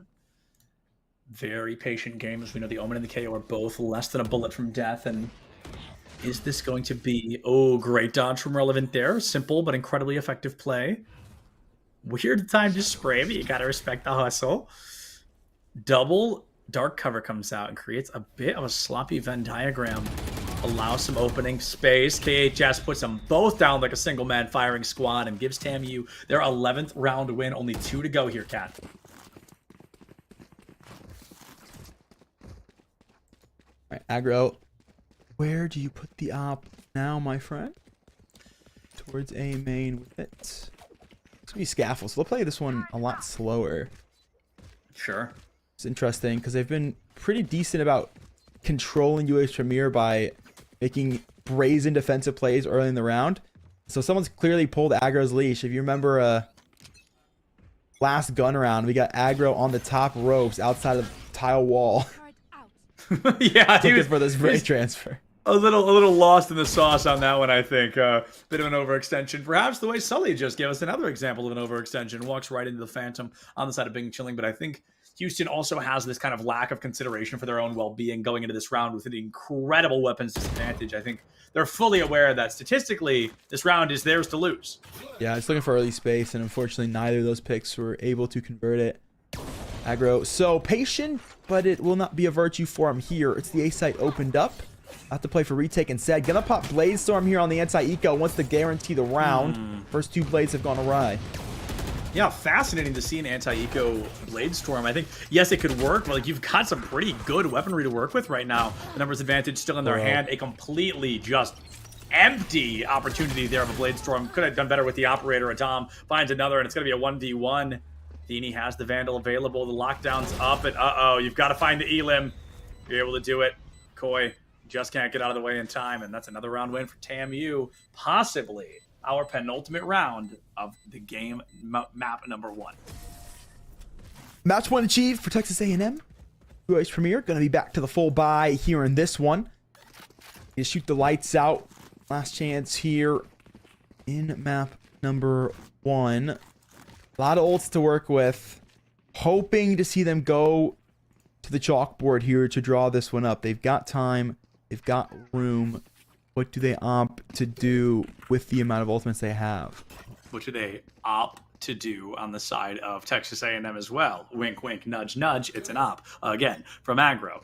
Pretty high success earlier. Pretty low success in the most previous round as they tried to Bladestorm and fell silently out of the equation. But going into this round, I mean, there's a lot of pressure on against them, right? If they slip up on this, their economy can start to fumble. They can start to turn things around, and it can be a difficult situation to be in. But They want to win this one. They want to wrap up map number 1 and make themselves halfway done with their goal here tonight.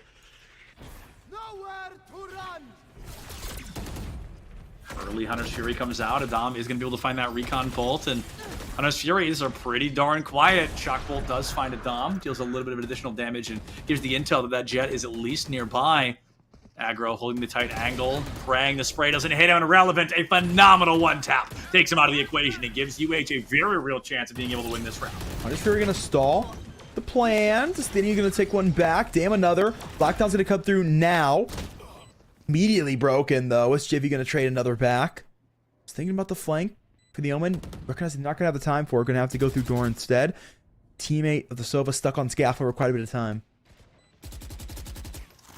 Can TAMU clutch this one out with a numbers disadvantage? Dark Cover comes out. I like the fake. Oh, what a great read from Jam. It almost turns into a disaster, but he turns it into a miracle, and all of a sudden, it's a 2v1. Let's make it a 2v none as poor Koi. Certainly not in the pond any longer. KHS takes them out of the equation, and TAMU going to be able to win Ascent 13-8. A team with a flawless Ascent record in the last 3 months will continue the winning ways. 8-8 now, with all things considered. Since January, this team 100% of the time have won it out. UH Premier going to fall to 5-9. 5-9, not exactly the spot you want to be in, but at least it was a relatively close game. You know, it certainly was no 13-0. The team's incredibly neck and neck back-to-back, but going into the next map, Cat, that's what things can really turn around. It's another safe map. It's Haven, and I know that both these teams are going to be using this upcoming break to discuss what team compositions and what play styles they'd like to bring to the table. So we see you right back here with what could possibly be our final map of tonight's CECC Lone Star Qualifier. See you right back here in just a bit.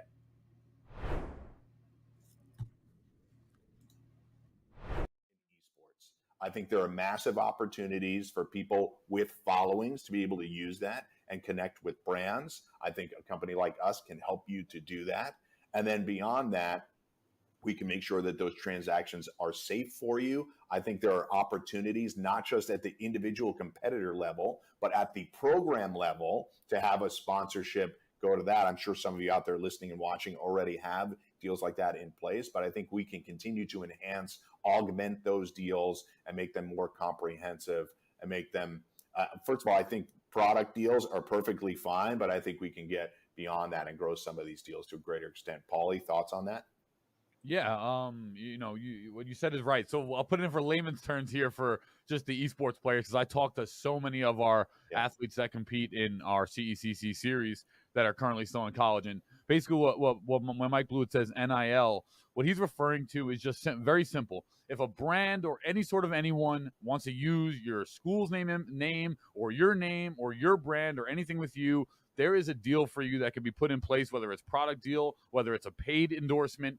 You can, whether you're a macro influencer or whether you're a micro influencer, you can be paid for your services. So most of the people, when I talk to them, most of the, I won't say people, college athletes, they are, intimidated by the word. They don't really know what it means. They've never done anything with it before. And that's what it means. Any single time a brand or anyone at all wants to use your name or do a deal with you or do some sort of activation with you or your school, that's basically what the layman's terms, the NIL meaning comes from. And it's evolving in this space. There are so many brands that want to associate with micro and macro influencers and just get people involved with their products or their services. So all of you, collegiate athletes out there that are competing in esports, not only are we trying to broker those deals, but also keep your eyes, ears open, and don't be shy or scared to take these deals, because that's what I've heard the most, is that most of the time they're just scared to take them. They don't know what they are. They don't know if they're locking themselves into some agreement or terms that they're like going to give their name away or something too. So this is a really important space, and it's how you're all going to physically make money and build your brands along with company brands. So it's really important to learn. And my advice is to just get your feet wet. Don't worry about shying away. Read the contracts and take some of these deals, because growing your own brand is the future of what our industry is going to be, in my opinion. Exactly. And if you follow in the pro space, you'll see that the pro teams are not only focusing on competitive play, but a lot of them are focusing on their brand and their cultural importance in the space. And so, one of the things that we do also is help athletes build their brand, build their following. And that's part of what Paulie and Kyler are doing on their side when we do this behind the scenes training. And so, building your brand, this is the creator economy. Anybody and everybody can be anything they want to be. And so we just really want to be the conduit that supports that across the board. Absolutely. Absolutely. Yeah, I think so. With that said, thank you everyone for, I think, great insights in terms of, for any of you that were watching this and maybe had questions about, what is Esports U, what is CSMG, who are they, what are they doing, what are our plans, right? Well, we know we kind of tried to make a bigger splash in the spring, and we're excited to bring more stuff with you guys for the next year. But I think maybe as we close out here, I know we're slowly approaching on time then, but maybe let's go around the room with everyone here of just what's one thing that we're all excited for this next upcoming year. I know we touched on our plans and a lot of things, but if anyone had to speak, if you had to speak to just one thing of just what has you excited for us as a company, for us as the collegiate or college esports space, right? What's one thing that has all of you guys excited? And maybe we'll start with Mike, since our traditional sports guy, and we'll let Mike speak first. Sure. So I would say many things on the traditional side, but I'll focus on esports. And I'd say the thing that I'm most excited about going forward is, after yet another year of us doing a round of events, I'm excited that more schools will understand exactly what we're doing with our regional events and culminating in CECC and getting more schools involved. I think schools will be more excited to compete in our events because we've established it over the course of a year, and I welcome any and all conversations with getting people involved. I think for me, I'm most excited about like the schools and conferences. Mike, that's amazing. That's so exciting. I'm also excited about the brands that we're starting to be able to get involved in this. In our Commissioner's Cup in last May, we had over 14 brands, blue chip brands, participating in our event. Barbasol, Microsoft, CDW.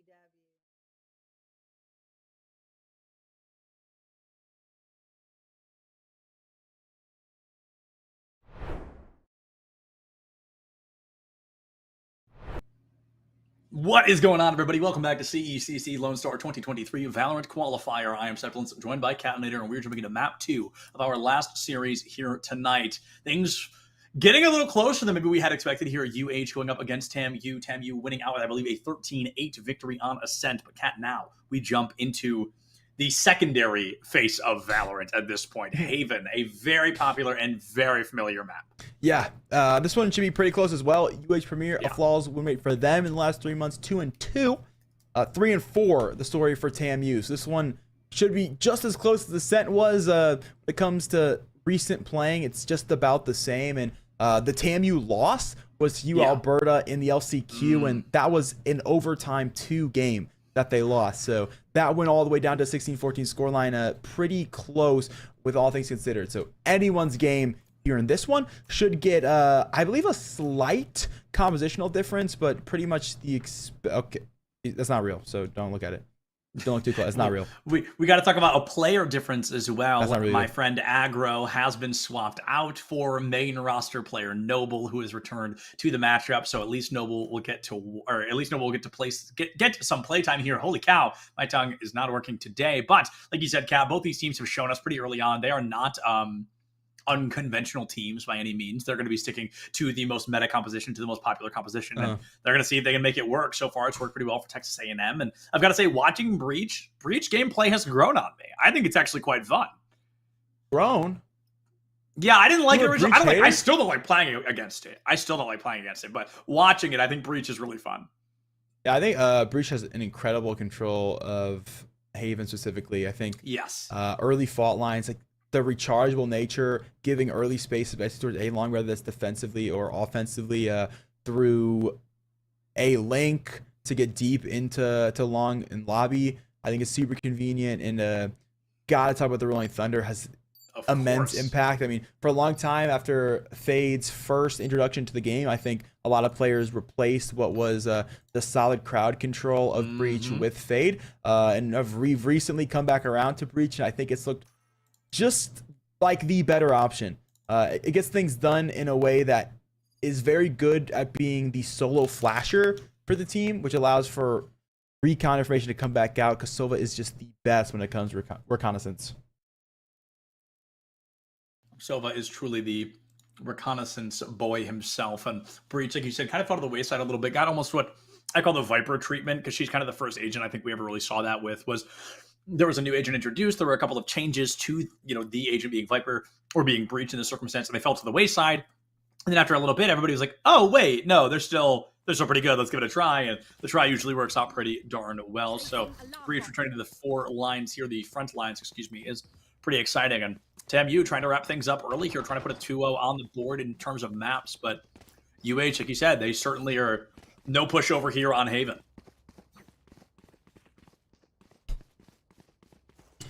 All right, no pushovers. One team unfortunately has to lose at the end of the map, though. See what that team ends up being. Can TMU close out here? Move forward for an easy picking day tomorrow. Damn, early coming through with that paranoia. Going to step forward. Ain't no way. With the Shroud, and is able to pick up one. Adam going to trade back, so spike down, but recovered quickly. Dude, Koi just gets folded there. The paranoia into the shadows of a headshot. I mean, just disgusting, but it is unfortunately only a 1-1 trade at the end of it. So now UH Premier do not find themselves in a good spot, but same can be said for Texas A&M. The bright side is Haven is technically attacker-sided, so UH definitely feeling at least comfortable things have fallen even.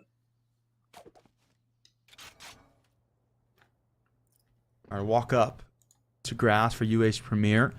There's an alarm bot here. It's pretty deep, though. Big Chilling, I don't believe, is spotted. Alarm bot going to be the Q, and they spot it. UH Premier, they're going to head to C instead. Great paranoia onto Noble here on the back line. The flash comes out as well, the smoke to catch, and or Noble walking out into a firing squad right now. Still gets an elim onto Sully. Big Chilling there with the cleanup, and now Adam caught by that fault line. A team ace, the first one we've seen of the day. Yes, sir. Everyone gets involved for Texas A&M. Clean ones all across the scoreboard. They take the pistol. There's a little extra money in everybody's pockets if they want to go a little harder on the buy up, and be full armor for everybody coming out of this one. So no sheriff shenanigans they'll allow into this round. See if they move the defensive proposition at all, knowing they're going into the anti-eco. A lot more resources. Never mind. I was gonna say a lot more resources ahead to A. Theania actually going to play for lobby control instead. I think lobby control can be pretty critical here if played correctly, but there's also kind of the error, and I think this map having 3 sites is, of course, kind of part of the reason for this, but putting yourself into the wrong position can, of course, be detrimental, and sometimes clearing that lobby is not always as critical as it may have seemed. Double fault line comes out. Everybody still left standing, but a lot of folks taking a heck of a lot of damage here. Oh, wow! Okay, wow. Still to work with here. Jimmy trying to wall bang. Caught by KHS now as well. The Bulldog out for more. 180 for Adam. Going to pick up one before the inevitable shutdown. A little extra confidence for the Jet going into next round. Texas A&M lead now by 2. Texas A&M a 2-round lead, and it looks like they've got not a whole lot to work with. Going to be carrying over all the weapons they have as the game naturally calls for, and it's a full buy for UH here, but Kat, I think the interesting thing about Haven in particular, and part of the reason it's one of my favorite maps to watch, is the defense can really get away with an incredibly patient play style. I think this map does reward a lot of patience on the C and A sites, maybe not as much as on B, but when you have a worse weapon, it personally, I feel like, doesn't matter as much if you're playing slow, right? If you're playing patient. Yeah, if you find the right openings, any tool can be useful. Exactly. UH Premier going to walk up pretty quickly in the scaling towards A, now towards site. Ooh, great flash. Paranoia comes out. Big Chilling able to take out Adam. Takes out Sully as well. Bullet to the brain. And I mean, that's a great example of how positioning made the difference. It's going to be a 2v2 here. And all the guns are on site. I was going to say all the guns are... I'm not sure any of the guns are grabbable, and I don't think they are. A quick flank up from Sewer. Oh, one of the best skins in the game. Just throwing that opinion out there. There's no! I cannot believe Relevant gets that shot off. That is absurd. Relevant able to take down a big look. Jivvy to close the door as well. Cloudburst tried to come through to give Noble spacing to pick up the Vandal to recuperate just a little bit. But saw the Tracers coming through, saw they could just be a little quicker and get a shot through the smoke. Wasn't quite able to happen, so unfortunately can't quite find the bonus, but they got a lot of value. Took down 4 of the 5 rifles into that round, so a much lighter buy for UH Premier. Light armor is on the cards for Texas A&M, but they're a team that likes to play light armor purposefully, so not really a big deal. Yeah, I definitely noticed that light armor buy as well, and it's something that we've been seeing a little bit more at the pro level, at least the discussion of it, of kind of how good is heavy armor if you kind of back to our healer discussion, right? Like, you're gonna die anyway. It can really come down to the comfortability of a player and the agent they're playing on. Just like Noble here, really looking great. A double kill out the gate makes it 5v2 in favor of TAMU, and they're looking to make it a 3-1 lead.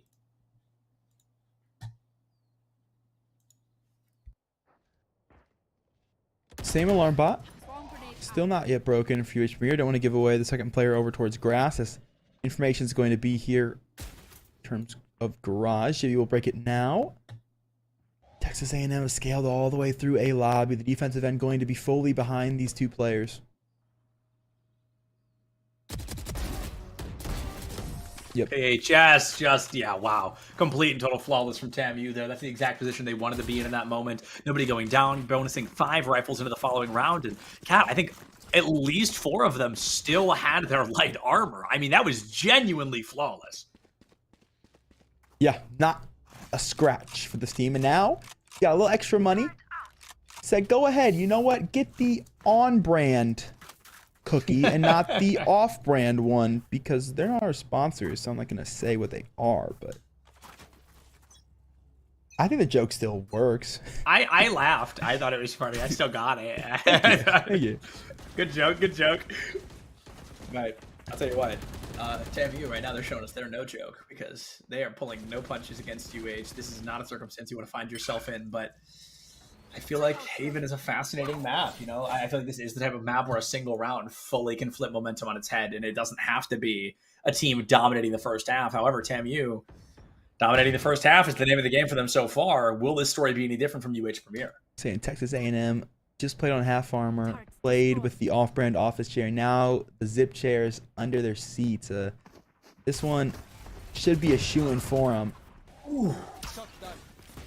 That's just timing. Koi just walks out, takes a bullet to the back of the brain, and not the lineup you want to be finding. Owl drone from the heavens there. Noble takes out Sully. I didn't even get to see Sully before they went down, but shot comes out. Another one from Noble, just walking out into sight. The running gun takes him down, and TAMU's 4th round is a quick one at that. Just ran through all the utility to be there on site. Was wanting to be the first player to get the kills and is able to convert. In terms of the retake, Texas A&M going to be up 4-1 now. UH Premier back to rifles into this one. Texas A&M can lose 2 rounds in a row and still have buys. Oh man, never a spot you want to be in. 2 rounds in a row, still having buys. It makes it very difficult for this team to care about their own well-being, because they know, economically speaking, they're going to be good for quite a while here. KHS, the first player to break double digits, 10 elims in 5 rounds, jumping into round 6. Let's see if they can farm that Hunter's Fury up a bit more.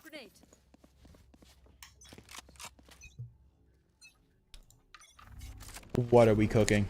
Texas A&M going to walk out of garage. Paranoia forward, damn shot at step. Bro. Just like the pistol round. And they picked up everything. 4 players to fall. Sully the last standing, trying to shoot the lights out, bringing them back into this round. Has picked up 2. KHS drone for early information as Damn will walk up. It's the distraction, and it's the shot from the Omen. 4 rounds. The difference eco broken yet again. There's something so mean about that Paranoia, and I can't even put my finger on what it is, but it's just so in your face and aggressive, and there's so little you can do about it, truly.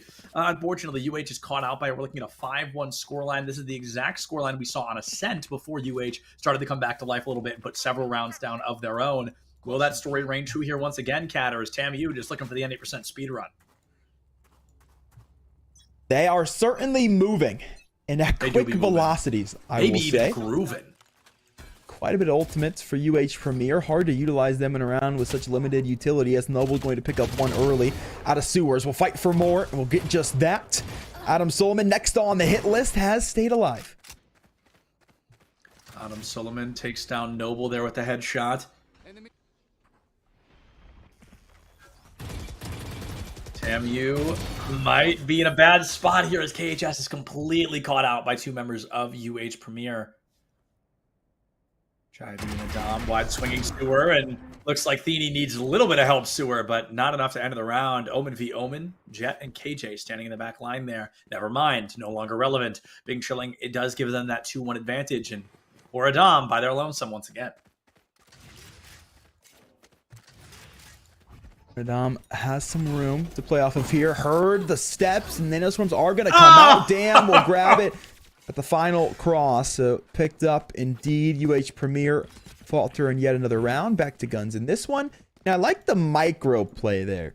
Agreed. Damn, being close enough garage to hear the noise come through allows for the Nanoswarms to get popped. But because Bing Chilling pops the Nanoswarms, if you're Adam, you don't expect Damn to be there. Right. Because the Killjoy utility got expended.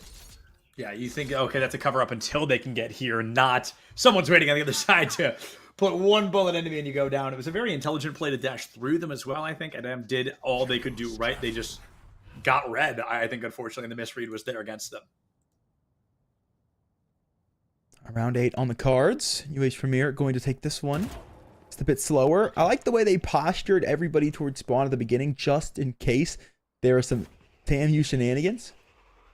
I think they've learned that this team likes to do a lot early the hard way.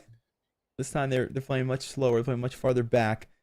It's very rare that we see teams in control of tempo on the defensive end. Yeah, very much so. And I kind of referenced that at the beginning, right? And I talked about how Haven is technically, mathematically, an attacker-sided map. So you've got to wonder if this is how the attack is going for UH. Can the defense go much better? I'm going to guess this was TAMU's map pick, but I actually don't know. But as close as the win scores were, actually, I think this could have been either team's pick. Okay, KHS finds a damn early on. It looks like Hunter's Fury from the back line as well. Got to be real careful not to hit a teammate. It's a bit of a crossover here as another Hunter's Fury comes out. Lockdown to boot. It's going to get destroyed. Now a Rolling Thunder. Every ultimate under the sun right now, Cat. UH Premier looking to guarantee a round win. Doing whatever it takes here. Flash is out, still pushing out a CT. Noble to pick up one, looking for help. Caught by Koi. Ooh. A 3-on-3. The initial dust does settle. Lockdown, no detainees. Bing Chilling out of heaven, looking for one. The second two. Great paranoia. Damn to close the door. Texas A&M, fantastic on the even-numbered retake. I mean, damn if he do, damn if he don't. Texas A&M's 7th round win on the board. And Kat, I do want to talk about the critical importance of the amount of ultimates we just saw. So we saw a similar play back on Ascent when UH Premier was down. I think it was 5-1 or maybe even 6-1 at the time. And I was very critical of it. I said using that many ultimates in a single round can be dangerous. I don't know if it's going to make it worthwhile to get that round win. And then they went on to win, I think, 4 or 5 more within the next 6 rounds. So they were able to flip momentum by throwing their entire hand out, by going all in a single round. But unfortunately, they go all in this time. The bluff is called by Bing Chilling, and TAMU walks away with the pot.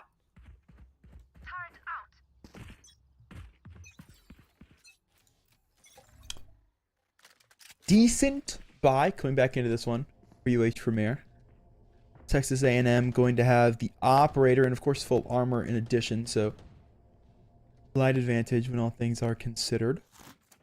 Another slow start to the round for UH Premier.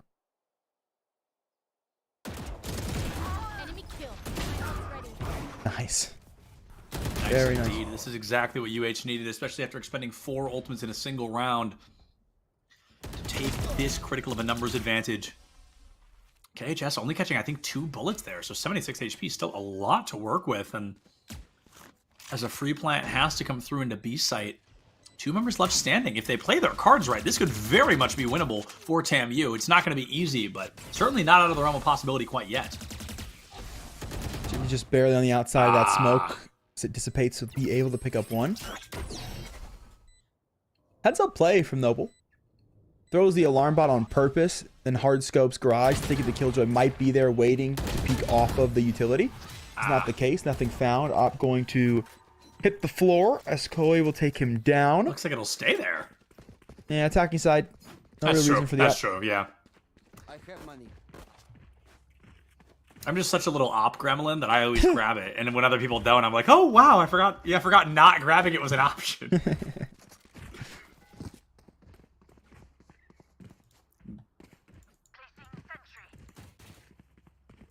So US Premier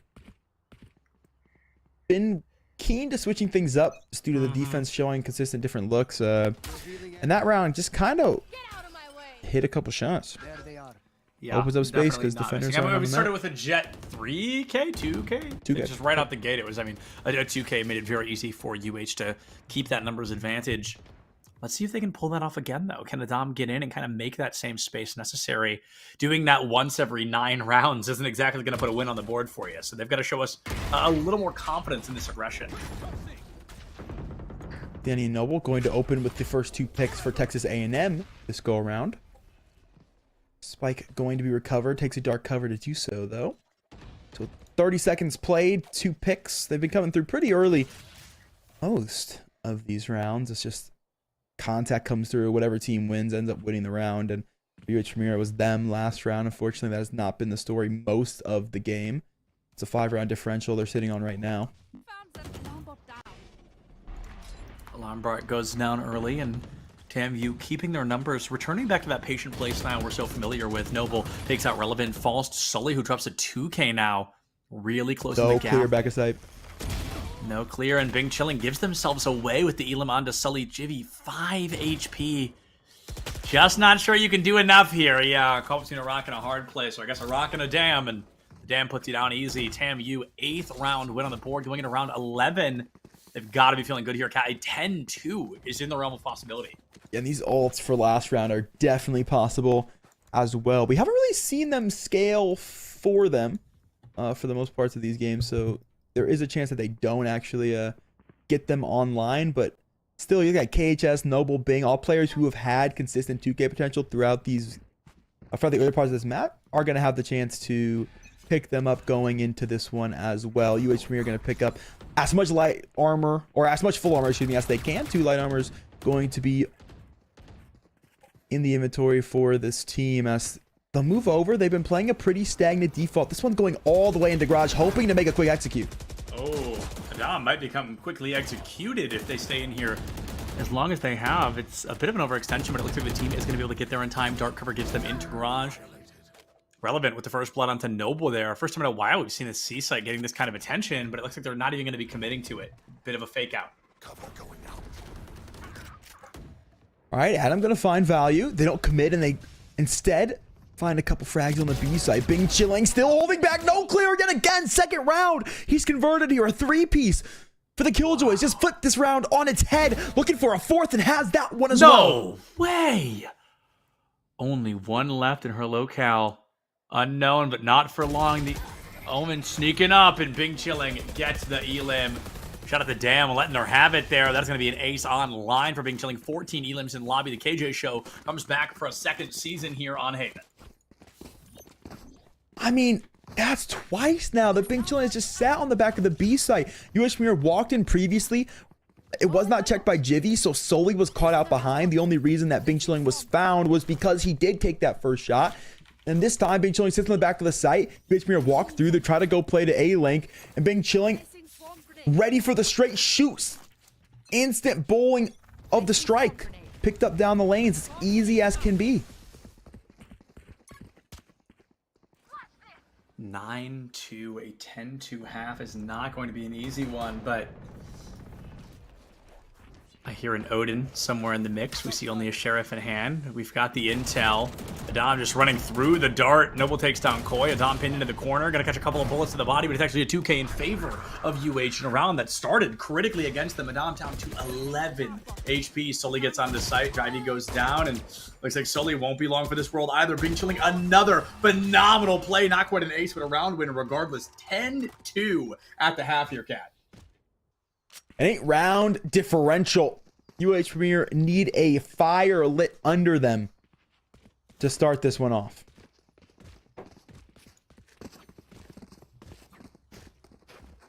The half comes to a close. Nothing changes, and now it's going to be a difficult circumstance to be in.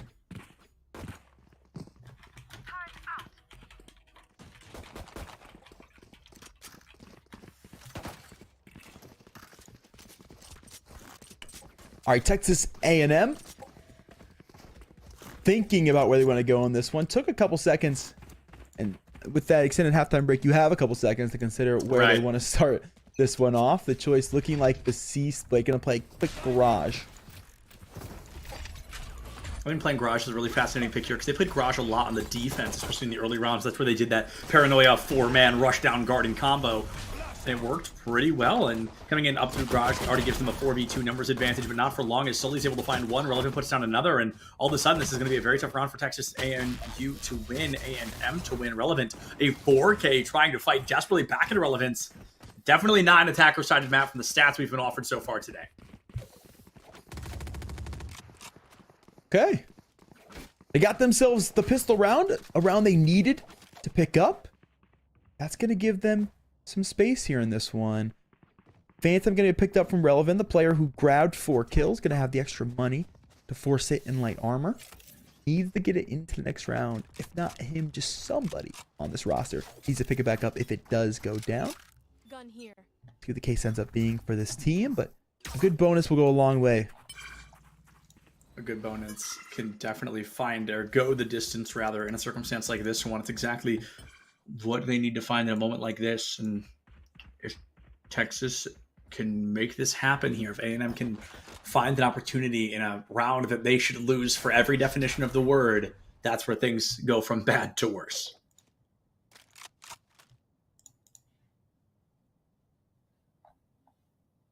Slow start to this round. Texas A&M.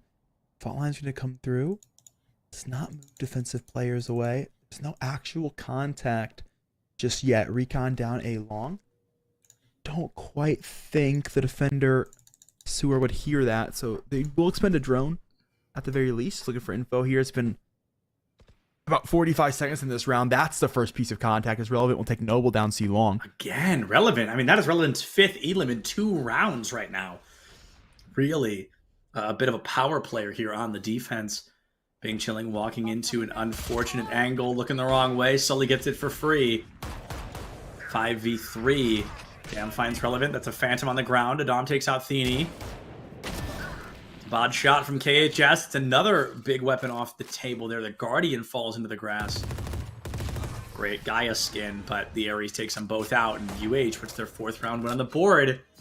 Starting to feel the momentum swap pretty aggressively here, Cap. All right, so they get 3 guns out of that. That'll lead them to the bonus here. It'll be full rifles for Texas A&M. I think if you're UH Premier, you probably opt to buy around the rifles you converted. I think Jibby should have a rifle here and not a Spectre. Hopefully that decision gets made by somebody quickly. I think you're in a situation where you can't really afford to say this is the bonus. Let's just give this round away. You're down too many rounds. Every but that round is critical. Is theirs. Texas A&M played what is the slowest eco you've ever seen, but I think it was very smart because it teaches them what the defensive setup for UH Premier is. Yep. So they got to see very early that it's the Omen back of sight. They learned, thanks to that drone, that the Sova's on A. They pick up a lot of good early information. They also learned that Sully is CT, so he's over on C as well. And that's going to use, they're going to use the information now to go take the C split. Fast push up from UH here. Does allow Sully to find 1. Koi Relevant and Sully putting down 3 more. And all of a sudden, it's this poor Omen left standing. Dam takes out 1, finds another. Oh, the shock dart fully crushes the dream of a counter ace. I mean, maybe Dam goes for some hero plays, but yeah, I think that shock dart was just so perfectly slotted. You've got to try to go for a save here. Maybe an exit frag if you can. Fake the runaway. No one really in the vicinity to hear the audio cues, so they should still have guns trained on this position. Adams peek, gets him caught. A lot of damage done. Jivy known about, just looking for that 3rd player. Nice try, MT. A Vandal wins that fight tough. Koi will pick it up instead. It's 5-10. UH Premier convert the round, keep 3 rifles alive in good spots, winning a bonus. NT Gamerino, did your darndest, but sometimes the darndest just not enough. TAMU now losing 3 rounds in a row, Cat, and there is the first timeout of the series. Texas A&M, I'm going to be assuming they're the ones calling it, but I don't know who Yobagoya is, so I have to guess. Nice. See, I'm a genius. I know what's up sometimes. So it's like right above his name, Sam. No, I don't know what that means. I don't know who that is. Yeah, I don't know what that word means. Okay. No, that makes sense. There was all a guess. So Texas A&M played a slow eco, learned about the defensive setup, still looked decently surprised by the Omen. That paranoia, though, was pretty solid. Caught 3 pretty early. Kind of shut down the attacking side for it. They could really even begin. Put Sully up on the alley-oop, and you're just able to slam those frags home. So see how they move here in this one. They haven't done much in terms of early A presence.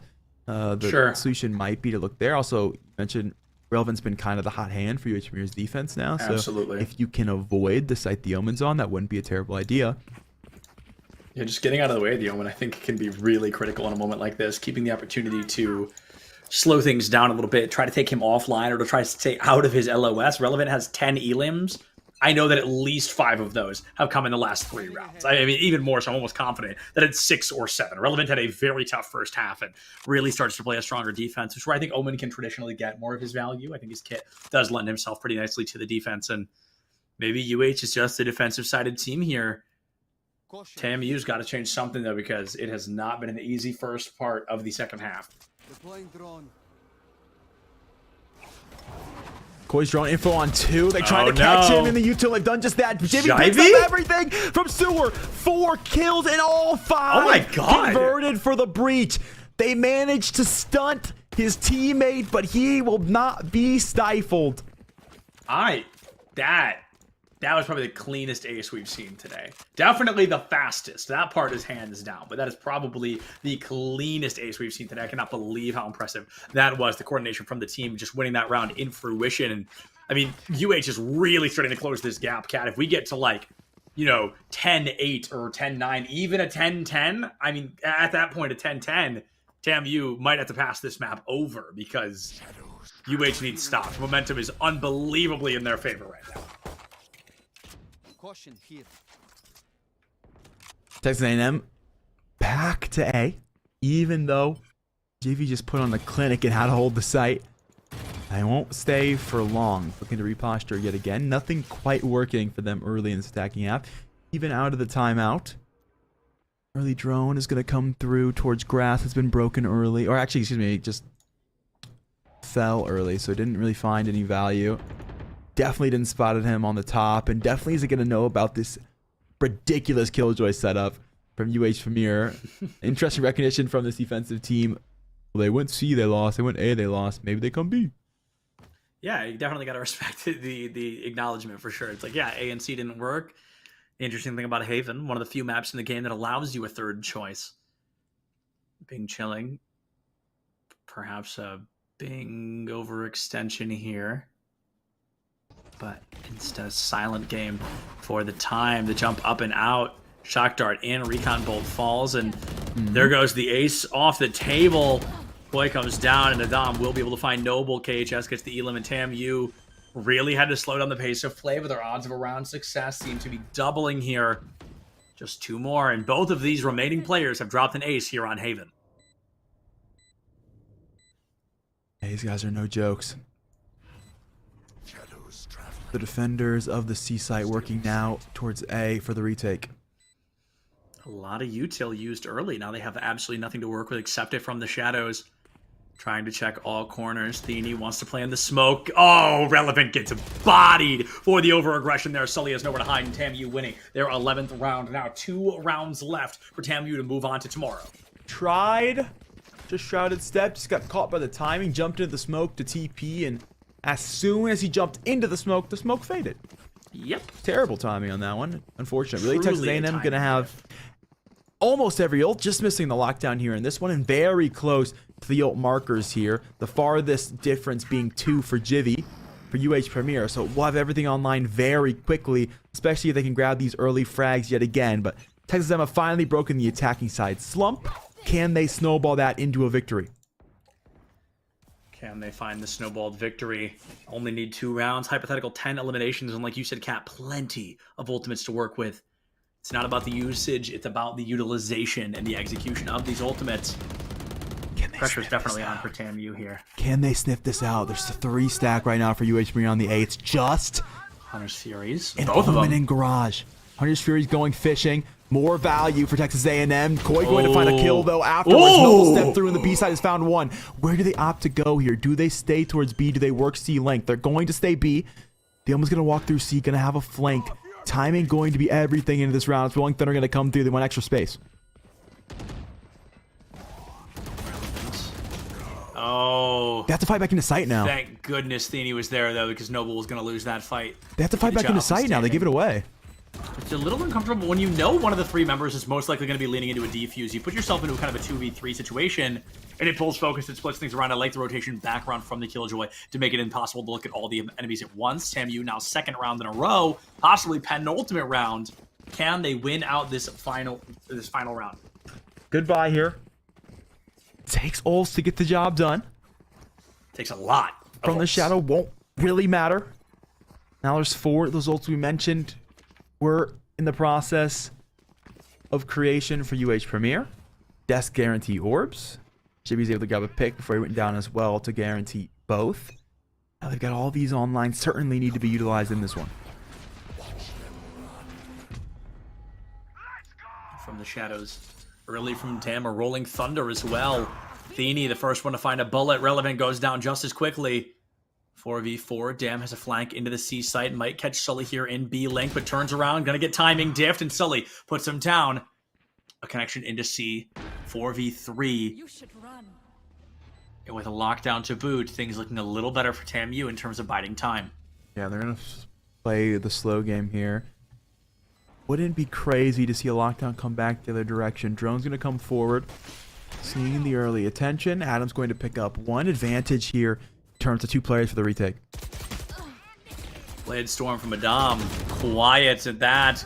Koi jumps into sight, finds Bing. Sully takes down Noble, and that's UH. Winning their 7th round. They stall in a critical moment. They're at the 11th hour.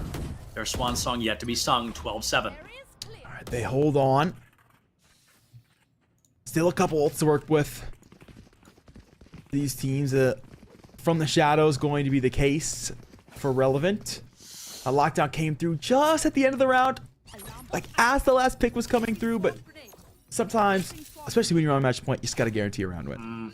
So Yeah, they managed to win the round. You take what you can get. Texas A&M found some openings. I argue towards the C side, a lot of that was ultimates. Holding that B side, a lot of that was ultimates. Can they do it with just rifles?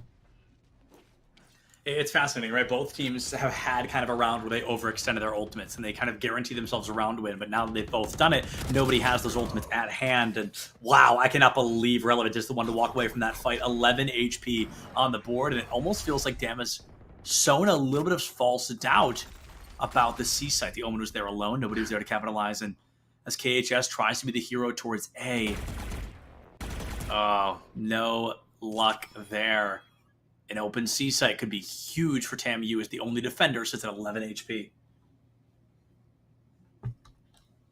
Yeah, a hard one for Element to hold, and he'll recognize as well. So we'll have to play just for the audio confirm. Instead, still the 3-stack for UH Premier on today, and Texas A&M have at least been able to realize that one.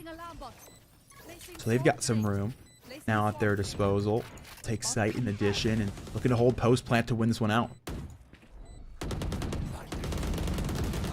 A flash comes out at the bloodbath here on the back of C site. KHS and Sully going to be able to find a trade. 4v3. KHS finds Relevant with a shock dart. He's going to get another one onto Adam, who's looking in the wrong spot at the wrong time.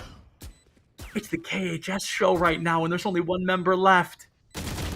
Divey just can't hit their stride in time, and Texas A&M wins 2-0 over UH Premier. Came up big. The Sova in the final moments there. TAMU managed to take it on home. Told you they were the 1 seed for a reason. UH Premier 26-0 last series. Forget all about it. They got to do it again. They beat SAG-U in round number 1. Now they drop down to the lower end of things to play SAG-U again tomorrow for group round 3.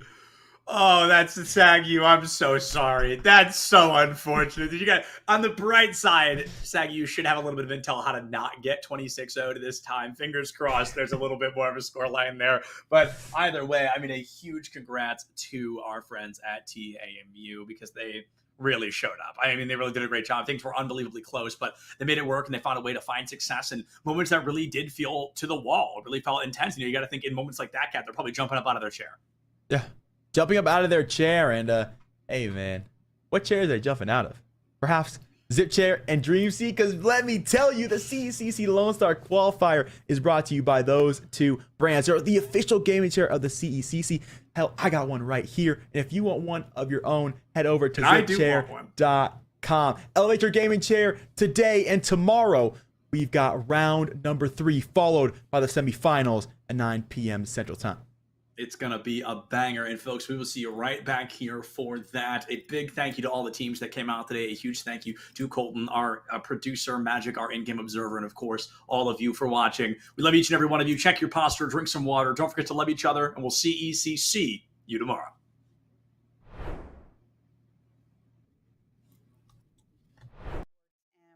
We're offering them a platform that not only gives them, a big event, a big yearly event, but also regular daily programming where they can have exposure in front of this audience that they want to build affinity for with their brand. So I'm super excited about seeing the brands get on board and help grow the space along with us. A rising tide lifts all boats. And I think that's probably one of our mottos here at CSMG and Esports U. We're growing our brand, but at the same time, we're also really growing the college esports space as a whole. And that's our goal, for it to be a healthy ecosystem for all parties involved. Yeah, I agree there. And I guess for me, obviously always, seeing the collegiate esports space elevate, coming from competing, this didn't exist when I was competing, and just to see it now in literally within the last 5 years, probably really come to fruition and start just blossomed out of nowhere, and now becoming a space and seeing everyone, schools, players, productions, companies all elevate together has been really, really nice to see. But if I was the most excited for one thing, it would probably be the city where we're going to land for CECC 23. I'm really excited to know where we're going to be. There's a lot of great cities. I mean, I personally would love for it to come to New York, despite whether we got a positive bid or not. I want it to come to New York, but I just think the atmosphere in New York when you throw an event here is just super magical, especially in the summertime. But either way, I'm really excited to see where it lands. Tons of great cities, tons of great opportunities, and yeah, who knows? And I think that's going to be the most exciting process for me. Absolutely. I won't speak to anything. I think I'm filling Paulie's job on this one because Paulie's more a panelist than this one. So, normally Paulie's the host, and I don't know. I think me personally, I'll just say something real quick. I'm just excited to keep telling your stories. If you're a student, if you're a program, let me know. Let us, reach out to us. We just ultimately, at the end of the day, we want to tell your story.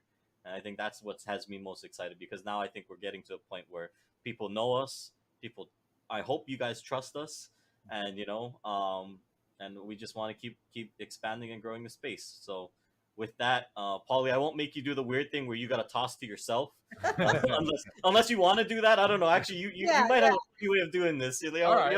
Let's test it. Yeah. Okay. Right, how do you want to throw yourself here? Well, that's going to conclude here the future of collegiate with CSMG and Esports U. Thank you so much to Angela, Mike Blewett, and Kyler Tandle for hosting our panel. And now back to myself for the day 3 of the CSMG Coaches and Director Summit 2022. Hey everybody, and welcome back to another ECAC weekly highlight clips. Now, I feel like I've been saying this every week, but this week in particular is full of some really unique kind of once-in-a-lifetime plays and clips and moments, so I'm super excited to jump into it with all of you. We're kicking things off with one of my favorites, Overwatch 2. University of Albany finds themselves back against the wall, 1/3 of the point already capped, but with a lot of great communication and a little bit of teamwork, they're able to snipe this fight back quickly. Controlling these fights, and now are able just to go with the blade. It's gonna get one, gonna be able to get a few with the cleanup as well. It's just near team kill are gonna come out. There it is, Loose Milk getting taken down. Clip number 7 almost takes us back in time to Super Smash Bros. Brawl, where we would see Diddy Kong versus Meta Knight all the time. But unfortunately, EJJ from St. John's is about to find out that Benedictine was not kidding around. Great. Oh, almost gets the near up shield. Oh, 5. Yo. Oh my God. Ooh, and not enough height. Yep, that was really well done by Kid there. Number 6 here in week 5 is going to be an amazing play from Wayne State. Amatsugachi finds a huge needle thread and guarantees the first point goal for Wayne State against their opponents. I think I've seen this play before. Amatsugachi just waiting for the ball to plummet down in the zone, the scoring zone. That is massive dunk to get Wayne State on the right foot. I'm super excited about clip number 5 because it feels like the first Valorant clip we've had in a while. It's coming out from our friend Doodle V on the side of SFU. Uses every single knife in a Blitzstorm. It just can't find that elimination, but luckily enough, still had one knife in the chamber. Linking in from the backside, they're going to be able to swing on this one. They do have a sage that's behind them as well. EK is going to be able to give big value. They are able to maybe get the defusal. It's still beeping. They're still dropping. They have the right click. Trying to knife him. Oh, they jumped him like a ninja in the night. Oath is put on their back, and it's just that. Sometimes as casters, we get a cool opportunity where a player's name matches up really well with what they're about to do, and I can't think of a better example than Bad News being the one to deliver that game-winning goal against Keen Blue in the 4th game on the side of Wayne State. For him, double tap every time. Massive